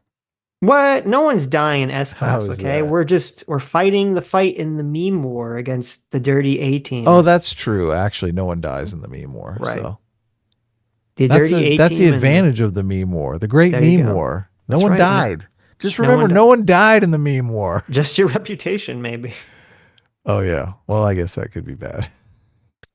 The Jack of some trades for 8 months says, Step 1, bring back murder emoji. Step 2, Doomer returns. Step 3, kick Doomer. Step 4, question mark. Step 5, profit. Happy New Year's, boys. Well, thank you, Jack. Yeah. Look, I like Doomer. I don't. So do I. Look, I messaged him, but he hasn't messaged back, so I don't know. Sad. Yeah. Libertarian Sasquatch for $5 says, it's annoying how every lefty's argument always reverts to, but think of the children, think of the goddamn children. It's funny that you say that. I feel like that's everyone's argument. That's the lefty's argument. That's the conservative argument. Isn't everyone's argument think of the children? That's a good point. Yeah, it is kind of think about the children. Yeah. I do. The argument that Cenk broadly makes is that like you don't have enough empathy. And that's not a great argument. No. Well, he's making the racist argument. You're racist, so you don't view them as human. So. Right. Yeah. Spencer Harmon. He could be right. That could be going on with Israel. I don't know. That's why I keep saying, I'm like, you need some evidence. You need like a bunch of evidence. Like if their whole goal is to just genocide them, as you say, I need lots of evidence for that. Mm-hmm. Spencer Harmon for 20 months. Thanks so much for being a member for 20 months. Spencer Harmon says, is it really an insult if you're only wielding the truth against somebody? If you're only wielding the truth. I guess if like calling someone like ignorant or evil or stupid. Is that what you mean? Maybe. I mean, it's still an insult, even if you're right. It's still an insult. Right? So. Yeah. Cyborg for 21 months. Thank you so much for the 21 months, Cyborg. Says Adam, Cenk is not anti-Hamas. He states that just so he can say that. Every other word out of Cenk's mouth defends Hamas's action. He is full of shot. Really? Well, look, if you have a clip, Cyborg, send it to me because I'm not aware of that. Yeah, I've watched a bunch of the Young Turks and they are pretty good about calling out Hamas's bullshit. So But if you have a clip of that, send it to me, and I'll change my opinion. Spencer Harmon always gives super chats in the comments too. So thanks, Spencer. Oh, really? Well, thank you, Spencer. Ostracy for $10 says, little behind, but notice how Cenk frames it as Israel's doing this because they don't want Palestinians to have a state, not because they were attacked. Yes, I mean, that is his framing is always around that, which I think is wildly missing the mark with it. And it really hurts his credibility to look at the situation objectively for people that don't acknowledge the legitimate security concern that Israel has. So, and maybe I don't know. Maybe the Yusuf guy is an unreliable protagonist. I don't know, but in that book, he really just digs into the security threat.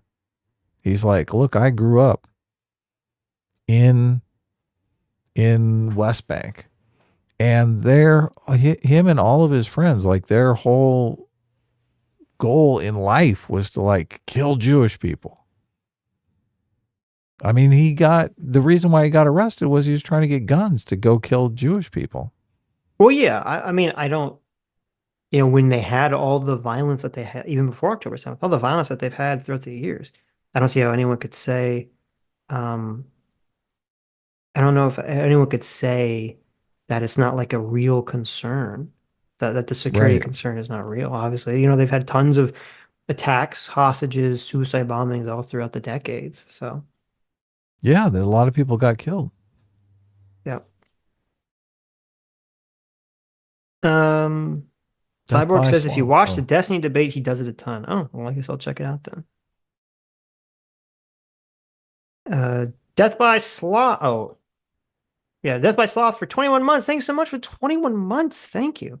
Says leftist argument. Quote, you can't criticize these people doing awful things because they don't have power, which is why you need to give them more power. That's a great point, Death by Sloth. Wow. That's a great counter argument. Is to say, well, why should we give these people power when they're doing all these horrible things because they don't have power? It's a great point, yeah. Yeah, I mean, it is you kind of got to give peace a chance before you got to build up your power slowly as trust builds over time. Right. Yeah. We'll have to remember that. It's a good dunk if you're ever in a conversation with someone, they say that. They're only doing that because they don't have power. Well, if they're this bad without power, why would I want to give them power? Yeah. You think power is going to make I mean, you're the people that think power corrupts everything, right? You think power is going to make them suddenly become magically nice? They do, though. They think like the reason that they're mean is because they are locked out of power. It's absurd, yeah. We're only 3 months away from the gold pyramid. The 24 months is the gold. The what? The gold pyramid. The highest tier pyramid. For the membership. Yeah. There you go. The solid gold eye. For the 2 years. Look at that. Amazing. Look at this. Vinny the Doorman for 17 months. Thanks so much. Says happy holidays. Hope you have a good new year. Also, well, thank you for 17 months, Vinny. Yeah, thanks. RBGH fan for $10 says people voted in Hamas is like saying people voted in Stalin. Quote, they love him. Why do they think they clap so long? Palestine is not a state with a government. They are a territory ruled by terrorists. Yeah, thank you for saying that. Yeah. Because, I mean, I do feel like that's kind of an argument that's overlooked by not Douglas Murray, not Charles Murray. Because, yeah, look, that saying puts it perfectly. Why do you think they clap so long for Stalin? Because they don't want to fucking die, right? Right. Yeah. I'm super skeptical of that. Like, yeah, they were cheering for Hamas in the West Bank. Well, they might have been in West Bank because in the West Bank, I mean, they don't have Hamas there forcing them to cheer. Right. So, they might have had Schadenfreude and whatever. Yeah, I'm sure they did. That's probably legitimate. But Libertarian Sasquatch for another $10 says, I hate that every leftist always reverts to think of the children. Sitch, think of the goddamn children. Adam, have you thought of the goddamn children today? They love standing on the bodies. Well, that is true.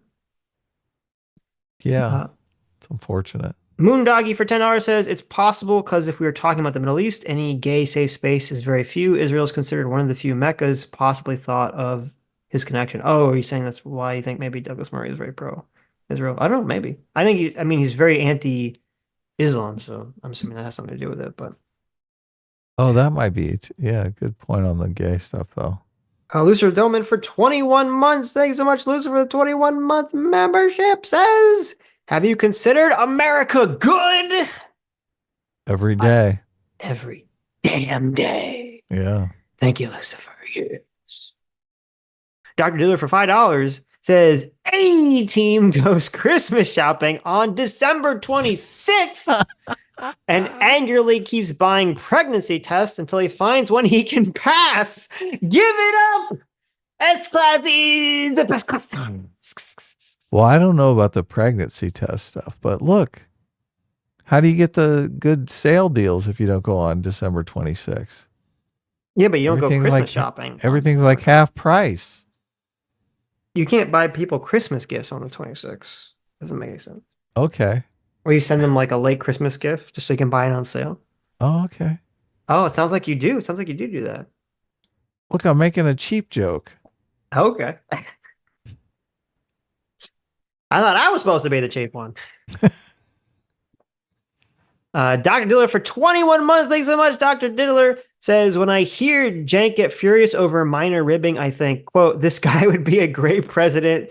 They'll never get blowback. The stress would probably kill him. I mean, that's a good point.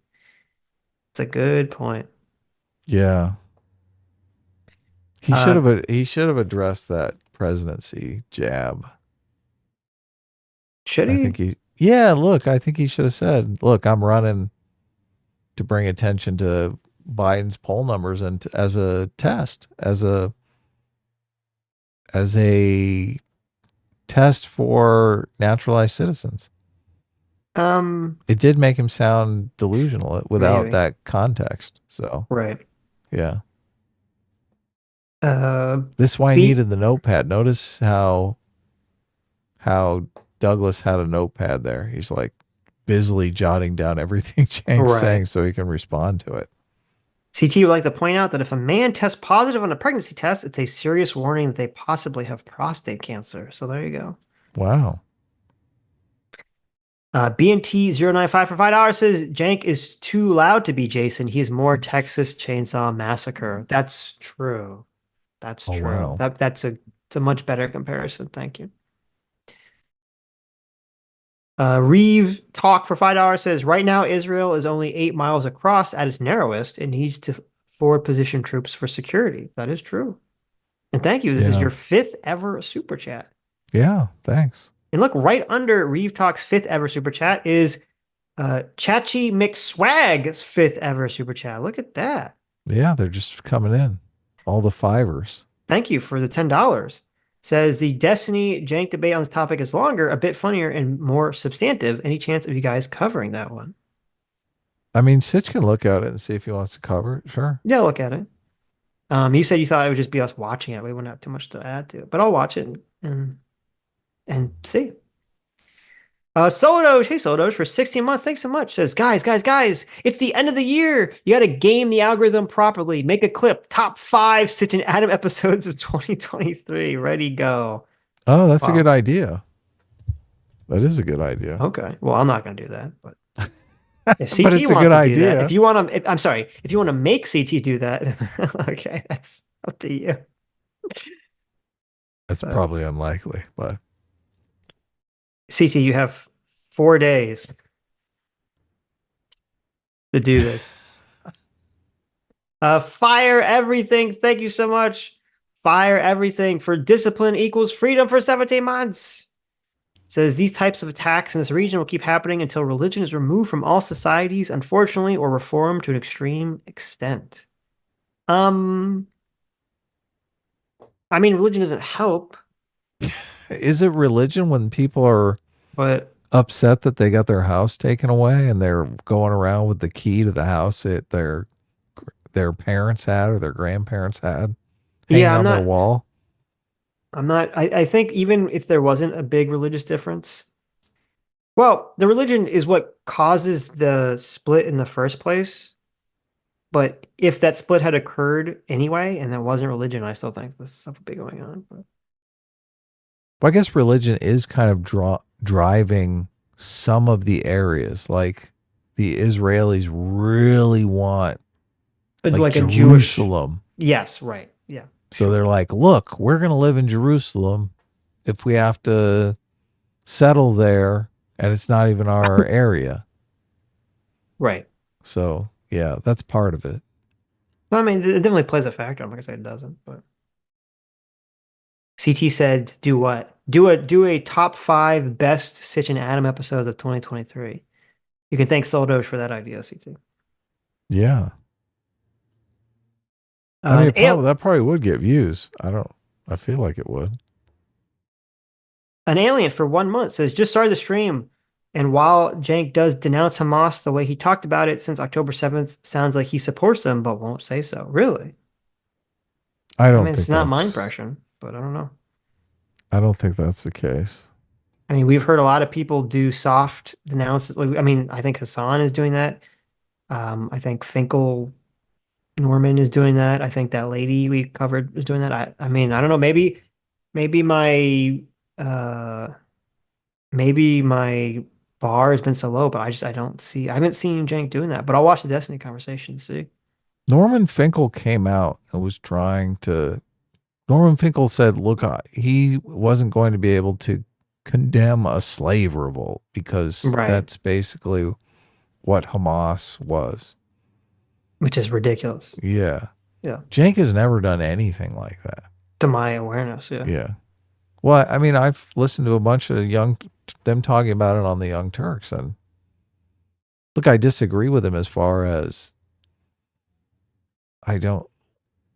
they often claims are made about Israel that I don't necessarily have evidence for, but that could be me. I could be my information bubble. Maybe I don't have the information. So look, I'll message Anna and I'll see if she can give me some articles to read or something.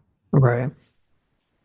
Liam S. for 18 months. Thank you so much. Says I'm behind, so I'm not sure if it was addressed, but Cenk's attacks version is open when he repeatedly says Douglas has a stunning lack of empathy. Was he talking about Douglas? I guess. I mean, yeah, I guess that is an attack, sure. Good Emperor for 16 months says, remind me, has Cenk ever talked about the Israeli civilian victims without evacuation or buts? I don't know. I had to go back and see what their coverage was on October 8th. I don't remember. Edward Sr. for $5 says, maybe the most ironic aspect of Cenk versus Douglas is that the surgical argument is bombing and the brute force argument is special forces incursion. You're right. That is an ironic thing, but there you go. It's a twist. What a twist. Drew the Dogman. Whoop.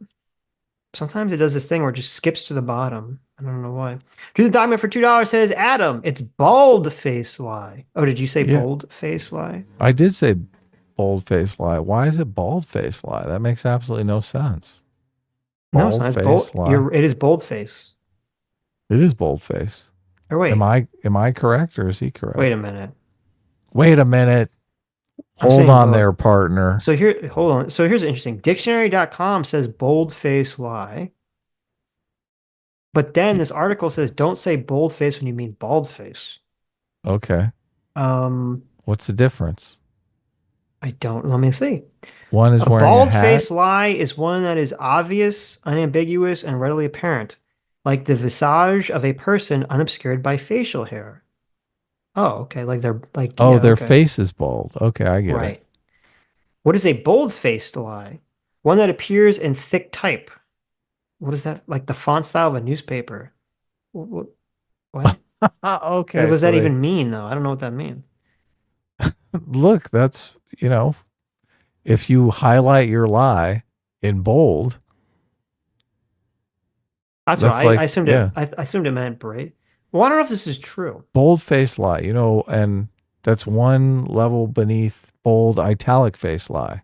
Right. Okay, wait a minute. Here, dictionary, Webster Dictionary. Is it a bald face or bold face? If you want a description for such a lie in the 19th century, chances are you would have opted for barefaced. Okay. It's a barefaced lie. Okay. But I mean that would go with bald face because barefaced, makes sense. Well, unless it's like a lie that's told to you by Winnie the Pooh. Ah, there you go. That's a barefaced lie. In the mid 20th century, it seems, though we can only speculate, that barefaced lie didn't sound awful enough, and the term bald face began to describe the lies and liars. Okay. You bald-faced liar. And then in the late 20th century, the term boldface got into the game. Okay, so that's a thing. Look, I'm in the game. The word had meant bold in manner or conduct. I mean, they basically mean the same thing. It was a word used to describe brazenly rude types. But in the second half of the 20th century, the word began to modify lie as well as liar. It's possible that what's all the new bold-faced lie users were thinking. The late 20th century was a type of increased intimacy with word processing and various typefaces options it permitted, including bold. So I'm gonna say you can use either or. I'm gonna say they're both acceptable. So there you go. I'm gonna say bad. I'm gonna start saying bad-faced liar. You're a bad-faced liar. Okay. What about dog-faced liar? Are you a dog-faced pony soldier? Yeah. There you go. Bad face. You're a bad. You just look like a liar. You got a bad face, liar. Yeah, but it doesn't. I guess, but it doesn't have the same connotation as bold or bald-faced, right? Bad face. I'd say in modern age, bold-faced makes more sense because, as they said, we're all used to typing shit and having bold fonts, right? They don't know what the word bold means. He's very bold, right? Of course. But bald-faced, I mean, I've never heard any. I've heard people say bald-faced liar. I've never heard anyone say you have a bald face. Like I've never heard that in any other context. It's a weird. It sounds too old-timey, doesn't it? Yeah, and whose face goes bald, ever? I mean, if you're doing cancer treatments, maybe I don't know. Oh, okay, I don't know. But normally, no, it doesn't. Mark Twain's Revenge. Thank you so much for the $200. Thank you so much. Thanks, Mark. Says, hope you guys are having a happy holidays. I think you guys should try to have Apostate Prophet and David Wood on for some no-holds-barred opinions of Islam. Let's face it, angering the Muslim world is an easy way to get views and subs. Also want to see you guys talk to the China show guy. Yeah, look, I've tried to talk to Winston from the China show. So a couple of you guys super chatted him, so it would be nice. He hasn't responded to my messages, but I'll keep trying. The Apostate Prophet, I just listened to a couple of his live streams recently, and yeah, the guy's great. The guy's a great content creator, so yeah, I'd love to have him on. And do you know David Wood from Microsoft? I think they live stream together, don't they? Oh, okay, gotcha. I think they do. Cool. Okay, well, check it out. Moondoggy for $10 says, wait, now I'm curious. What's the perfect genre for the first date movie? Horror movie, obviously. There you go. Why the horror movie? Because look, you're going to get scared together. You're going to have like a intense experience together. Like she might grab your hand and want to hold your hand during the scary parts. Look, there's all kinds of play going on here, Sitch. You got to learn the game. So the best way, Sitch's game, like I'm taking you to a children's movie. I'm gonna take you to a Weird Al Yankovic musical. No, I'll just. Oh shit! So, no. You're probably right about horror movie. If they're into that, some people just don't like it. But my experience, the best way to go from like being kind of awkward strangers into being closer, is doing something that causes a lot of adrenaline, like positive adrenaline. Yes. Okay. So like, going on like rides is a good thing. going, something like that. So if you can get that positive adrenaline from a movie, that would also have that same experience. So that'd be my, and this isn't just for dating. I mean, also for like friend groups, if you're kind of like meeting people to be friendly with the first time, you'd be surprised how quickly a roller coaster can like open up, uh, can really sever people's like initial awkwardness and become friendly with each other, in my experience. Yeah, yeah. No, look, So now yeah. you're thinking. Well, and also Now you're thinking. like you want, so for your first, well, I guess maybe not so much for the first date, maybe it's more for the second date.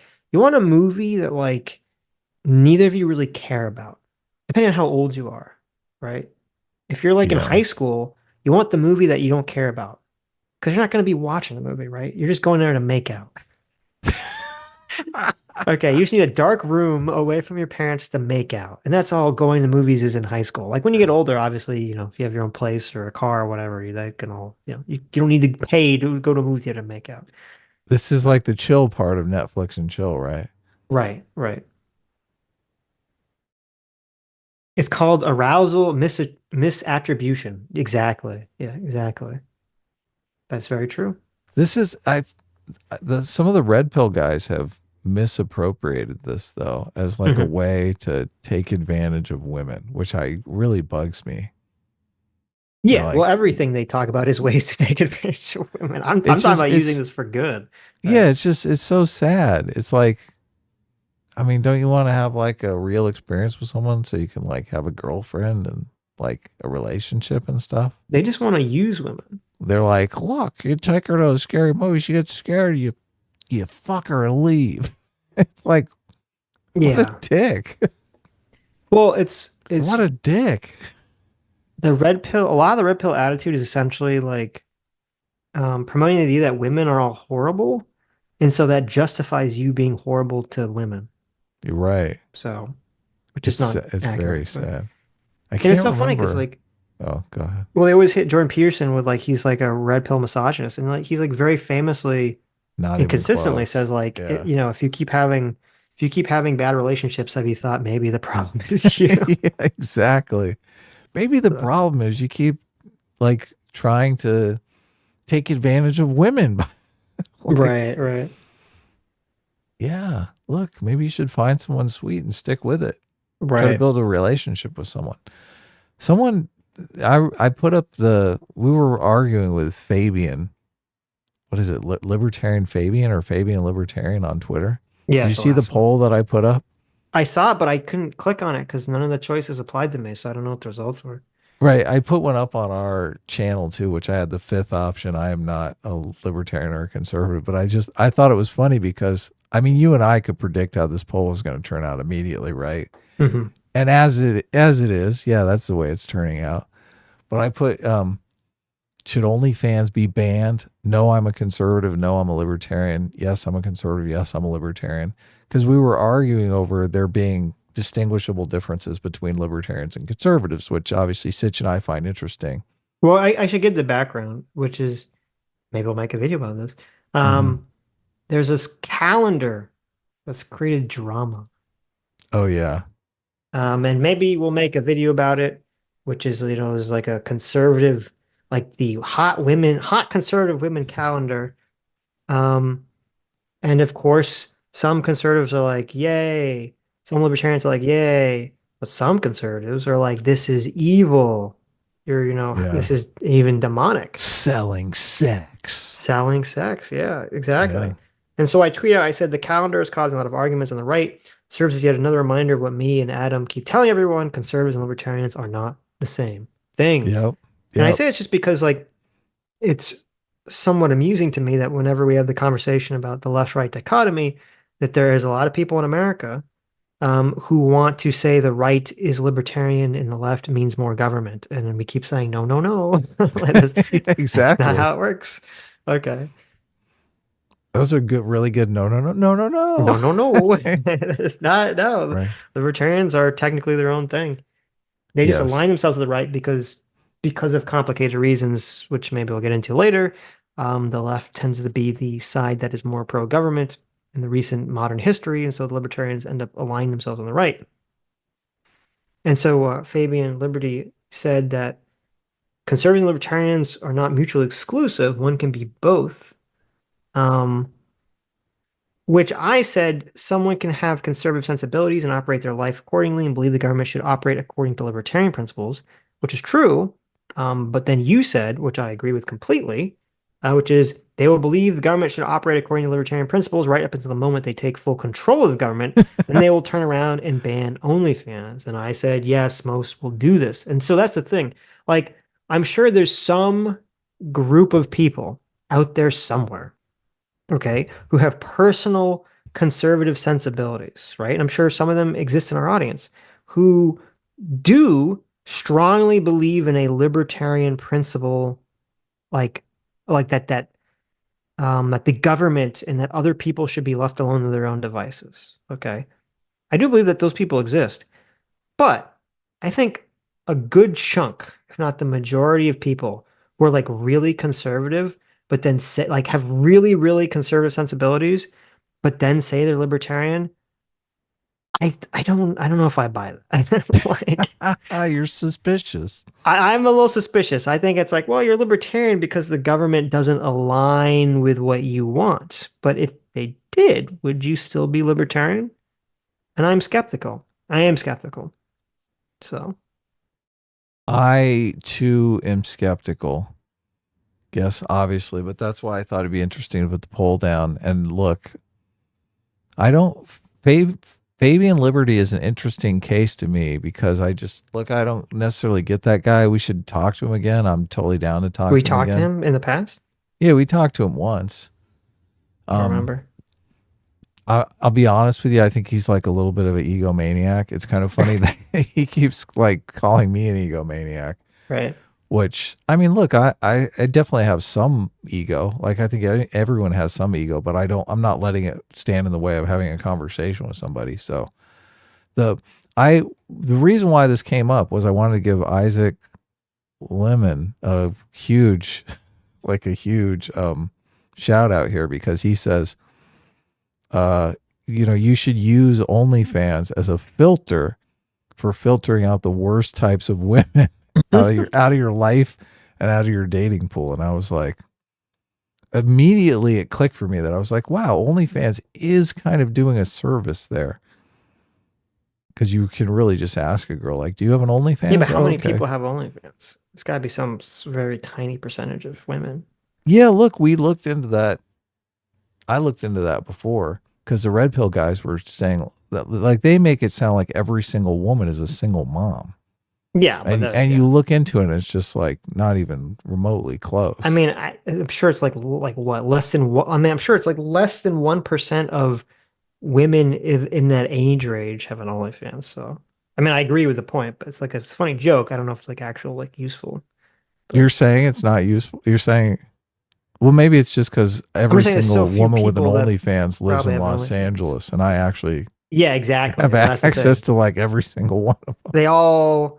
As Robert Downey Jr. says in Kiss Kiss Bang Bang, it's like someone took America and they held it sideways and they shook it, and all the crazy women fell into LA. Yeah. And all the sane women managed to hold on.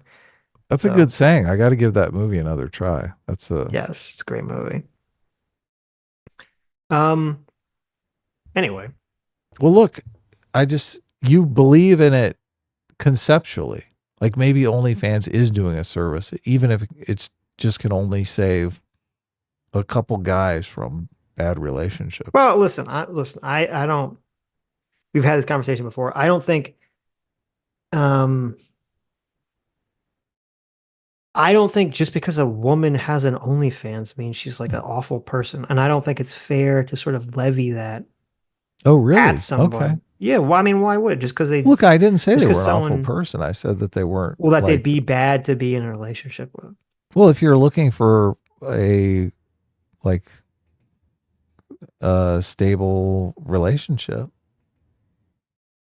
but I mean, I could be wrong. Look, it could be. Look, you could meet someone that has had an OnlyFans and they turn out to be perfect. Sure. Yeah, I don't know. I don't think it's fair. Listen, as as an individualist, okay, I don't think it's right to judge every single person. Say, well, they have an OnlyFans, so therefore, Look, they're bad to be in a relationship with. you've Now, I don't changed. know. I've never been in a relationship with anyone on OnlyFans, so I can't comment personally. But Look, you've changed my mind.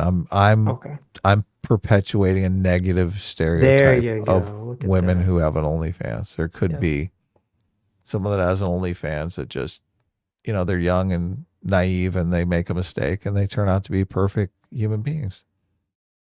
That could definitely happen. Yeah. Right. Right. No, I'm serious. Like sometimes I get accused of like people can't tell, but I am serious. Like I do think people fuck up in their lives, make mistakes, and totally turn things around. That happens. Like all of human endeavor is a testament to fucking up and saving yourself. I think there's anger, and I get it. There's two things that are Mhm. happening here: the anger towards um, OnlyFans people.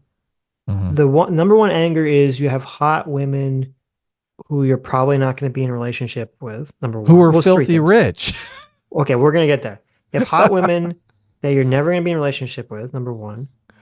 Number two, that it feels like that you're scamming people because a lot of it, as Oh I've yeah. been told, I don't Oh pay for yeah. this shit, is that people get like private messages or whatever from these OnlyFans people.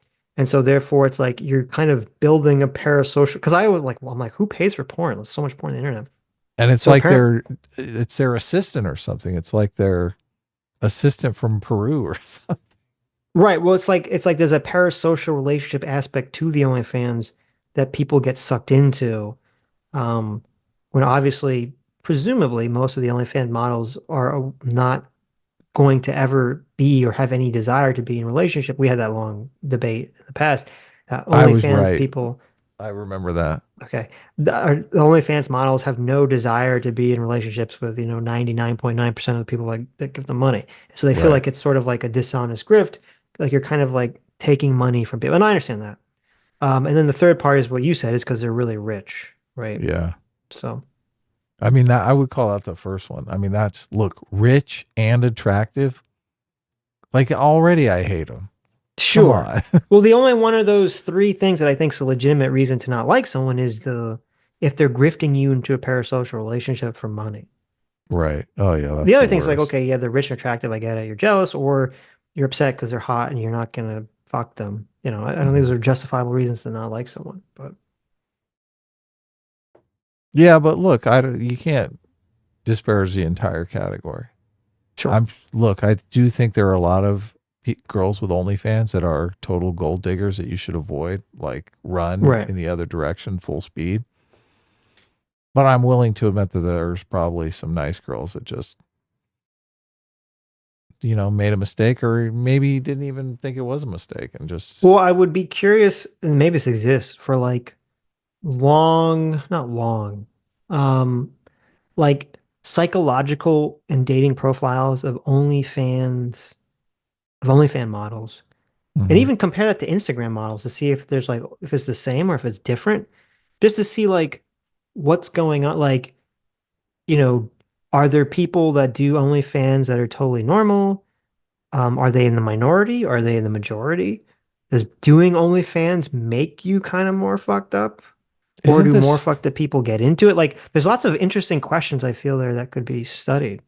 isn't this study taking place on whatever podcast? I feel like that's the No, entire goal of whatever podcast. no, that is not. So whatever podcast is awful because what they're doing is first of all, they're like selecting like the worst people they can.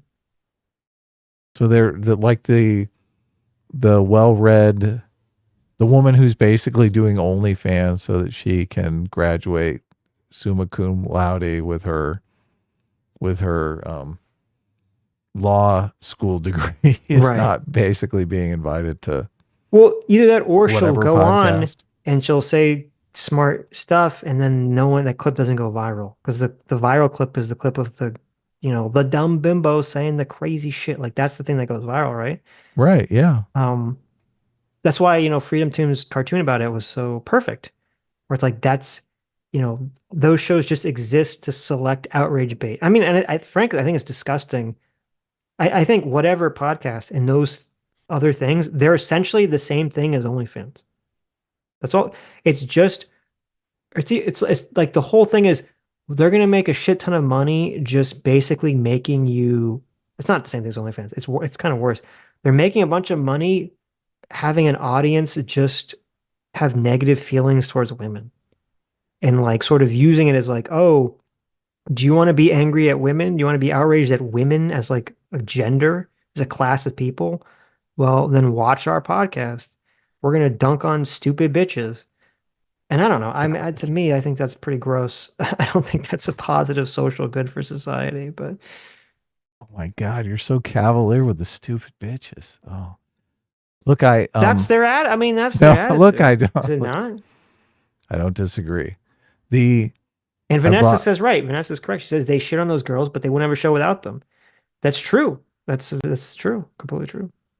So I sent you a tweet. Let's do like a 3, 2, 1 on this. Actually, which one are we going to do? The right one or the left one?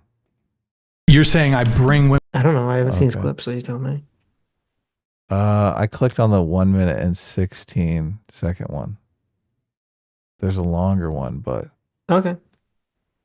Let's do the longer one because I think the 128 one. Yeah, I think.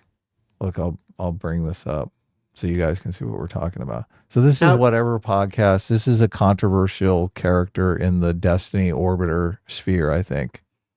Was it Eris or who was it that told us that all these girls that go on the Whatever Podcast, they all like get a bunch of OnlyFans subscribers whenever they go on?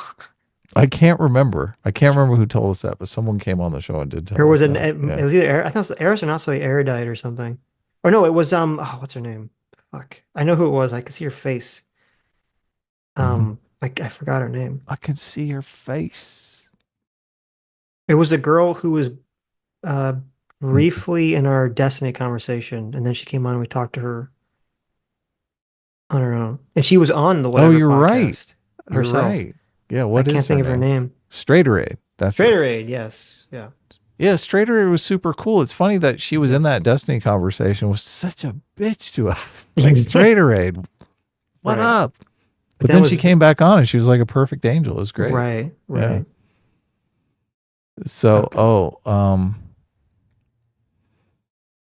yeah, okay. Am I clicking this thing? Which one do you want? I guess we're doing the second one. I even saw that. No, let's do the first one. Okay, Adam, make up your mind. You're saying where are we going out? You're saying next? Well, we might do them both. I thought we'll make. Okay, so obviously they could be in order. So let's just watch the first. I think her name is Lav, and she's responding to. Like the tweet says, since the Whatever Podcast is going viral again. So she was on Whatever Podcast, and this is her responding. Okay. She's dressed like a 1960s feminist. She said she would come on our show. I responded to her, but she said, sure, DM me. And her DMs are closed. I'm like, okay, well, what's the best way to DM you? Right. That's funny. Look, maybe she's just messing with me. I don't know. So I'm ready on the first clip. It's 1 minute and 16 seconds just to make sure we're on the same clip. 3, 2, 1. 3, 2, 1, go. You're saying I bring women on to what? You bring on uneducated, unself-aware women. What? False. I have a master's degree. I'm not false. uneducated. I'm not just, fake news. Disavow. I'm not saying that every single woman is, but that is the whole model of the show: is that you bring on unself-aware women, you bring on uneducated women. That's not true. So that you can laugh at them, and so that the chat can laugh at them. Didn't you message him asking to be on this? Though. Yes. So I could say this. That's all you wanted to say. Well, I'm sure there's more you have to say. There's a couple things. I certainly reject your assertion there. Then what's the objective of the show? What's the objective of the show? Yeah, why are there so many clips going around of Gorlock, the destroyer of worlds, and why are there so many clips of young blonde women saying very dumb things in very little clothing? Well, let's not discount the brunette women who are saying dumb things too. But them too. So we're not clipping. But you know what's clippable. Huh? You know what's clippable. Oh, I know Listen, exactly what's clippable. Wait. But you're asserting that You still know they're going to do it. Well, you're asserting that I'm making the women look dumb. However, we're not. You have this measure of plausible deniability in which you can reject that you're doing that, but everyone knows it's what you're doing. That's what this platform is for. Okay. I mean, that's true. Who's denying that except for this guy in this moment? Because it looks he's just Chad Yes it. He should just say, okay. I mean, yeah. Right? I mean, it's obvious. That's what's happening. Yeah, and I mean you're selecting the women. Like, even if he is not doing the selection process, the audience is doing the selection process, just like you said, because nobody wants to see the smart. Look, it's bad enough that she's a knockout and rich. Now she's got to be intelligent too. Jesus Christ. Who wants to see that? Right? Yeah, we know why the audience is there. They're not there to see women make cogent, well thought out arguments about philosophy of the world or whatever, right? Right. So she I think is like a total villain. Look, I don't have a lot of experience with I don't know anything about her, but Lav content creator, yeah. So maybe she is a total villain and I don't know about it. Mm-hmm. But I thought this clip was a little based. I was like, look at this. And then the women are like, well, you wanted to come on the podcast too. And she's like, yeah, to say this. Mm-hmm. Call him out. Are we going to watch the second clip or does it matter? Do you want to watch it? Sure. No, I mean, we already got the gist of it. So I think she accuses him of sharing the Freedom Tunes clip. And he kind of just, denies it. Oh, whatever. Yeah, who cares? Okay. Soldoge for $2 says Captagon digivolve to Hamasamon. Wow. I was thinking the exact same thing, Soldoge. What is how's that work? You said Captagon sounds like a Digimon character. Oh, yeah. It does, yeah. Shape of. Was that Digimon? No, you're thinking of Wonder Twins. Oh, yeah. Wonder Twin power activate. Shape of waterfall. Form of rhino. I mean, Jesus, Adam. How old are you? You're thinking of the fucking Wonder Twins. My God. Oh, yeah. Super friends. Awful. Bob and Go for 17 months says, looks like I missed the debate review, but really what's there to say? Jank lives in a cartoon world. There you go. Gauss Janus for 21 months. Thank you so much for 21 months of support. Says S-Class is the best class. Jeez. So mean. There you go. Maritime McNulty for $5 says, how is Israel going to prevent another group like Hamas from taking over Gaza after? Even if Hamas is defeated, I'm worried about a power vacuum. Well, first of all, thank you for the first ever super chat. Look at that.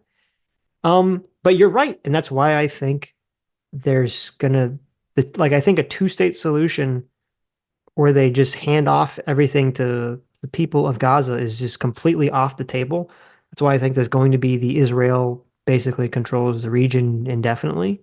Because, yeah, there would, even if they could have some magic, if Israel had a magic bullet gun that they could shoot, and it would shoot a magic bullet that would just kill all the Hamas people, like, yeah, would that really change anything 20 years down the road, or they would just be in the same place that they are now, again, with a new crop of whomever taking charge? So I think that's why Israel will basically have to take over the region or the area and just kind of make sure that can't happen again. And it's going to be a very uphill battle. It's going to be crazy. They're going to get hit with the apartheid stick even more than they're getting hit with, and there's going to be lots of internal terrorism. So yeah, it's just a wicked problem because you think they got to get in there and change up the schools, right? They can't have these schools that are full of people teaching that Jewish people are evil incarnate and making all these weird stereotypes up when there's absolutely no Jewish people around to counteract those. But at the same time, if the Jewish people are in there basically running an apartheid state, I mean, they're going to play into all those stereotypes. Right. How's it going to solve the problem? True. They're going to be like, look, you're you're here in re-education camp. Here, the Jewish people are nice, right? That's not going to work. It's a fucked up situation, Sitch. It's very, yeah. I know. Why is someone randomly spamming Bible passages in the chat? Look, because you need it. They know. I need it? Okay. What do you mean? You're the atheist here, motherfucker. Oh, you're right. Maybe it's for me. Yeah. Maybe it's aimed at me. You're the atheist. Though I don't really put a lot of faith in the Bible, so maybe we both did it. Yeah. I mean, some of the Bible's good. Sure. There is the... I almost made an incest joke. I'm going to stop. Uh-oh. What were you going to say? No. What were you going to say? No. I almost got myself in trouble there. Say it. Say it. Come on. Come on now. Incest in the Bible? I know. It's so weird. Where's there incest in the Bible? When you read, you don't know the story of it's Moses or Lot, where they believe that world is going to come to an end. So the daughters decide they're going to get their dad drunk so that he can impregnate them. I thought that was Noah. This is a master plan. You're going, what? What the fuck is up with the Bible? Oh, it was Lot. You're correct. Yeah. Oh, you looked it up? Concerned for their father having descendants in Genesis, Lot and his daughters flee from Sodom and Gomorrah. They take shelter. Lot's daughters get him drunk and have sex with him without his knowledge. The daughters believe there is no man left alive and conspire to get their father jumped to conceive a child. Okay. So what? Look, imagine reading that as a young child. So like, what? So were they punished, like, or something? Like, yeah, Lot got super pissed when he sobered up. Well, I'm trying to think of, like, from a parable perspective, what is the point of the story? Like, I'm assuming there was some bad thing, so like incest is bad, like, right? That would be the parable. I think the incest is just incidental to the story, to be honest with you. That's what's so bizarre about it. But I mean, I'm going off my memory from. Let's see. Let's look it up. I remember reading this as a child and thinking, right, this is some fucked up shit. And then no one ever like mentions it. Well, also, weren't those the daughters that he was gonna like give to the mob to like spare the angels from being raped? Yes. Yes. Listen, girls, you gotta get a better fun. Okay. That whole family dynamic seems real fucked. There's some wacky shit going on in Lot's household. Okay. Let's see. You're right. It doesn't. There's nothing that they just say. It's just a thing. It's not like the moral of the story is like incest is bad, kids. It's just like, oh yeah, incest is just everyone does it. That's so weird. That is real weird. You're right. I assume there'd be some like incest is bad, like G.I. Joe, like the more you know. G.I. Joe, don't have sex with your family members, right? But it's not. It's just like, oh, and then that happened. You're like, why is this in the fucking Bible? Like, yeah, they couldn't edit that out. They didn't realize there was something funky going on there. That is real bizarre. Okay. Interesting. Well, a lot of the Torah, also known as the Old Testament, is not like it was a bunch of different tribes of people came together and they kind of just like merged all their various collection of like stories and myths. So maybe that's why there's like weird shit in it like that. You're like, oh, it doesn't have to be in there. They're like, hey, that incest story that you liked so much, like there's no real place for it here. They're like, oh yeah, just put it in with the Lot stuff. Well, where? I mean, just work it in. They needed an editor like, why don't we get rid of that? Yeah, like some of the chat says, Yolk Explode says, the wife got turned into salt for feeling bad for a second for the people getting cremated, but the daughters taking advantage of their dad get off scot-free. What's up with that? Yeah, see, look. True. Moral quandaries all over the place. What's going on there? Okay. Come on. Anyway. It's so weird, like this is the plan that they hatch.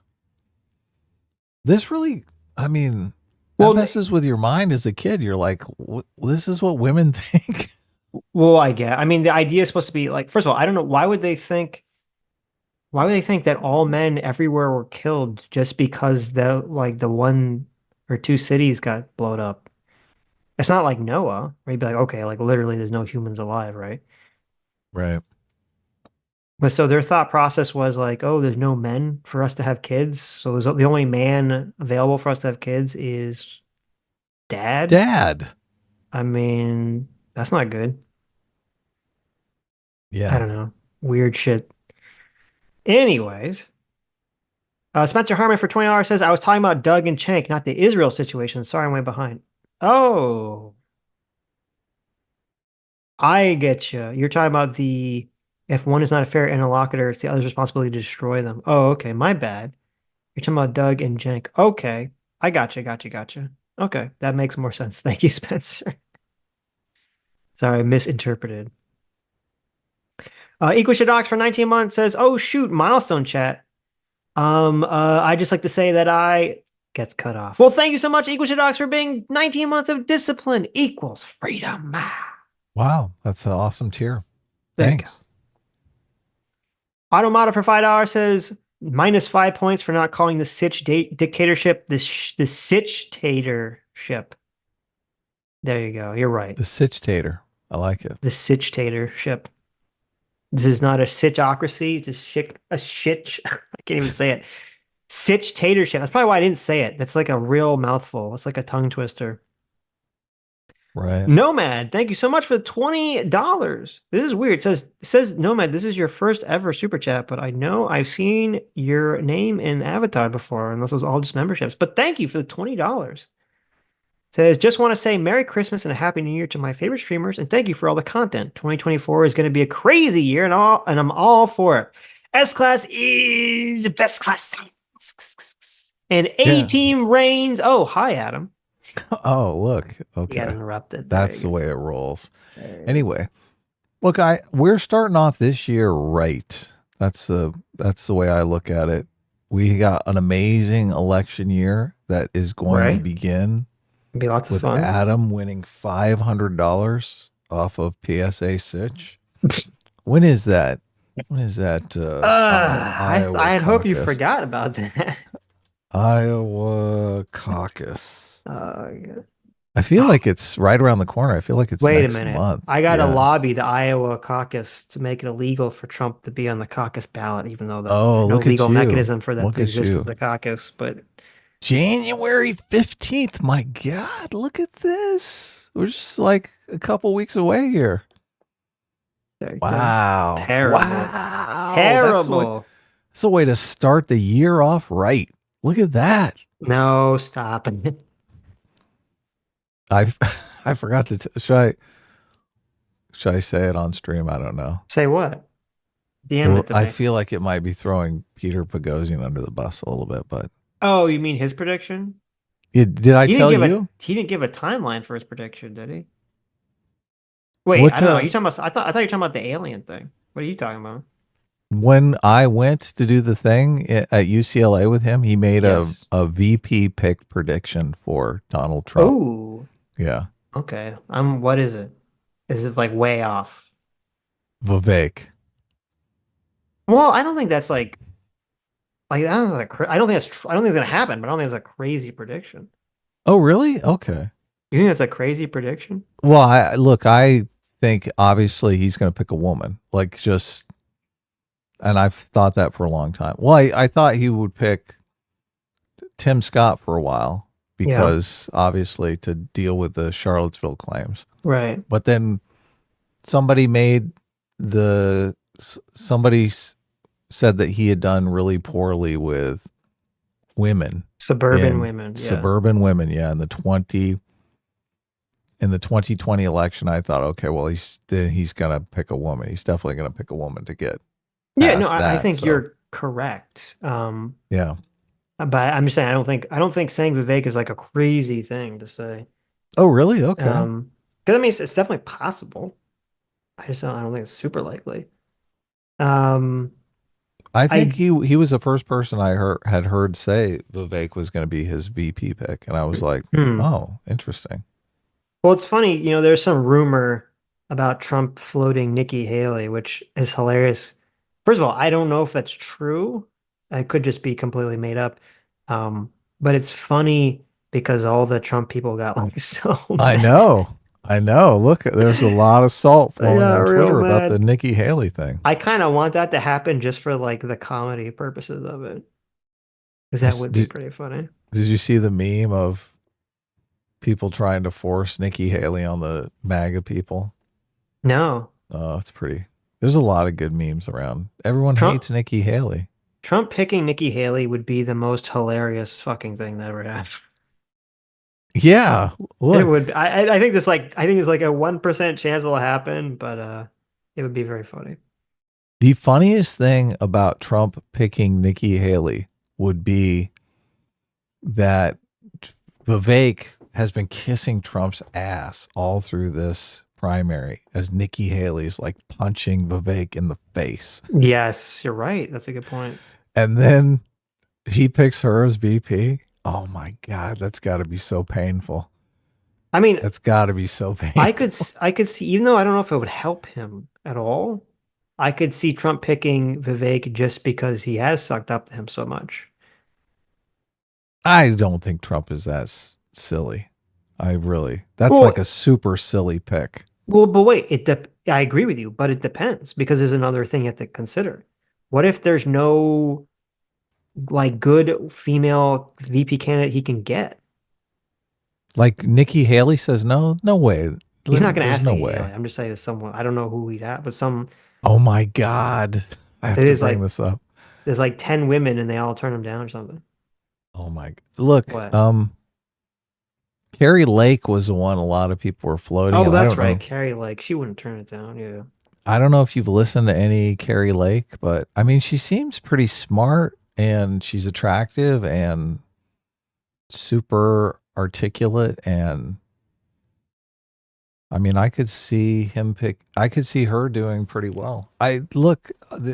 Everyone has talked about, I've only heard Carrie Lake mentioned on progressive media, and they talk about her like she's Satan incarnate. So I don't think I've ever heard her talk, so I don't know. I don't have an impression about her. So look, I'm going into hearing her talk with this whole progressive, trying to belittle her for as long as possible. But when I actually listen to her talk, I'm like, okay, well, she's very smart and attractive and well spoken, and I could see her helping Trump get reelected. I don't think she's attractive. But...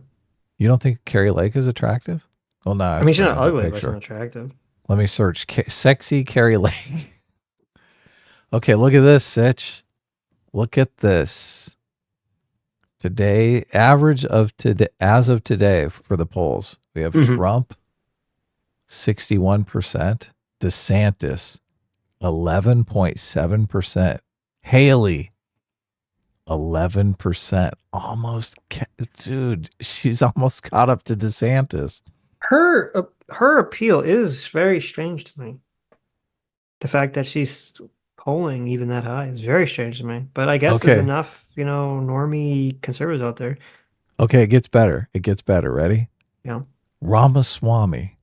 Look, and everyone accuses us of having Vivek derangement syndrome, which I think is hilarious, but this is going to add to that.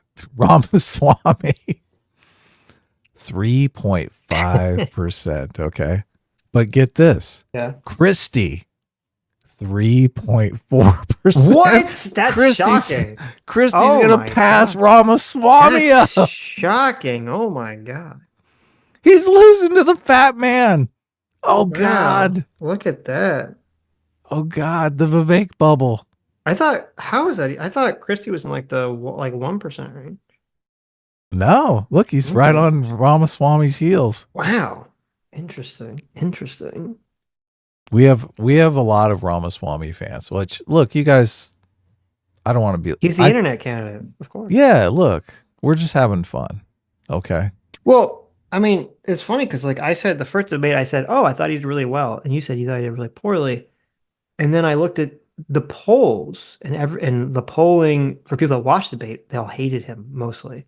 Right. And I said, oh, that's fascinating. And then I sort of reassessed. I said, oh, I get it now. It's because he's like this young, he's too young. He's like this young whippersnapper who doesn't like you have to remember most people watching these debates, they're not like you guys. They're a bunch of Right. old fuddy-duddy conservatives in Yeah. their fucking chairs. They're lazy boys watching the shit.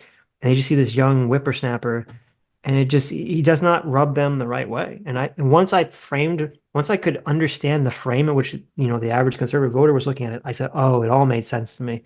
And then I started evaluating him through that frame, and he just did awful.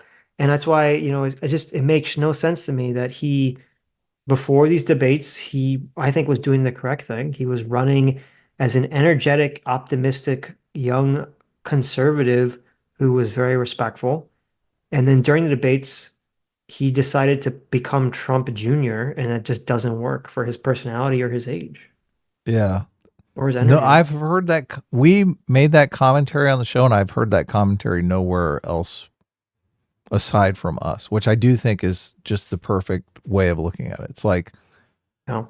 young guy being disrespectful is completely different than Trump, the seasoned businessman being disrespectful. Yes. Yeah.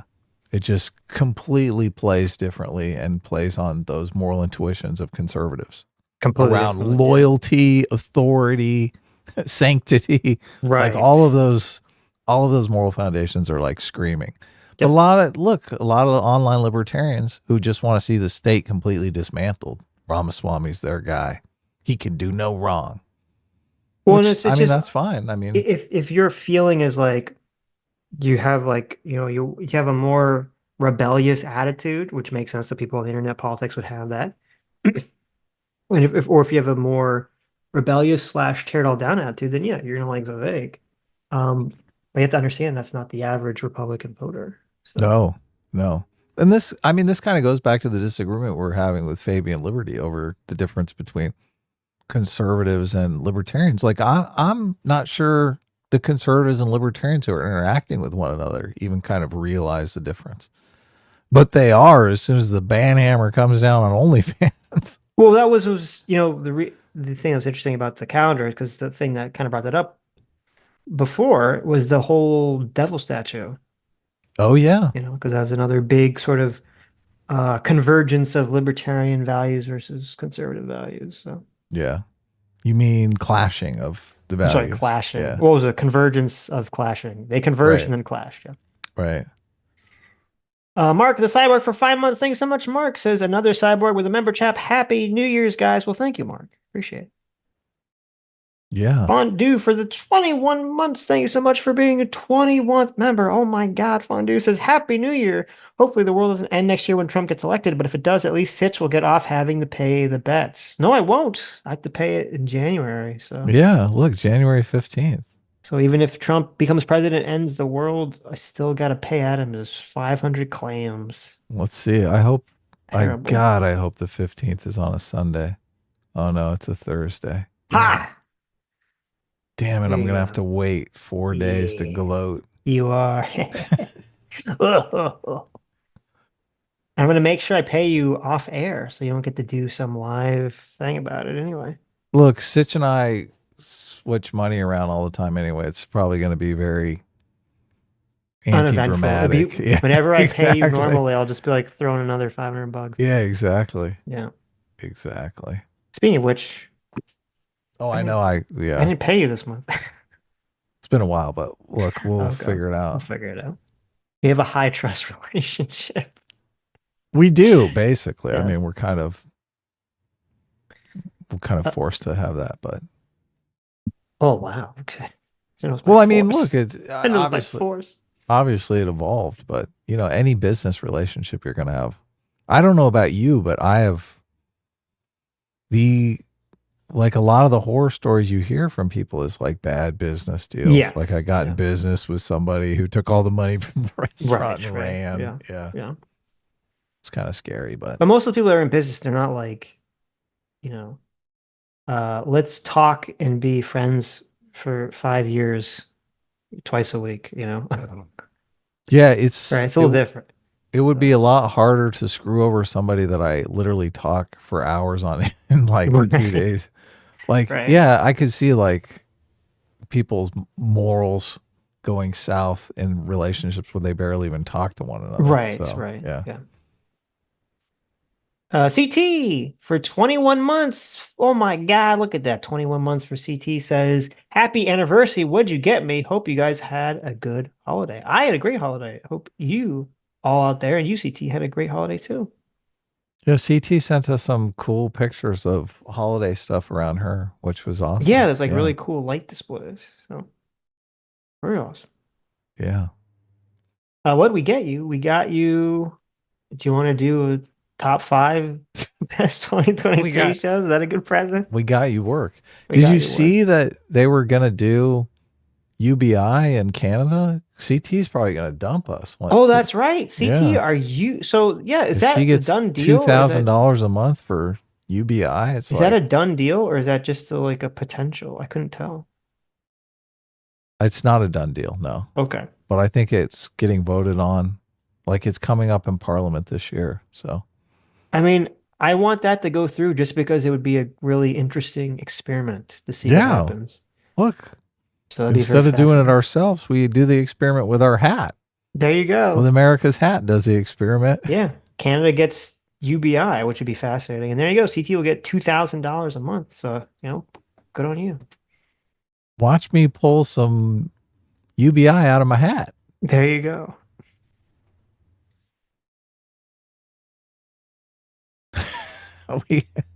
we got you work. There you go. CT says top 5 will be easy to do. Boom.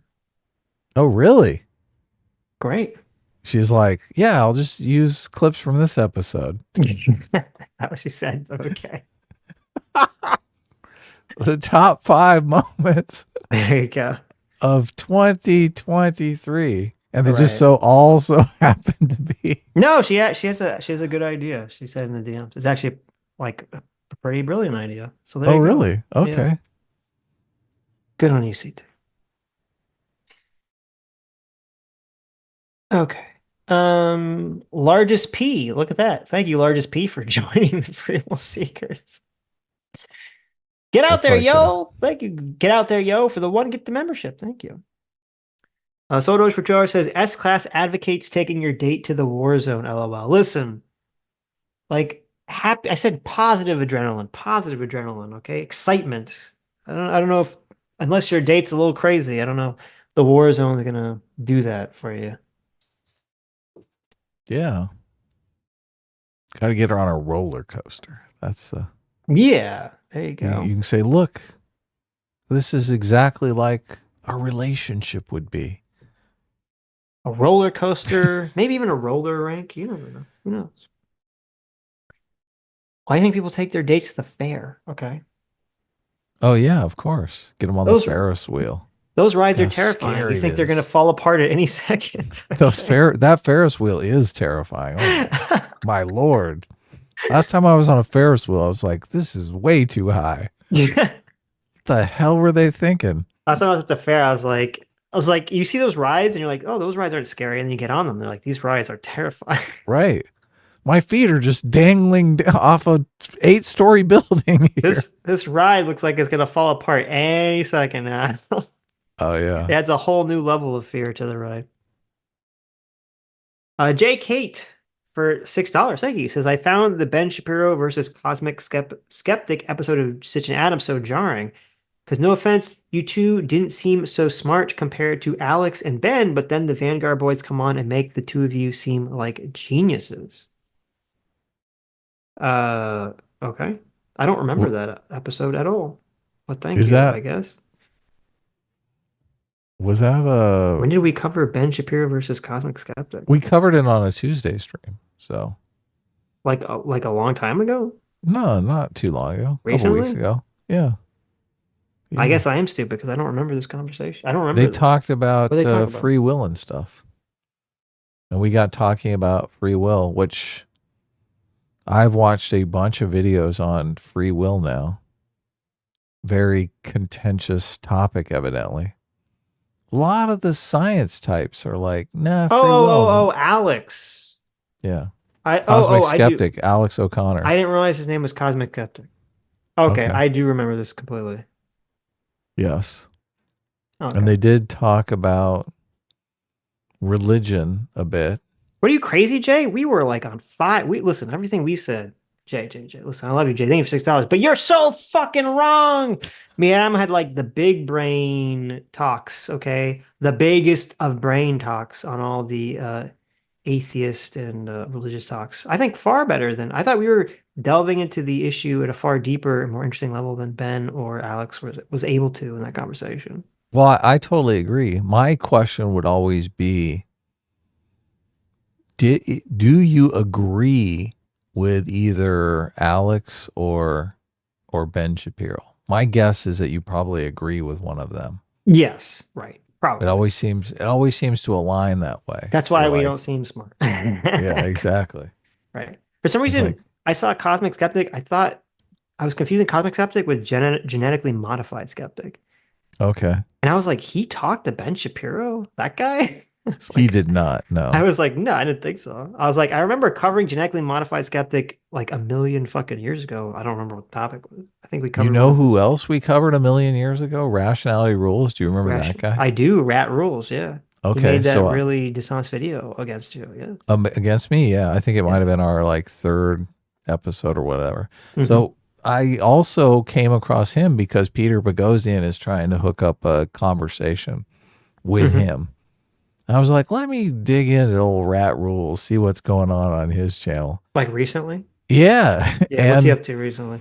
Okay, his channel kind of fell apart because he got embroiled in the trans women in sports argument, right? Uh-oh. I know.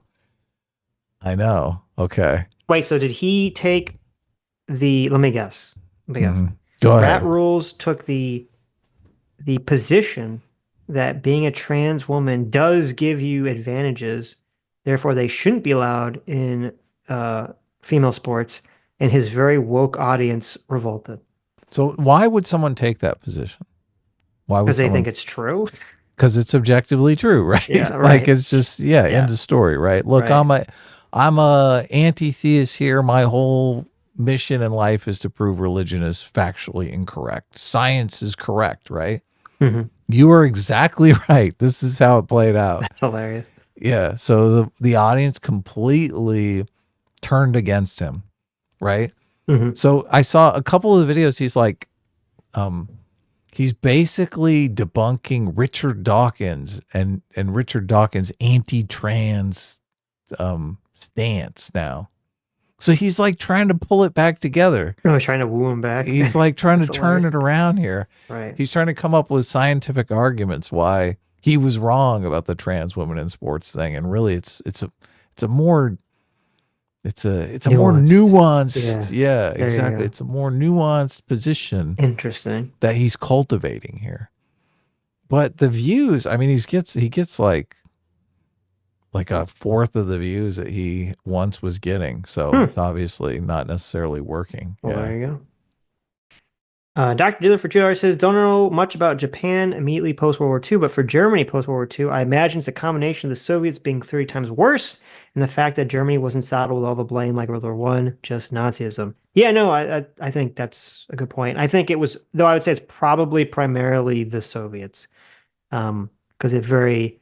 it basically incentivized the West to treat, West Germany like well, because it then like we were kind of like, oh, we don't really care about like getting revenge on you. What we care about is like sort of like defeating communism. The ideology, The ideology from a propagandist perspective. So let's try to build up this to make it look awesome as, East Germany just falls into shit.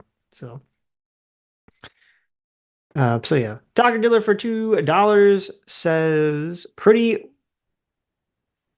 worth remembering that the Nazi Party only held 33% of the Reichstag seats in the last verifiable free election, combined with the Allied efforts to show the extent of human misery perpetuated by the Nazis, including forcing German and Austrian citizens to walk through the camps and see the bodies. And you can see why Nazism became a no-no. Plus, we rebuilt our economy with generous loans pretty quickly.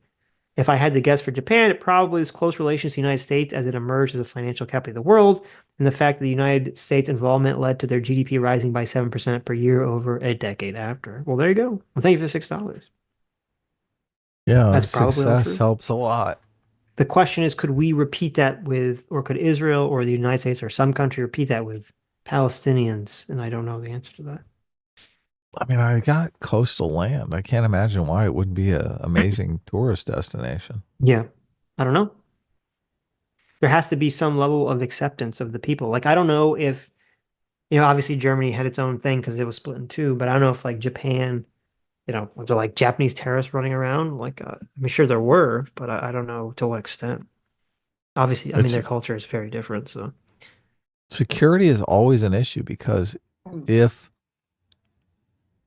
like people are gonna rebel and get in trouble and all kinds of stuff, and it's just like if it's Israeli forces, that get your kid in trouble with the law, regardless of whether or not your kid is innocent or guilty, it's gonna turn the population against the security forces. yeah, I agree. Yeah. I hope it's not, there's a dark idea here, and I hope it's not the reason. And I hope it's not that you basically have to beat the population into submission before that redemption arc takes place. Japan with the nukes and, Germany with all like the massive bombing. So I hope that's not I hope that's not the reason why, but I mean, aren't we already there? Have you seen some of the bombing? you would think we were with Gaza, so yeah. It's so sad. It is. It's horrible. It's like 90% of the structures are destroyed. There's nothing for these people to go home to. That's what's striking me about sort of like even more than loss of life is like how I think there's an argument for the not precision of the bombing. Is like, how could there be that many tunnels, right? Or that many targets? Well, yeah, look, if you want to make the argument that they're trying to chase them out by making it just inhospitable, unlivable, I think there's some evidence that could be the case. No one wants to make that argument because obviously it makes Israel the bad guy. Horribly immoral. Well, I guess, look, there are people, obviously progressives are making that argument. This is why kids are blocking freeways and stuff like that. They're making that argument. So, yeah. Those kids are so fucking stupid. Blocking freeways? I know. Nothing like, that's the way to turn people against your cause, right? I wish I could be a fly on the wall of that meeting. Oh, I know. I wish I could be in that meeting just so they could be like, we're going to block an airport entrance, like around some of the busiest, holiday flight times. Right. Right. And I just want to be the guy like, won't that just piss everyone off and make them hate our cause? Just to hear them rationalize why that actually is like going to help their fucking cause or their movement. Bitch, that's going to get you killed. That's going to make everyone hate murdered. Your fucking guts. Are you retarded? Like, this is so stupid. Yeah. Zoke for $2 says, quote, "You're a sad, strange little man." Buzz Lightyear, probably. That's true. That's true. Douglas Murray totally Buzz Lightyear Cenk. You're right. How did I just miss that? That's funny. Did Woody say that to Buzz Lightyear? Buzz Lightyear says that to Woody when Woody's trying to tell him that he's a toy. Oh. He says, "You're a sad, strange little man." Yeah. President Uyghur for $2 says, "The obvious way to address problems is to solve them." There you go. Yes. True. That's true. That's a good point. Everyone can get behind that. Vosh, look at that. Vosh for $2. Always has very cogent super chats. Says, "I'll take a double, triple Bossy Deluxe on a raft, 4x4 animal style, extra shingles with a shimmy and a squeeze, light axle grease, make it cry, burn it, and let it swim." There you go. A nice little SpongeBob reference. Animal style? They have that on SpongeBob? That's an In-N-Out thing. No, it was SpongeBob. I'm assuming you've never seen a single episode of SpongeBob. No, I've seen some SpongeBob. You know, he works as a fry cook. So that was Yes, yeah. I forget the character's name. There's some like really big fat guy who's like Got the Krusty Krab, a right? Krusty Krab. You're right. There you go. Yeah. You do know about it. Or he gets like a Krabby Patty. Yeah, look at that. You know the SpongeBob. I'm impressed. Fuck yeah, look. Okay. He lives on a pineapple under the sea. Look at this. You never seen Home Alone, but you know about SpongeBob. What's up with that? SpongeBob is the ultimate optimist. That is true. Yeah. That is true. So what happens? CT for $2 says, since we're talking about plants, back in like 2017, DC got me a little cactus and a keychain. There's lore, it's fine. I moved last year, left it with a friend, and they killed it. I told him he got me a new one for Christmas. Well, that's nice. Look at that. That's amazing. CT for $2 says, it was an accident though, not homicide. The wind apparently blew him over and my friend tried to but couldn't. I can't say the cactus's name because it's just DC's real name with Junior at the end. There you go. Cactuses sometimes are finicky. I've killed several cactuses in my career as a green thumb. It's funny, you'd think they'd be extra hardy because they're cactuses. Right. Yeah, no, you can drown them pretty easy there. Oh, well, yeah, you could overwater them, I'm sure. That makes sense. Yeah. Well, that was the problem with the plant I had, the snake tongue plant. Like, it's real easy. It's like super finicky to over drown it, or to overwater it, I should say. Yeah. Susceptible to mold. Right. CT for 2 hours says, Adam is right about horror movies being good date movies. Fun fact, I was never into horror movies until my ex got me into them. Yeah, the man knew what he was doing. Yes, he created a monster. LOL. LMAO even. There you go. Yeah, no. Horror movies.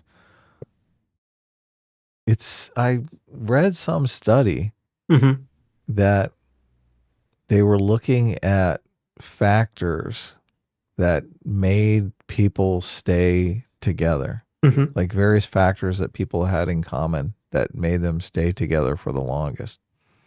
And a love of horror movies was the highest ranking factor. Really? For people staying together. That's and I was so like, weird. Yeah, I was like, well, that's just fucking weird. Like, so if you like horror movies and you meet a girl that likes horror movies, you should marry that girl. There you go. Yeah. I'm in trouble, I guess. I don't really like horror movies that much. I'm not a big horror movie fan either. I mean, look, occasional horror movie's good, but I'm not one of those fiends that is like, oh my God. Right. New horror movie, I have to see it. Don't girls psychologically react to like fear very different than men do, than boys do?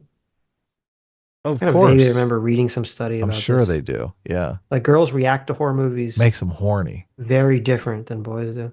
I don't know if it makes them horny, but that's where the horror comes from. I think in horror movies. What are you talking about? Okay. Dr. Diddler for $3 says, arguing with libertarians is a mistake. You could have a God-tier understanding of many libertarians, and Tree of Liberty 36 will roll up and say, actually, no libertarians think this because my crazy fork doesn't. That's true. Doesn't sound untrue. I think that's accurate. Yeah. Stug for $5 says, quote, women should be thin, sort of stretched, like butter spread across too much bread. Red Pill Baggins. There you go. Red Pillbo Baggins. Thank you. Thanks, Doug. True. Dual Ben for 4 months says Pizza Hut is going to fire their drivers in February in California. Why? What's going on? Pizza Hut is firing drivers in California? What's going on? Ouch. In February. I don't know. See.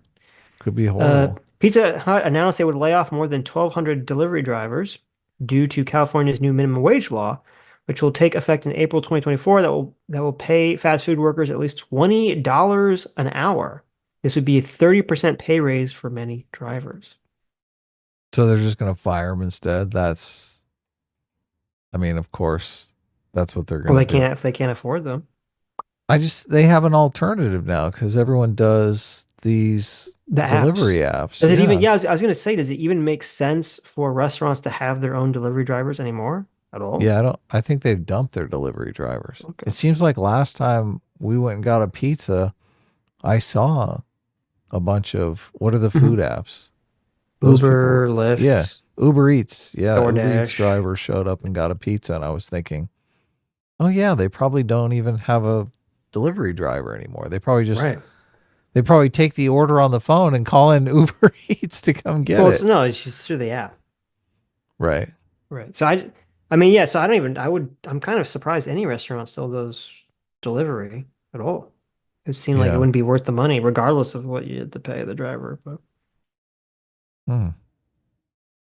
Cyborg for $5 says, I just remembered in the Destiny debate, Cenk excuses Hamas using human shields because they're not allowed to have military bases. Well, that's not a good debate, or not a good excuse. What happened? In the Destiny debate, Cenk excuses Hamas using human shields because they're not allowed to have military bases. Oh, yeah.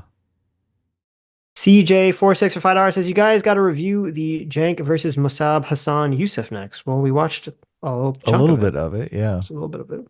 But they don't really interact in that debate. Yeah, because I scrubbed forward and it was like, so Mossab had another like minute or two that he talked, and then after that it was that third guy, and they never went back to the Cenk or Mossab. So CT for 2 Canadian says, no, you call it a dictator sitch. Oh, there it is. That's like perfect. Dictatorship. A dictator sitch. Right. When I'm dictator, it's a dictator sitch. Perfect. See, this is why in the dictator sitch, CT, you're sticking around, okay? I need you on my staff. You need to be part of my cabinet. CT knows what's up. She's got the good ideas. Zombie Squad for 17 months says, quote, my daughters cooked me while I'm a... What? Quote, my daughters cooked me while I'm a pillar of salt is my favorite manga. Oh, God. That's hilarious. That does sound like a fucked up manga title. So. Ouch. And then they cucked her, I guess, because they fucked their own father. A Very to Forest for $10. Thank you. Says, I don't get the abundance of empathy for OnlyFans creators or the lack of it from the guys suckered into it. Why can't you make fun of someone who makes personalized videos of their beehole for $5? It's not like modeling. Well, I think you can make fun of it. I think the like visceral hatred people have some people have for OnlyFans models is over the top. If you want to make fun of them, of course, go right ahead. So yeah, and I mean, I'm an advocate for people getting married, and so like if you can make something work and it's a good relationship, just because they've had an OnlyFans at one time, like if you're past that and it's not making you jealous and they've moved on with their lives, I don't know if you want to date a girl who's actively doing OnlyFans. I mean, that's kind of a different question. So, but I find it hard, and this was kind of what I was thinking was just like, you're done with them. I believe in there's redemption for people, so I find it hard to just make categoricals. Sure. This person's irredeemable, right?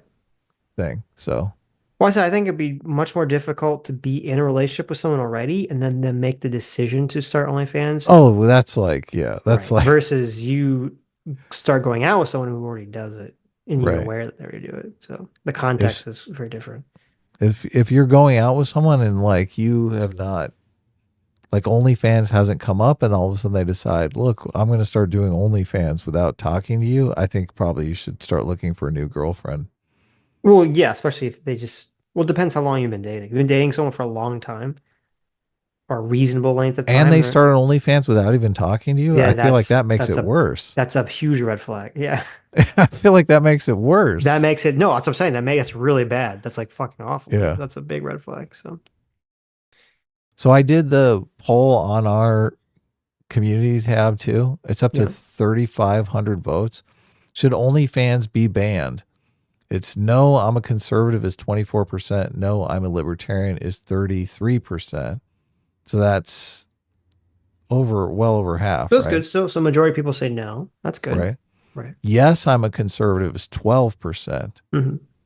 Yes, I'm a libertarian, which that I don't really understand, is 4%. But you have 3 times the amount of conservatives saying yes to libertarians. Right. You would have predicted that. I would have predicted that. Yeah. I'm not I sure mean, it's still a libertarian minority, but I would Fabian. have predicted Yeah. the difference. Yeah. Yeah. Easily. But I don't, yeah. But again, I would also predict, I don't think we have a lot of like super, you know, super duper conservative, like let's ban OnlyFans types that watch us anyway. In our audience, because our audience obviously has a selection sample. Yes. Bias. Yeah. Right. Yeah. So it's probably suppressing that. It's probably worse if it was like, we want Matt Walsh to do this poll on his. Well, I mean, but Matt channel. Walsh would be biased in the other direction. It would be overwhelmingly banned, Maybe. right? Because he has his own audience selection bias. Than we be like 99%. Yes. Sure. I'm a conservative. Right. 26% say I'm not a conservative or a libertarian. So there you go. Look at that. We have 26% of our audiences. Well, that clicked on the poll, right? Well, I mean, most people who are not probably just don't click on the poll. I don't know. 3,500 people saw it. That's a good sample. The people in the audience a lot of people in our audience might not have even seen the polls, and I didn't have the opportunity to click on it. I find it hard to believe that people scroll past these polls and just are not interested in answering. I mean, myself, for my own YouTube consumption habits, I never look at polls or posts, like ever. Oh, really? So I'm assuming other people don't look at them if I don't. I mean, that's wrong, but I'm assuming. I mean, I'm sort of addicted to the polls. I've been doing a bunch of fun polls on our channel. So yeah, no, it's good. I mean, it's good, and I'm glad people answer them. Don't get me wrong. I think it's great people answer them. Gives a lot of good information. And it's fun. Yes. So. And I mean, I do think it drives engagement. Obviously. I mean, we didn't stream for we skipped 2 streams last week, so. Right. Valman Go for $20 says, look up the wiki article denazification to see what it takes to fundamentally change an adopted ideology. Interview the entire populace, special courts, a totalizing, shame-inducing propaganda campaign, etc. Real occupation. Maybe it takes something that extreme. For actual tangible change, is that the thing? To denazify like a population. Oh, okay. Yeah. Gotcha. I mean, it makes sense. And just Nazify, you're just thinking unsavory element, like antisocial element? No, he's saying like, how do they denazify the Germany? Oh, okay. What did it take? It took, doing all this stuff. And so it's like, and I guess the question is, could you do that in Gaza? Is that feasible? And I don't know. God, such a mess. Yep. Boba Peck for 17 months says, Sitch, gifts aren't late yet because it's 12 days long. Adam, my cousin mentioned fractional reserve banking at Christmas. You said that's not true anymore. It's not true, no. Yeah. What do you mean? Okay. Yeah. Most people don't know it's not true, though. Of course not. Well, and it just became untrue very recently. Recently, yeah. Yeah. The Federal Reserve, they changed. So fractional reserve banking was the bank had to keep 10% of your savings in reserve. That's where it comes. That's where the name comes from. They lowered that to 0, but for the first time they started paying interest on reserves, which entices people to leave, not loan the money out, right? Yeah. If you can just keep it in reserve and get interest on it. Interest. Where did you sent me a thing on the recessions thing, which was super interesting. No, I guess there was a post from Noah Smith. Right. And he said, just in case you're wondering why the U.S. doesn't have recessions all the time. Yeah, I'll bring it up. And it's a post that it shows the amount of recessions there were versus expansions. And it's interesting because if this is true, if this chart is true, it kind of annihilates the gold standard argument. Yeah, it does. Because it shows how when we moved off of the gold standard that we basically had mostly an expansive economy, and how when we were on the gold standard, we basically had mostly recession economies. So a recession is defined as 2 consecutive quarters of negative growth. So what you want in an economy is growth. 3 to 5% is usually considered like optimal, something you'd shoot for. Right. So look, if you can continue, you think of it like a business continues to grow year after year after year, right? A recession is a setback, right? This year we didn't grow, we actually shrank. We lost customers, we lost productivity.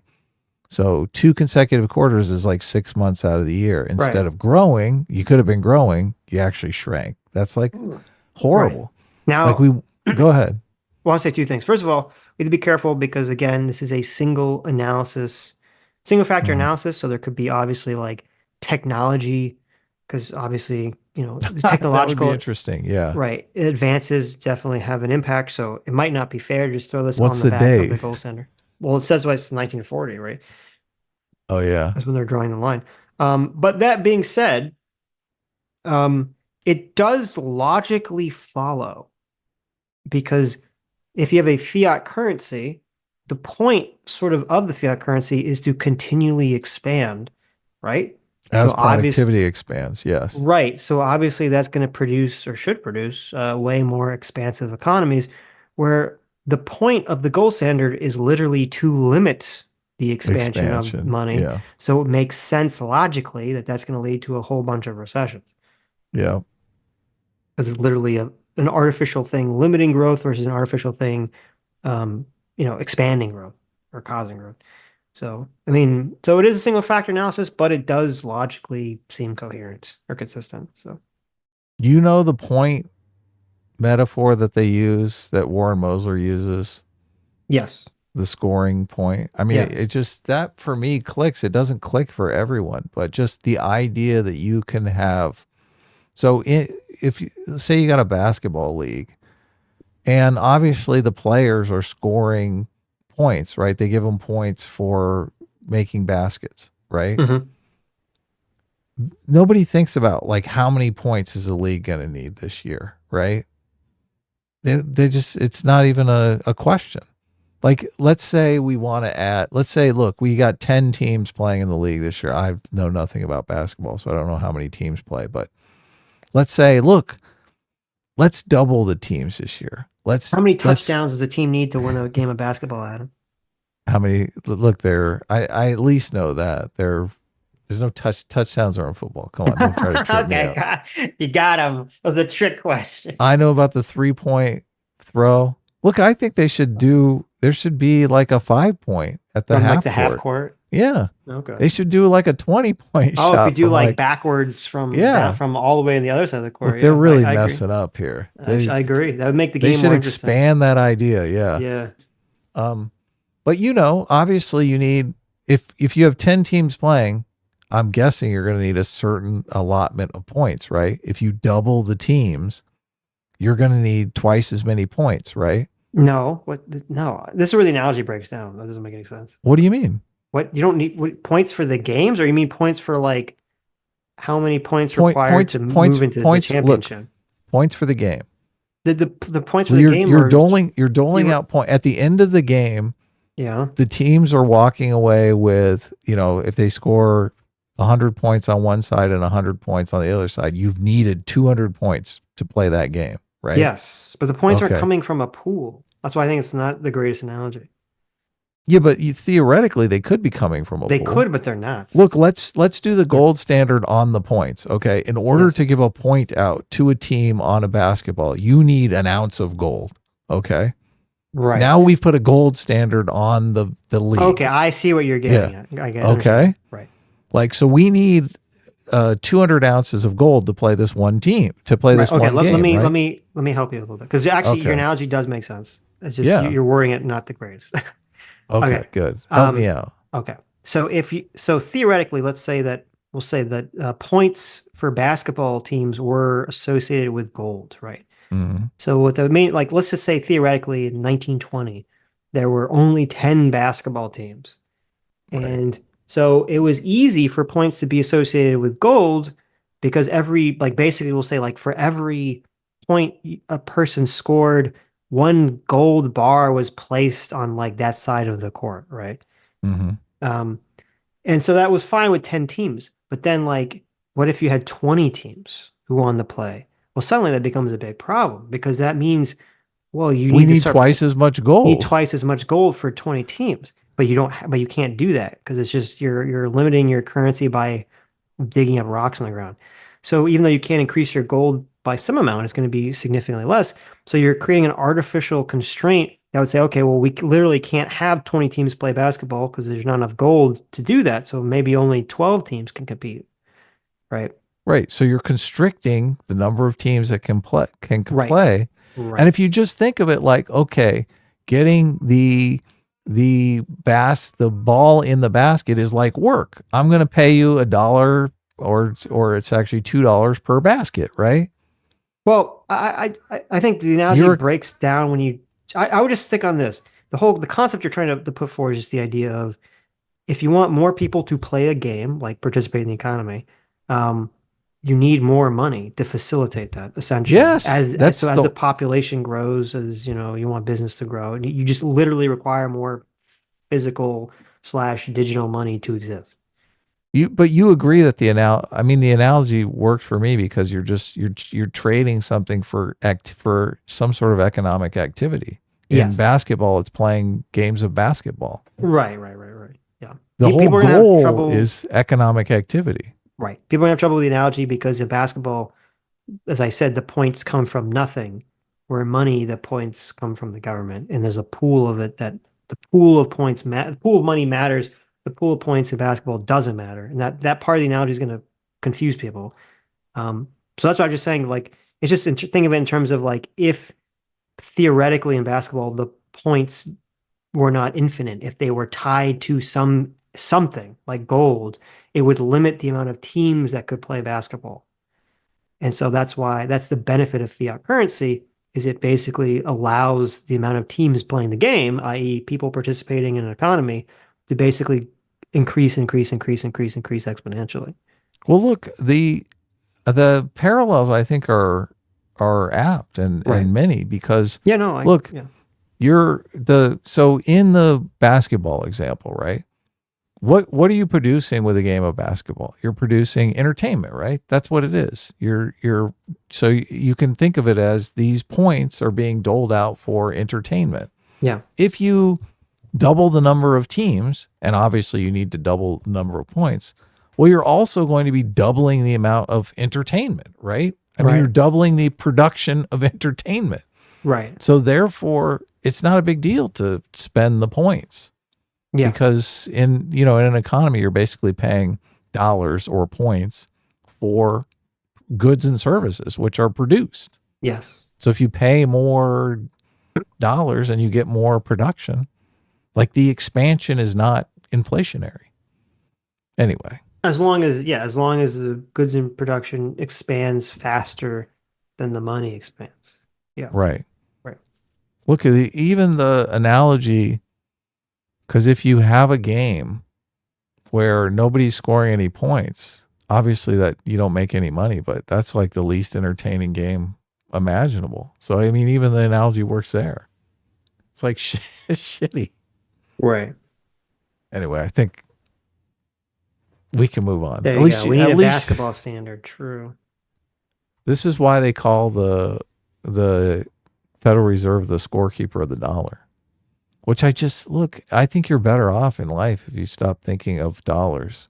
Think of dollars as a vehicle to do things, not as, so many people think of dollars as just like a commodity. And I think that's a bad way to think of dollars. But Fondue for $5 says, I think it would make more sense that teams would be planning to take the gold from the other teams. They win by having more gold than the other teams. I mean, you could construct it that way too. So, well, I mean, if the banker is just sure, you can think of it that way right. in an economy too. Obviously, in some businesses, the goal is to take from other people, but some things are win-win situations. So, but anyway, look, it's fine.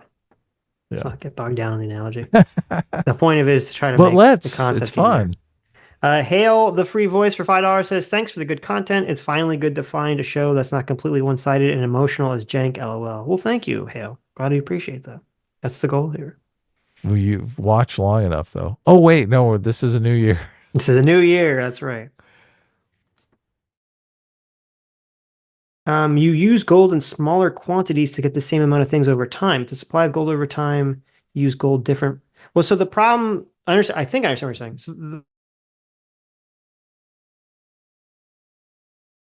like to pay for things, and that's true. But what that causes is that causes deflation. That means that everyone's gold becomes worth more, right?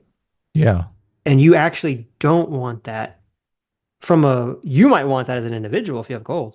If you're the government, you don't want that because that incentivizes people to hold onto their money and not spend it. Incentivizes people to take their gold and stick it under not bed. not just the government. I mean, as someone participating in the economy. If you're trying to create new businesses, you also don't want that. Right. Or even if you own a business, you don't want that, right? You only want that if you as an individual have a bunch of gold under your bed. But if you don't, if you have a business, if you're the government, if you're trying to expand the economy, you want people spending money, right? And so that is another very bad effect of the gold standard is that you would have to literally do that in order to expand the economy. You'd have to start slicing the pie of gold smaller, which would actually have the inverse effect of making the economy shrink because people want to just hang on to their gold because it becomes more valuable every day. So it would make the economy become smaller, smaller, smaller, which is that's the problem Japan had, not because it was based on gold, but just because of the cultural spending habits are very different, where they were just fighting deflation forever. They couldn't get people to spend money, and it kept making the economy shrink. So. Equishadox for $5 says, based pro-marriage, pro-meaningful relationship advice. Adam is the most Christian atheist I know. There you go. Yeah, thanks. Aaron Villarreal for $20. Thank you, Aaron. Says, my psych professor told me he brought his wife to see Jaws on their first date. She hid in his arms at every scary scene. The emotional ride plus his physical contact created a Pavlovian response that bonded them. They are still married. Well, there you go. Look at that. Look at that. So there it is, guys. Find something that scares your date to do together so that she has to grab you. That's the trick. Okay, that's the trick. I know it's an overly simple view of economics. I'm trying to wrap up a stream and say something in a simplistic term. I can't go through the whole thing, but sorry. Are we trying to wrap up? Okay. Well, I mean, yeah. Look, we can do a whole stream on. Adam loves to do economic streams, so I'm gonna give you one warning because I know I've seen you around a lot and people do this thing. If people obviously disagreeing with us is fine. If you want to say why you disagree with us, that's fine. But what I get tired of is if there's some topic and people just say, you guys should never talk about this topic. Okay, I'm not gonna do this time, but I am gonna just start banning people because that topic, just saying that, it doesn't tell us anything useful and it's just obnoxious and annoying. When you say, you should never talk about this topic. Yeah. Like, okay, explain what the problem is, right? Yeah. So it's a lose-lose situation too, because my instinct is always, well, come on and let's talk about it. You explain why you're the big brain and we're, so out of it. Right. Even though, look, because I feel obviously I can win that contest, but I don't want to reward people for bad behavior. And it is, too many people are out there just sniping so that they can get on your show and like. Well, that's the thing too, right? Yeah. Because it's like, well, why should I incentivize someone for being an asshole? Yeah, totally. So I get it. So I'm just letting you know, going forward in the future. Fondue for $5 says, I think it would make more sense that teams would be playing to take the goal. Oh, I read that one. An alien for $5 says, I get back from looking at cars all morning and you guys are still going. Well, time to start from the beginning. S-Class is the best class. I mean, this is a relatively short stream for us, but. It is. But listen, I'm sick. I have an excuse. No, I think this is great. Sitch, you should never talk about MMT because most of your audience hates it, finds it boring, and then. I mean, we did. Then trolls you in the chat along the way. Well, listen. See, that's a fair response. You gave your exact feeling on it. And I know. Listen, I know. I know Adam always wants to talk about MMT. I try to limit it. Okay, I do my best. You try to what? You're just trying to. I try to limit me. it. Is that what you're saying? I try to limit it. I know. I listen. I look at the numbers. I know as soon as you start talking about economics, the numbers start dropping. Right. We did a poll and like 40% said they wanted more MMT streams. Yeah, those people are like trolling. they might have been trolling us. Okay. Right. I get it. Anyways.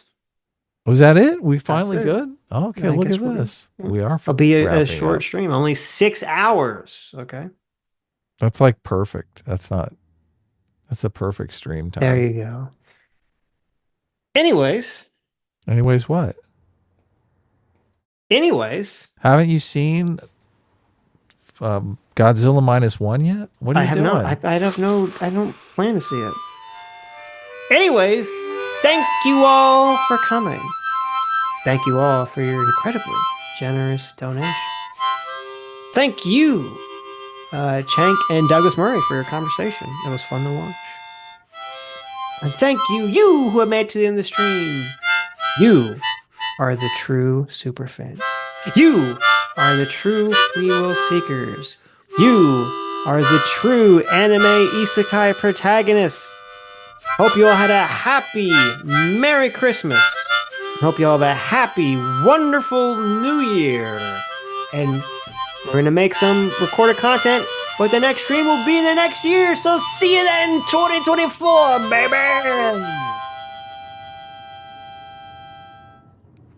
Happy New Year. Bye-bye.